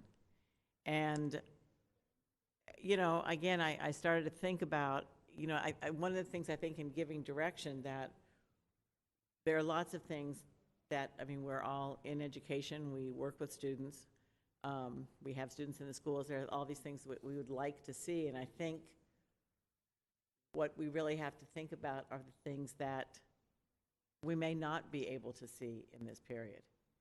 And, I started to think about a couple things around being a unified school district. I think one of the things I know you and I have talked a lot about is cohesive instruction, that what is offered at one site is offered throughout the district.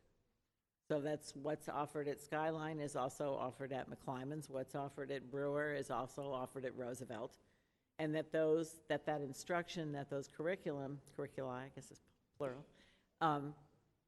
that we centralize that we can't all have different programs, and there are many different schools with lots of different programs.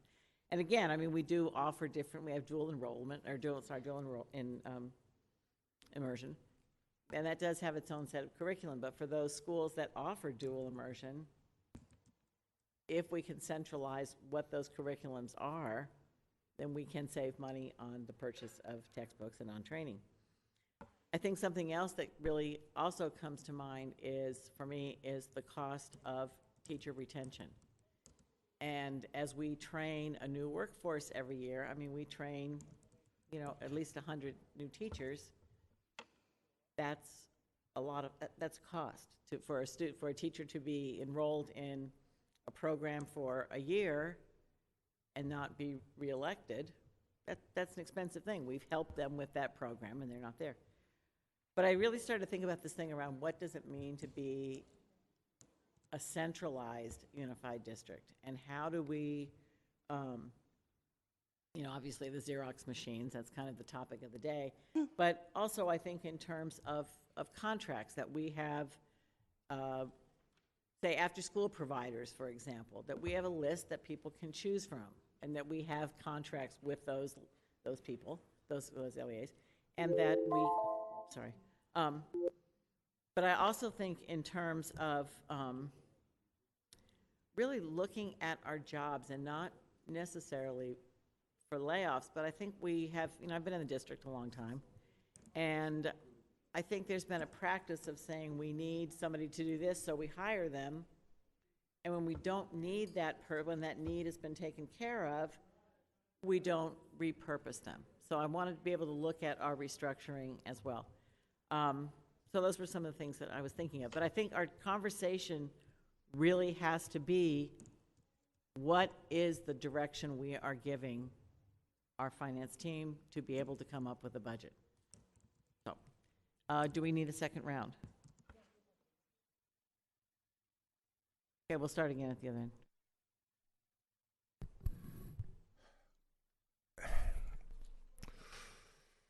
You know, one of the things that's really essential right now, and one of the things that's different for the message that the board is receiving from the superintendent and the chief business officer, is the board is clearly being told it's up to us to give direction by October 8th. My first comment was asking, what is the plan for how the board's going to get there? As we can see, as the conversation went around, it turned into something else.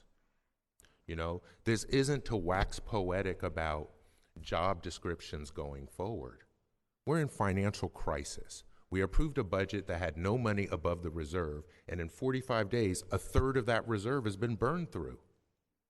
We don't have enough money to make it through the end of the school year unless we make immediate spending cuts. The superintendent has clearly told us that she expects direction to be given by October 8th. So if this board just wants to go as business as usual, and maybe we'll talk about it at another board meeting, there's no way then that direction will be given to staff by October 8th. There just won't be a way. And I'm not going to ignore the elephant in the room. We're in this situation because of 4-3 votes and because of the mistreatment myself, Director Thompson, and Director Barry receive from our colleagues on the board. This isn't about working together. This is about having a plan for financial sustainability. This has to do with consequences for the people who ignored those plans, and nobody has anything else to replace it with. And so everyone has until October 8th. It's been made clear. And when our superintendent and our chief business officer tells the board that we have until October 8th, that is a firm deadline. And when this board doesn't meet that deadline, when this board again ignores our fiduciary duty, it is going to be essential that somebody steps in. Hopefully that somebody is the community. But if not, somebody has to, because we've been failed. We shouldn't be in this position. We weren't in this position a year ago. And I'm incensed that nobody has stood up to say anything. I'm incensed. And see, so we get these reactions here, but see, we had 3Rs plans and all these other things. These folks passed alternative budget adjustments that were caps. And one director in particular talks up here like he hasn't been on the board for the same amount of time as I have. And so you can talk, but ain't nobody done nothing. So you know what we're being told now? We have until October 8th. Because some of us brought a historic raise to our teachers, so they're not the lowest paid anymore in 2023 while I was board president. And how did that contract settle afterwards? How did that contract settle? So this is real easy. It's not even worth arguing about here. I know that people see this in a lot of other places, but I encourage everyone to listen to the statements from myself, Director Thompson, and Director Barry, and compare that to what we heard from the others. We've been told we have till October 8th, and when this board fails on October 8th, I need everyone to stand up with me so we make sure they don't take us down the drain with them. Any other board comments? Yes, I hear the board comments, but I'm supporting. Can you turn your mic on if you'd like to speak? I have one more Excuse me, comment. Director Barry, did you have something to say? I do. And so, President we'll go into public Brohard, I just want to state for the record, Excuse in the me. future, no, point of clarification. No, Director Barry has the thing. Don't tell me no. Don't tell me no. I can keep talking. And so I just want it for the record. When people are rude and disrespectful towards me, nobody says anything. That's fine. But I just want it clear. That's why I act in the same way. Continue. Director Barry.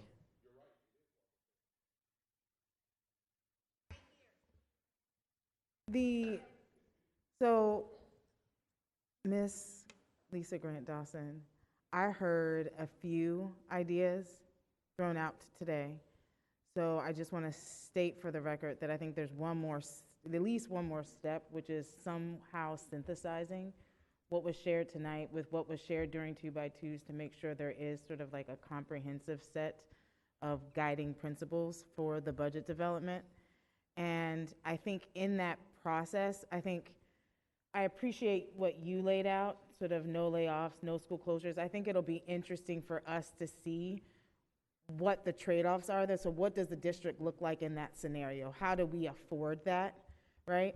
And then I also think that when we play out those scenarios, we have to understand that we could protect every classroom, but there's like a system that has to support all of those incremental decisions. And so it will be very helpful to see like what the infrastructure for the district needs to look like in order to support every set of decisions.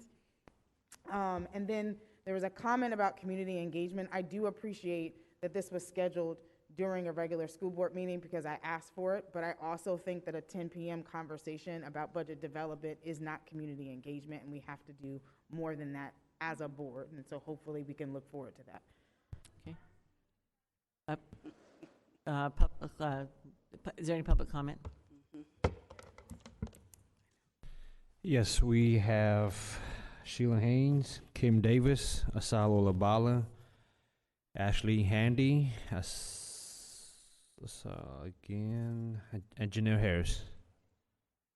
Your name was called. Would you come? Yeah, thank you.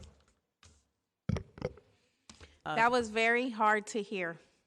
I'm sorry, President. It was very hard to hear, to sit here and watch. For the past 4 years I've been coming here, this board has always been divided from where I'm standing, always. You have never been able to work together, ever. Even the new people that have come on board have inherited this division, which is upsetting. You know, I come here begging every month, pleading, begging, pleading, and McClyman is being used at this very moment to make the public think that Mr. Hutchinson cares about us, which he doesn't. Like we see through the smoke and mirrors. I do.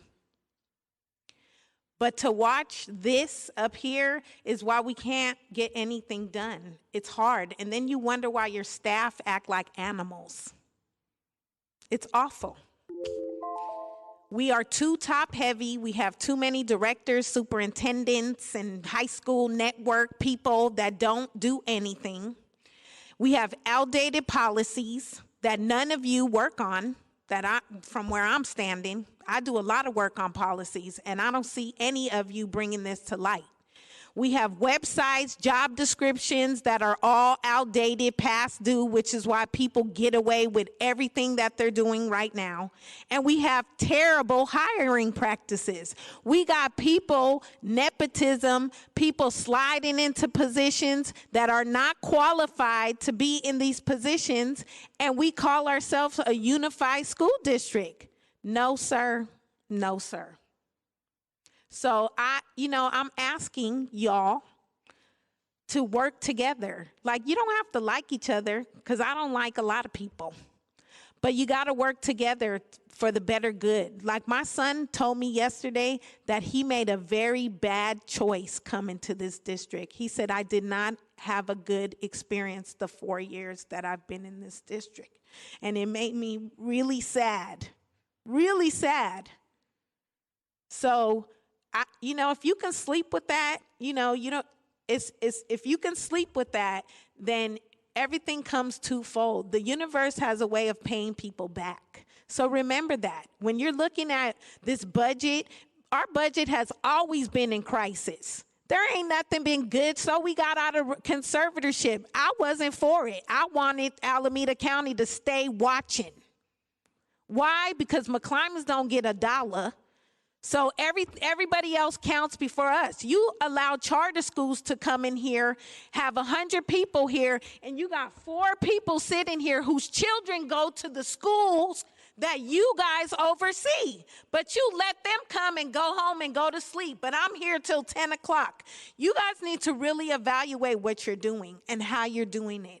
It's not good, and it's awful. And to watch you guys act like this and behave like this is awful. Pointing fingers, and you add people in here that don't say nothing about nothing. Nothing about nothing. He don't speak about black children. He don't talk about black nothing. He don't talk about nothing. So to say you did something is not true. Thank you, Ms. Harris. So I tried 2 minutes. We'll give everybody 2 minutes. I tried to look at the document in terms of the total sum adopted, total sum revised. And there were some areas that I think we need to think about. As it relates to travel and conference expenditures, I see a expenditure that was $5.7 million for travel and going and revised to $11.8 million. Board and bus passes. I can't believe you're only spending $22,000 and revised to $21,000 because y'all have 21 buses going from Skyline and other schools. You got to be spending some money, but you never reveal that money. So what does that say in my head? You're not telling me everything. Then we have conferences, expenses, another place, a lot of money, a little bit of money for textbooks, $26,000 revised to the exact same amount, $26,000. Here we have meeting refreshments. You were spending $88,000 and it's revised to spend $114,000 for meeting and refreshments. Now here's the kicker. Consultants, $1.1 million revised to spend $3.7 million, okay? And then you have out-of-state travel. 0 revised to spend $20,000. Dues and membership, $417,000 revised to. Are we mandated for all of these memberships, or we have options on these memberships? Revised to $679. Legal settlement. I know you got to spend more than this. $300,000 to $400,000. You might have insurance that covers a lot of those insurance. Payment to parents. What is that? $3.9 million revised to reduced to $3.3 million. And that's just some of the areas. So you got to talk to me and identify specifically and say we want to help children specifically. Number one, tell me how much money y'all spending for all those buses. And anything else you're not telling me. Please.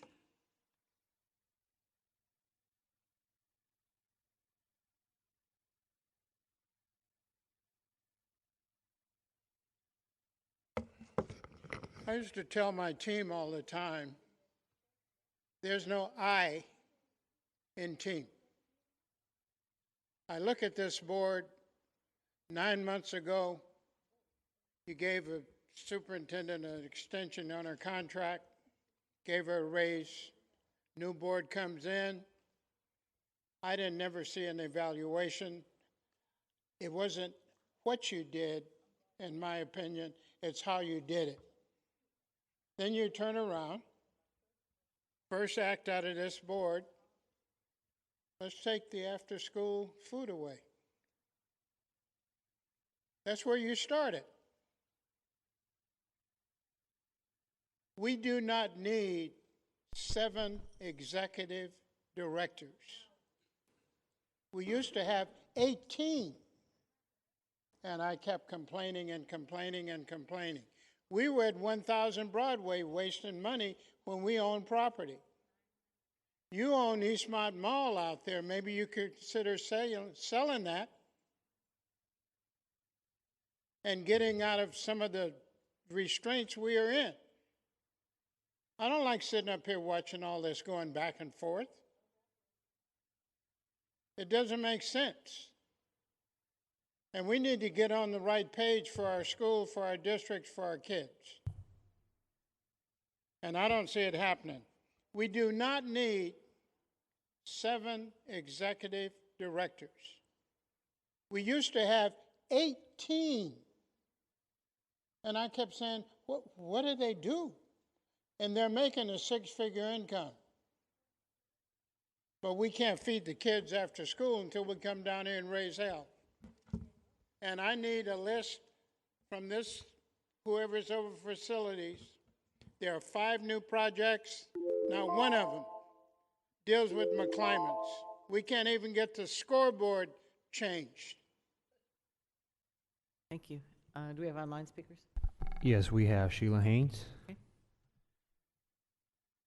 Ms. Haynes, if you can mute yourself to speak.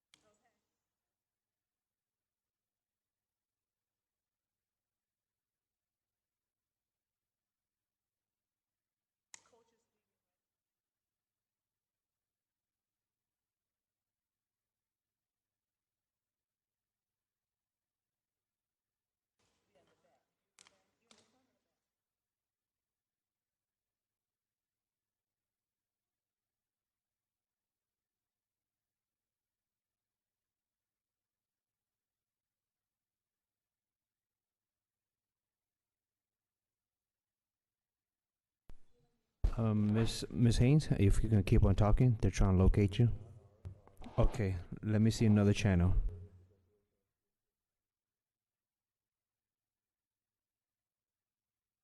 Okay, Miss Haynes, go ahead and unmute yourself from Sheila Haynes.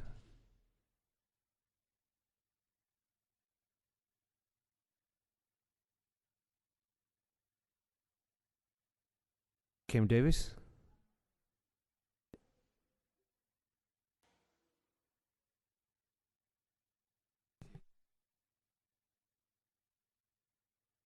Okay. Do we have another online speaker? No, that include public speakers. Okay. Mr. Rakestraw, can we have a roll call vote on this?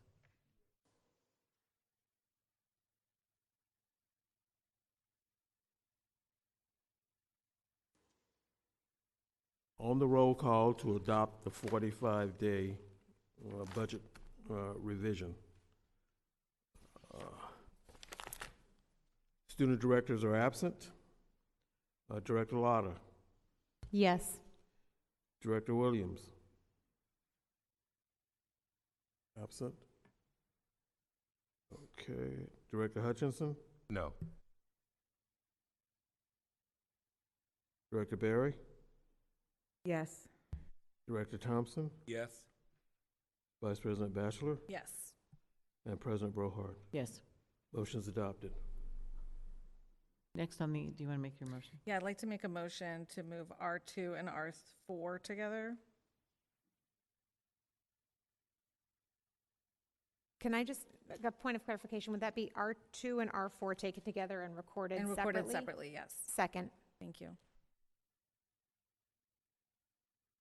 Any public comment? No. Can I get a point of clarification? Because now we're combining an RFP with a change in board bylaws. There's no reason for it. They don't go together like that. It's two different kinds of functions. And again, it's not how things are supposed to work, and there's no sense to it at all. Yeah, thank you. I'll just provide comment on that. We are running out of time, and we have a lot of other time-sensitive things to do. And so wanting to move those two forward, I got a second, so we can go ahead and move it forward. I talked to the parliamentarian, our legal counsel, and they say that it's possible. So those are the reasons why I'd like to move them forward together. Then I'd like my time for board comment. Thank you. Now, it's pretty disingenuous at this point, now that the community is no longer here and we didn't really let them speak, and now we're worried about time. It would have been much quicker to just go through these quickly and we would have been done with it. But the other thing is a really disingenuous way to do things, especially since one of these items is an RFP for a search firm.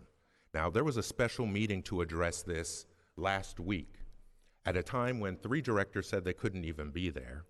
There was a handful of community members, and there were more media on the Zoom than even people in attendance. And it was said at that meeting that there was going to be more time to get feedback on what would go into the RFP. Now here we are, the next meeting, and it's just being forced through with a vote.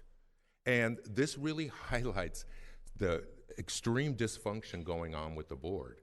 The fact that so much time has been spent on this when an RFP is literally a 2-page boilerplate that should have been sent out, and the real conversation and discussion happens when people respond to it, where we have to choose somebody.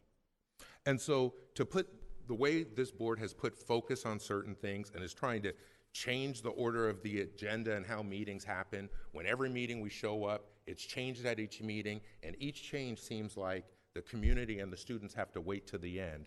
This is just,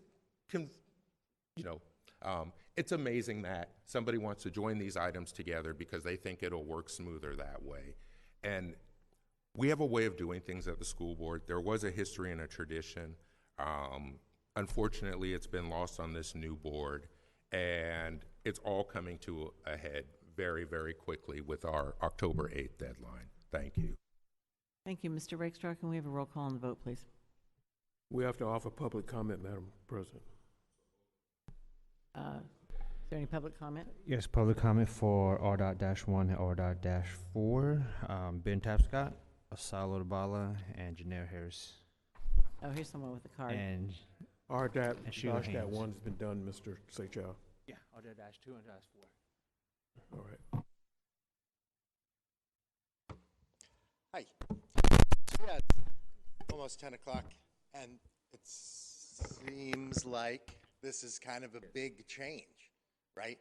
I mean, it's kind of a big deal to change the process of how these meetings are held. All the meetings I've come to, a lot of these non-agenda items, that's where the community comes and really speaks their mind about things, right? So it's, pretty apparent pushing it to the end. I mean, it's about now in the meeting that I guess we could expect these non-agenda items to come up in these future meetings. The non-agenda items is where people talked about the superintendent being separated, right? Because there was no other opportunity for that. When we found out that the alternative budget solutions fiasco was happening, that's when the opportunity was to talk about that. So those things are going to be talked about at 10 o'clock at night, right? I don't know. I mean, there may be very good reason to move these other things up, but I think it bears mentioning, and certainly not just pushing through at the very end of a meeting when everyone is gone, that we're going to make this significant procedural change. I certainly hope that later on this year, there's going to be big decisions needing to be made by this board. We're going to have community members upset no matter what those decisions are. Those community members shouldn't have to wait till 10 o'clock at night to speak. Or maybe they should, I mean, maybe there is a good reason for that, but certainly I would love to hear, you know, some discussion about it before that decision gets made. So look forward to that. Thank you.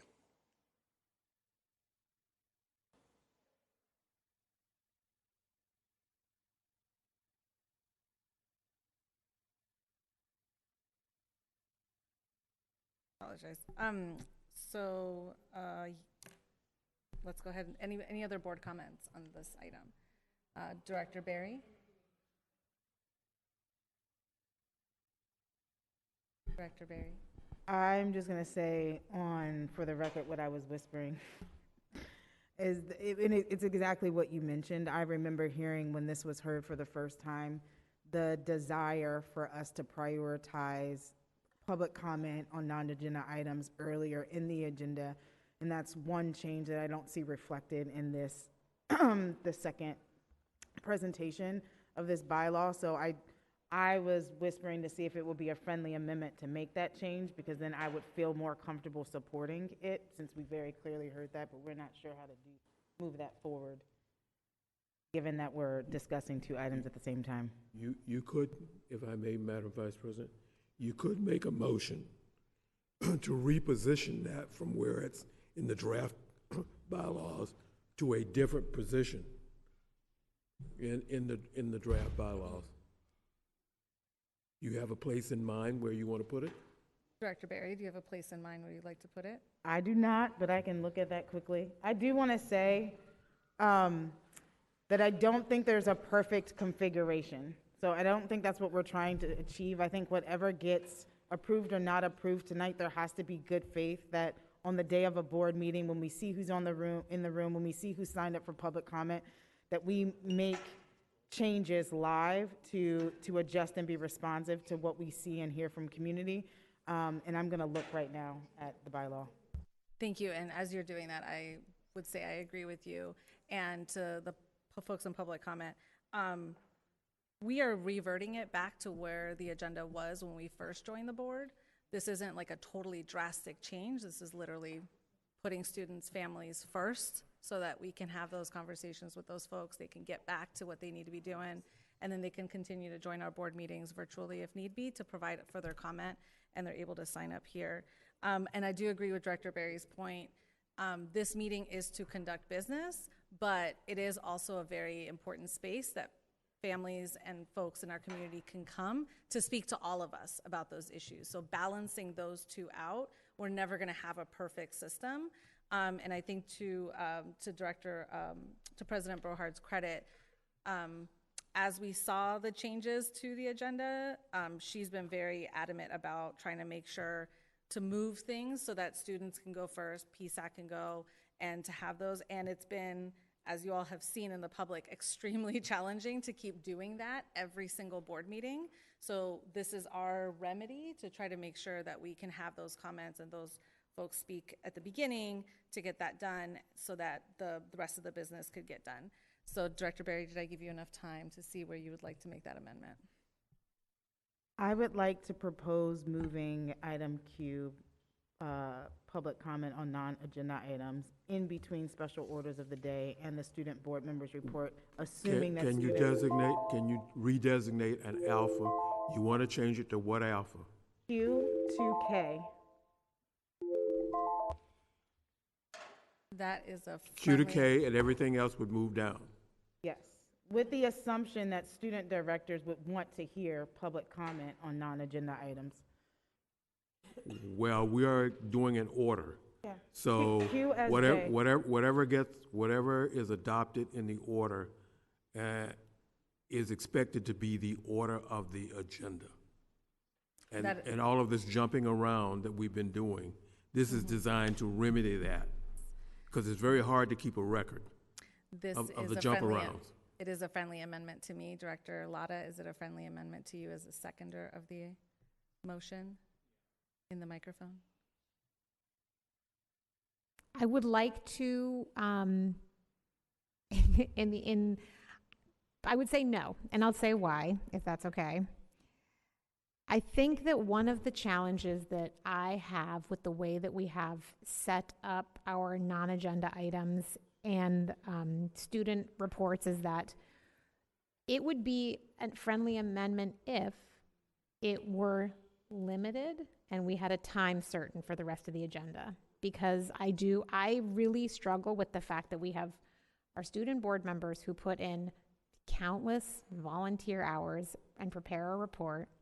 We have parent leaders from PSAC who, again, they are working, they have always been, this is not just this year, they have always been working parents, students who are on PSAC, foster parents who make the trouble to come here. I mean, I think people online maybe don't see this, but we see them growing increasingly frustrated as their kids are getting exhausted because they're here for the meeting. And so I think I want, in a district where we say we are trying to honor the work of our community, it's not that I want to silence public comment. So I think if we kept it where it was and had a time certain, that would be friendly, but moving it up before, I don't support. Okay, so that amendment doesn't. Yeah, I didn't hear a second to the proposal, so it dies for a lack of a second. So the main motion is back on the floor. Great, thank you. I saw Director Thompson. Do you have anything? Okay. Any other board directors' comments on this agenda item? So again, for the public, we are talking about R2 and R3. I'm sorry, R2 and R4 together with separate recorded, the votes were recorded separately. So seeing no comment.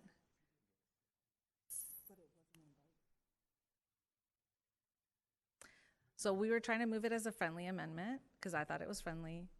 The person who seconded it did not think it was friendly.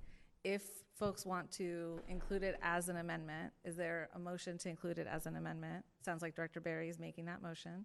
So is there a second to that motion of making it an amendment to R2? Sorry, R4. I apologize. It is late. I do not see a second to that amendment of the motion. Point of clarification, can I suggest an alternative, Director Berry, which would be a time certain on public comment on non-agenda items? That way the public could plan on when it would come up. Although that's actually, yeah, I know, I see Jen, okay. Madam President, that item has to be someplace in the order of the agenda, whether you attach a time certain to it or not. So it's meaningless if it's not repositioned. So I don't think the purpose is going to be served that's intended here if you alter it with a time certain. Okay, so thank you. And another comment I would just make, public comments on non-agenda items is for the public. It is just as critical, or probably more critical, and is statutorily required at a regular meeting to be offered to the public. Where you put it in the agenda is up to you. So given that there was not a second to the proposed amendment, and there's a proposal and a motion pending on the floor, it is where it is in the agenda. And Madam Chair, absent that, I would suggest a vote. Thank you, Mr. Rakestraw.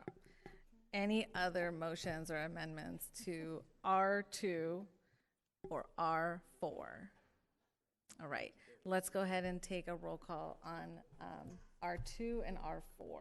Yes, we will record R2 and R4 separately and take the vote as a joint item. Student directors are absent. Director Latter? Yes. Director Williams? Yes, sir. Director Hutchinson? He's absent. Director Berry? Abstain. Okay. Director Thompson? Abstain. Vice President Batchelor? Yes. President Brohard? Yes. Motion's adopted. Thank you. And moving on to item R3, which is declaring continuing emergency. Is there any public comment? Yes, we have public comment. On the floor, before comment. Clarification, do we have to have a motion on the floor now to extend the board meeting? What time is it? 10:54. Oh, yes. I would like to extend the board meeting until 11:45. Second. Can we take a roll call vote, please? Who moved it?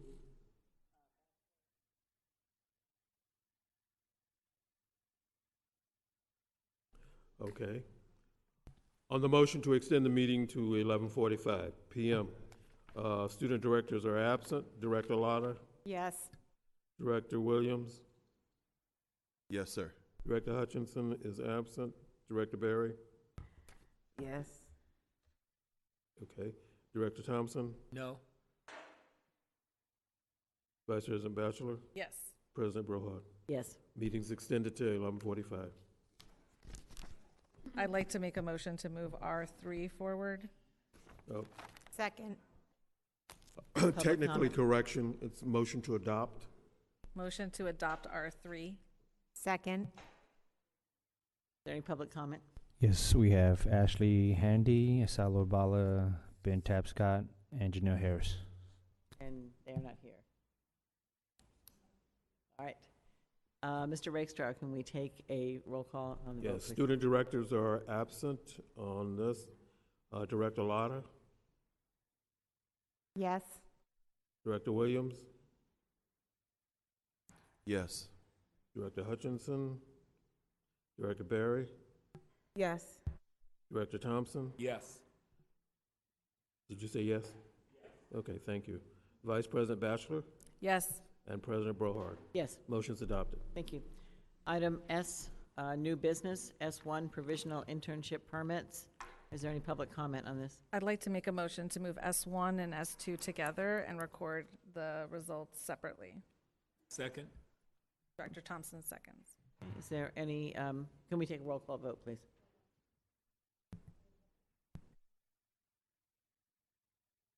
No public comment for the record? There's no public comment. All right, okay. Student directors are absent. Director Hutchinson is absent. Oh, he's back? Okay, all right, sorry. I apologize. Director Lotter, Yes. Director Williams, Yes, sir. Director Hutchinson, Yes. Director Barry, Yes. Director Thompson, Yes.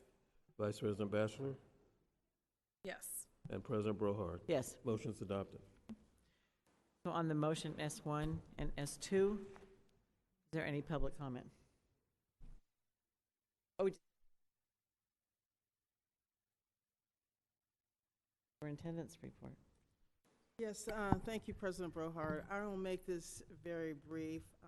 There is a critical item that I did want reviewed. I have our Director of Enrollment to speak about enrollment. If he could, Killian could just give a brief report and update on our enrollment, which is absolutely a critical part of critical information that I want the board to have this evening. So just, Killian, if you could give a quick update, and then I will review other items in my report, which is available, but I'll review those at another time.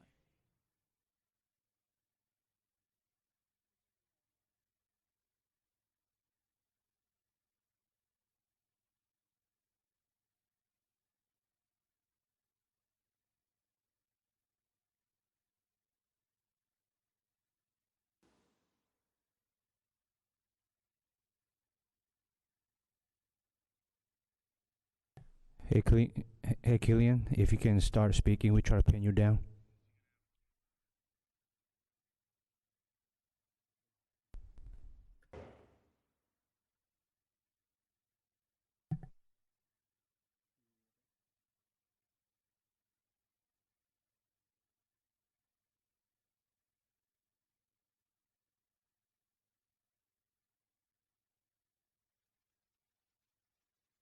Madam Superintendent, Madam President, we're having technical difficulty with our panelist speaker. Hey, Killian, can you start talking so we'll try to find you? Good evening. Can y'all hear me? Hello, hello. Hello, hello, hello, hello. While we're trying to get Killian Hello, board, hello. I do want to mention a couple items that I feel are real critical at this time. I want to highlight that our clerical staff has been working hard to support families in completing their confirmations and registration to ensure that we have all critical information about our students, and thus far we have about 85% completion rate of all of the additional information we need for emergency contact for our parents and guardians, which is absolutely critical. I want to thank our clerical staff for doing that diligent work. In addition to that, our attendance specialists who've been working with teachers to make sure our daily attendance has been achieved. We've achieved 99.6% completion rate of our attendance this year to date. So I really want to compliment our attendance specialists for that critical work. As you know, attendance is a major focus, and I'd like to thank our staff for that critical work.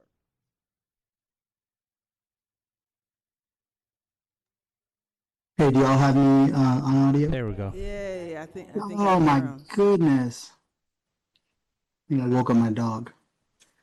All right. Thanks for the patience. Sorry for the Zoom challenges.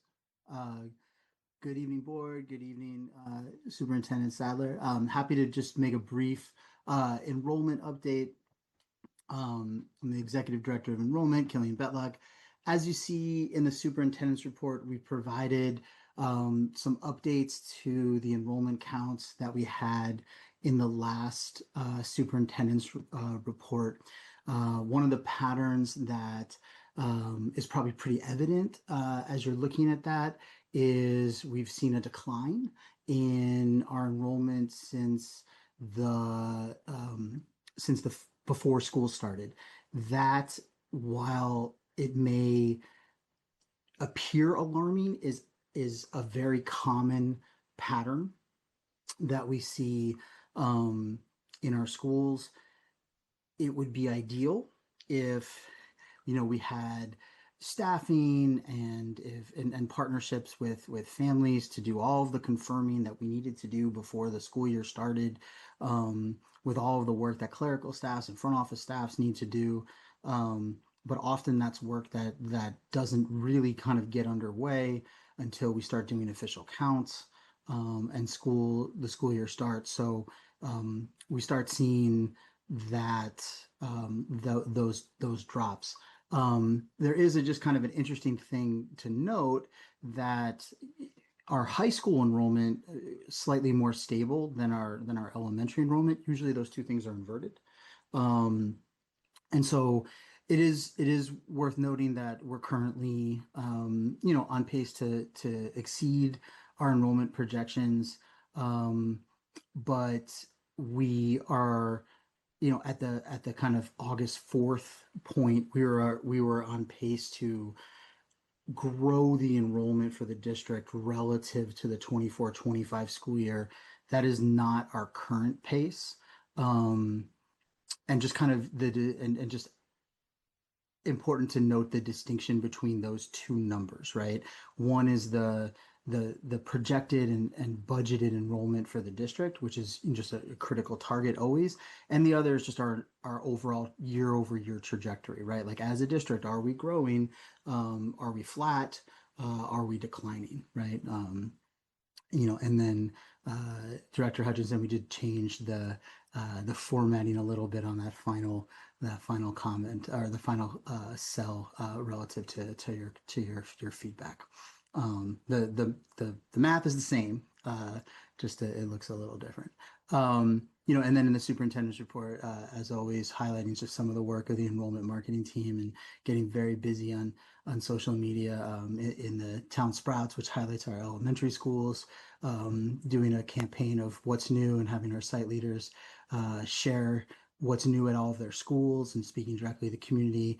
In Oakland, the Middle, highlighting some of the big things. We had Jeremy Lin drop by. Bret Hart just paid a visit and shared some of his insights, and then catching up with some recent MAC alums at the link, and they talked about some of the things that the McClymonds community did for them to help them get ready for college. So happy to answer more questions and dig into these numbers.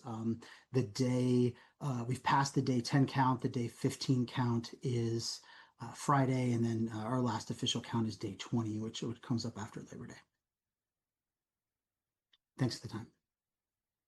Thank you very much for your due diligence and the detailed work that you and your staff has provided. I also want to thank our community school managers who have been working and focusing on attendance as well, and the implementation of strategic planning, as well as reaching out to our parents and partners around getting kids to school. So I just want to acknowledge them this evening. Thank you very much.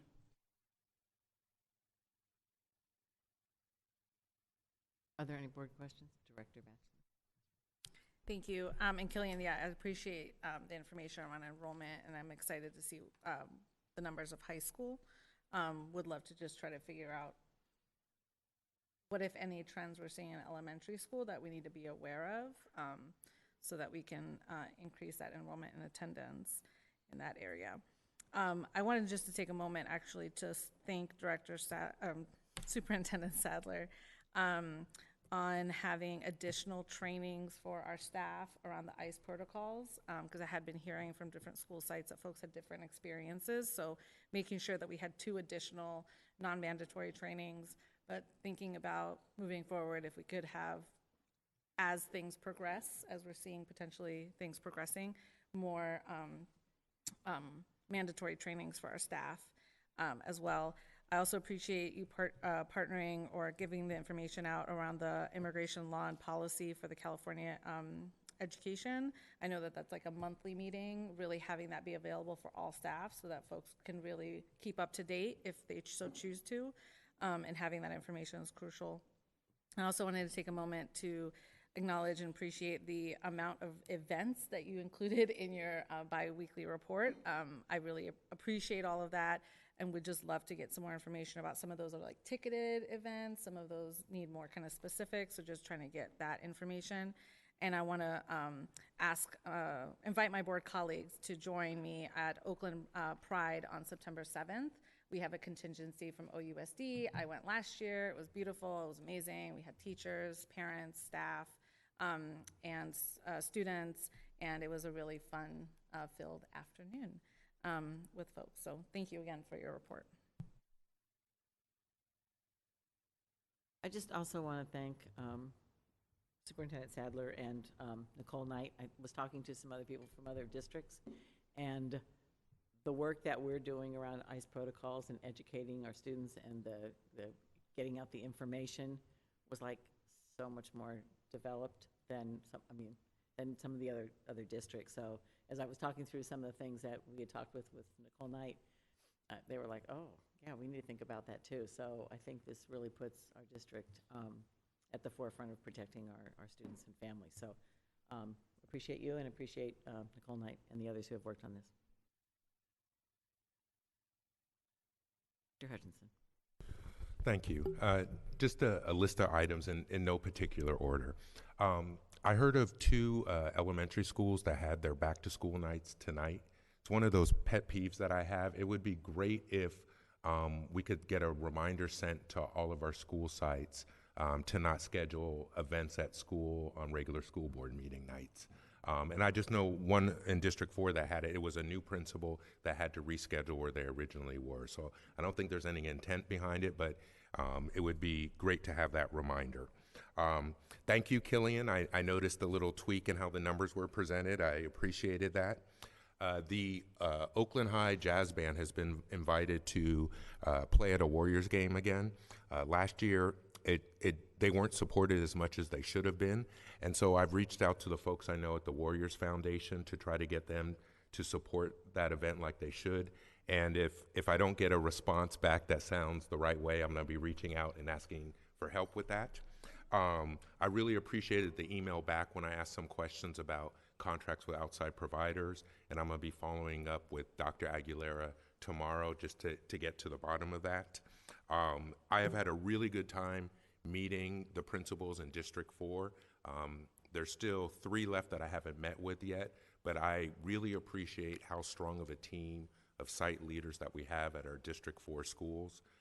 And I've been really impressed with especially the new principals that I've met so far.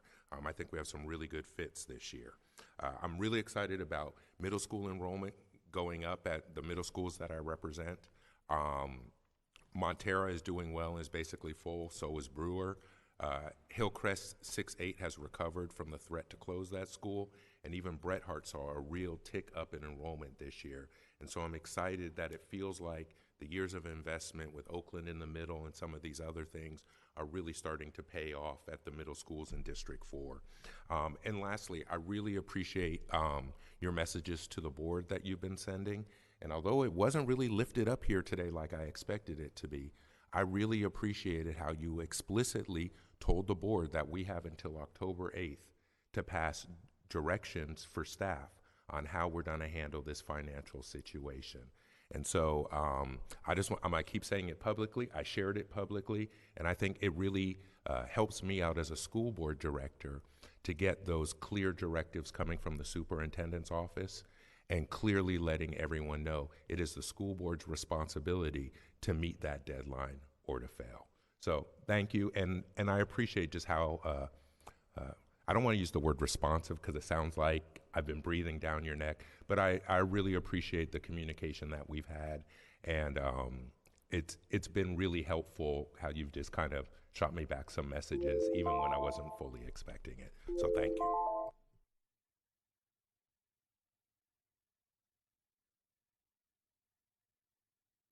I'm going to keep it really brief. I just want to appreciate Killian and all the team at Enrollment for the work that they've done to get students through the process with immunizations. And I know that it's always a very busy time with wait lists. And I know that that they have been working extra hard. I also just want to shout out our health services team. Because they've had multiple vaccination sites in partnership with Alameda County Health, and hundreds of students were able to get their immunizations and get enrolled in school to help the 99% attendance. And so that also has been a lot of very difficult work, especially, and as a healthcare provider myself, I really want to appreciate how hard it is to be in a parking lot for an entire day under a tent, trying to not only get students enrolled in school, but also to help children and their families feel comfortable getting vaccinated in that kind of space. And so I went to a couple of events, and I just want to appreciate all of that work. And again, despite the federal climate, I think it would be important for us to do some flu shot clinics. We used to have Shoe the Flu. That program is gone, but we still have partnerships with the county because, again, I do think not only is it important for our community, but again, to your point, Dr. Sadler, about attendance, it's also important for, for keeping students in school so that they can continue with their academics and continue to be a part of the community. So, and then I think the only other thing that I'm, I think, looking forward to is getting a sense of kind of from your superintendent work plan, kind of what the prioritization is, and also how we can use that superintendent work plan as helping to inform the work that not only the board has to do, obviously that's the work that we own, but the work that our whole district has to do in order to come together, find solutions for our budget to stabilize the district, and do what's right on behalf of our students and staff and family. So I appreciate that that's what you lead with, and I'm looking forward to continuing the work. Any other comments? Director Williams. Dr. Sadler, I just want to lift you up. I will continue to lift you up. I'm going to continue to fight for you. I really believe that you're bringing something to our board and to our schools that we definitely need, which is this unconditional love, of support, of students first, of being able to be a good listener and just respond without judgment. Like you are just taking it in and formulating in your mind. But every place I've been with you and seen you in action, you have a great ability to keep folks calm, get folks excited at the same time, but also there's this history that you walk with that really is grounding. And so I just want to thank you for however the universe has put you here, you are here, and I just want to continue to lift you up and support you. Thank you for visiting McClimate's. You know, we had a great opportunity of going to a number of rooms, going to the cafeteria, talking to the principal, talking to parents who are here, and look forward to that progress to build on that. I think we just need to make sure our constituents and our families are heard, and you did a really great job being in the space, listening, understanding, and just want to thank you for that. It is actually, you know, I think a first step of growth. There's many challenges, you know, throughout the district, and I know you're very focused on addressing as many as you can, given the time that you have. So I just want to thank you for that, to be able to engage that particular work. Thank you for your report as well. Killian, I'm so excited. I just want to tell you that all the promotion of lifting our district up, I see it every day, and I'm so excited. Every school in West Oakland has increased. We have more neighborhood families coming to schools instead of trying to go all the way across to the hillside, so they think that it's better in the hillside when actually it's much better, culturally rich within their own neighborhood. So I just want to thank you for that promoting. We're having so many new families come in. So in our 3 elementaries, our 2 middle schools, our 3 high schools, everyone has actually lifted themselves up with new families and new students. So I can't thank you enough. I'm watching your billboards, I'm watching your commercials, I'm watching your social media posts. Thank you very much for keeping us alive and relevant in the community.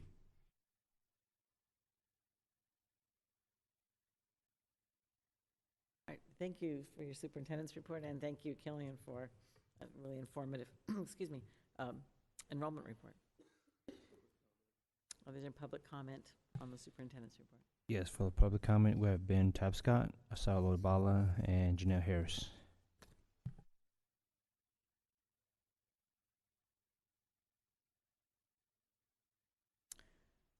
Moving on, I do not have a president's report. I don't know if board members have board reports. Yeah, I'm sorry, Director Thompson. Yes, I just want to welcome Justin Davis. Justin Davis is our new principal at Esperanza. And so I want to welcome him and know that we're going to certainly work with him as much as he would like in order to make sure that his time at Esperanza is successful.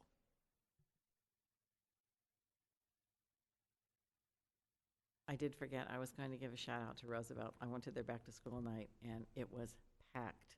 The auditorium was standing room only, so shout out to Roosevelt and to the Roosevelt staff. Next is introduction of new business. Yeah. Oh, I'm sorry, Director Hutchinson? No? But before my comment, just a point of clarification, and I didn't hear anything said before, but I know on the online agenda, we were going to be, it said we were going to be adjourning in honor of Dan Siegel, and I don't see that on the hard copy here. And also, I think it really does a disservice to his memory to do it now in this sort of way when nothing was even said at the start of the meeting. And obviously his family wasn't contacted to be to be a part of it. Well, I know his family very, very well, and I've known them my whole life, so I know this is something that they would like to be involved with. So I would like, respectfully, for it to be postponed so he can be honored in the correct way, instead of at 11:45 at night when nobody's even here paying attention. It wasn't announced before, so people could show up, and it's not even on the hard copy. Thank you for that. So it is on the copy that is the 4th page, I believe, of the board document. And I did reach out On page to- 76. Thank you. I also did reach out to Dan's wife, Anne, and she was really appreciative that we were going to be honoring Dan in this way. So I'd She like to did go wanna back to make my board comments then. You know, this isn't, so I was asking for a point of clarification. Not And because I was have- answering your question. Well, I asked So it. I I did asked read- it of the president, and I have time that I would like to spend speaking about Dan during my board comment time. I was just asking a clarification, and so, you know, go ahead. So his wife did really appreciate us having this part of the agenda. She was unable to put something together for us to read, but she was, again, just really appreciative that we were commemorating him in this way, and we were commemorating the multiple positions that he held within the district. So President Brohard, go ahead. I'm just going to finish up with new business, and this is the Wait, we're still waiting for board comments. I thought Director Williams, and I was waiting for my board comments until all of that. Done with their comments. Go ahead, Director Hutchinson.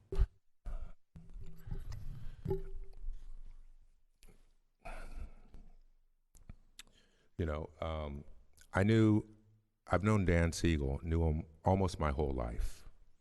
And my family and the Siegels have been connected for a very long time. We suffered a great loss to both the district and to the community. And although I didn't know Dan in his free speech days at Berkeley, like I said, I've known him almost my whole life. Dan and Ann's son went to my mother's nursery school. My mom helped walk for Dan Siegel in every one of his elections. I was on his advisory committee. I even worked for him as a school board director for a couple of years. And it's really going to be a big loss here for the community. One of the things that upsets me about what happens at the school board in the district these days is we have a real inability to honor the people that we should be honoring here at this body and in this room. And so again, Dan meant a lot to my family, especially to my mother. I want to send, on behalf of my whole family, condolences to Ann, Mike, and Christopher. We, of course, will be there for Dan's memorial. And, you know, as a school board and just as a district, we really need to get back into the habit of honoring lifers, honoring people who put in real work here in the district and served in a variety of ways for decades. And so I personally think Dan deserved a lot more than this for today, but it's really important to me that I was able to at least say something. And again, my condolences go to Ann and Mike and Christopher. And, you know, one of the things my mom loves talking about is Mike Siegel has now passed up my family where, you know, my mom has an Austin City Council member who attended her nursery school. And so much love to the Siegels. My family's thoughts and prayers are with them. And Dan's going to be missed, and he definitely left a legacy, not just in OUSD, not just in the Bay Area, but worldwide. Thank you, Dan.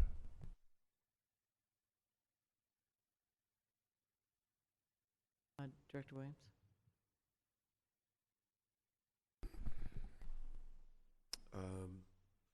I just, I'm not going to say too much in honor of Dan, but I do want to lift up a couple CSMs, community service managers in West Oakland. Karina Castillo from Bunch, thank you for the amazing programs you're putting together. Brian McGee at McClimates, you're killing the game. Thank you for all that you're doing. I'm always just in awe how much you do for McClymonds and how much you've given.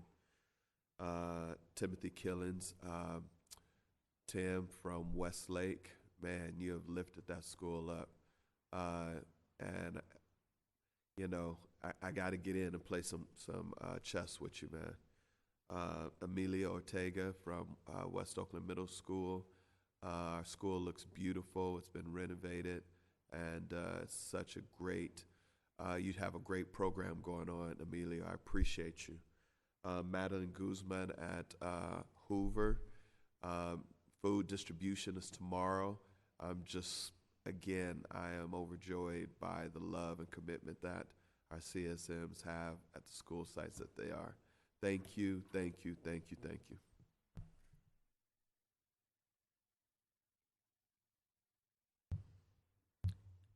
Thank you. I'd like to introduce now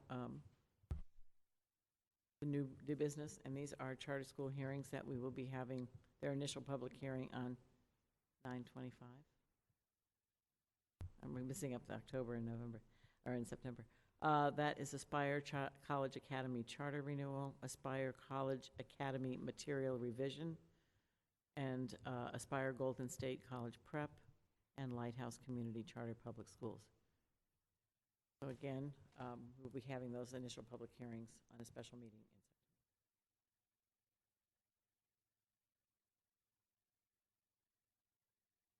I do want to adjourn, and I know that no one is here, but I think, you know, Director Hutchinson, your words about Dan Siegel were very eloquent. I don't want to follow those words, but I do think we should end in a moment of silence for Dan Siegel.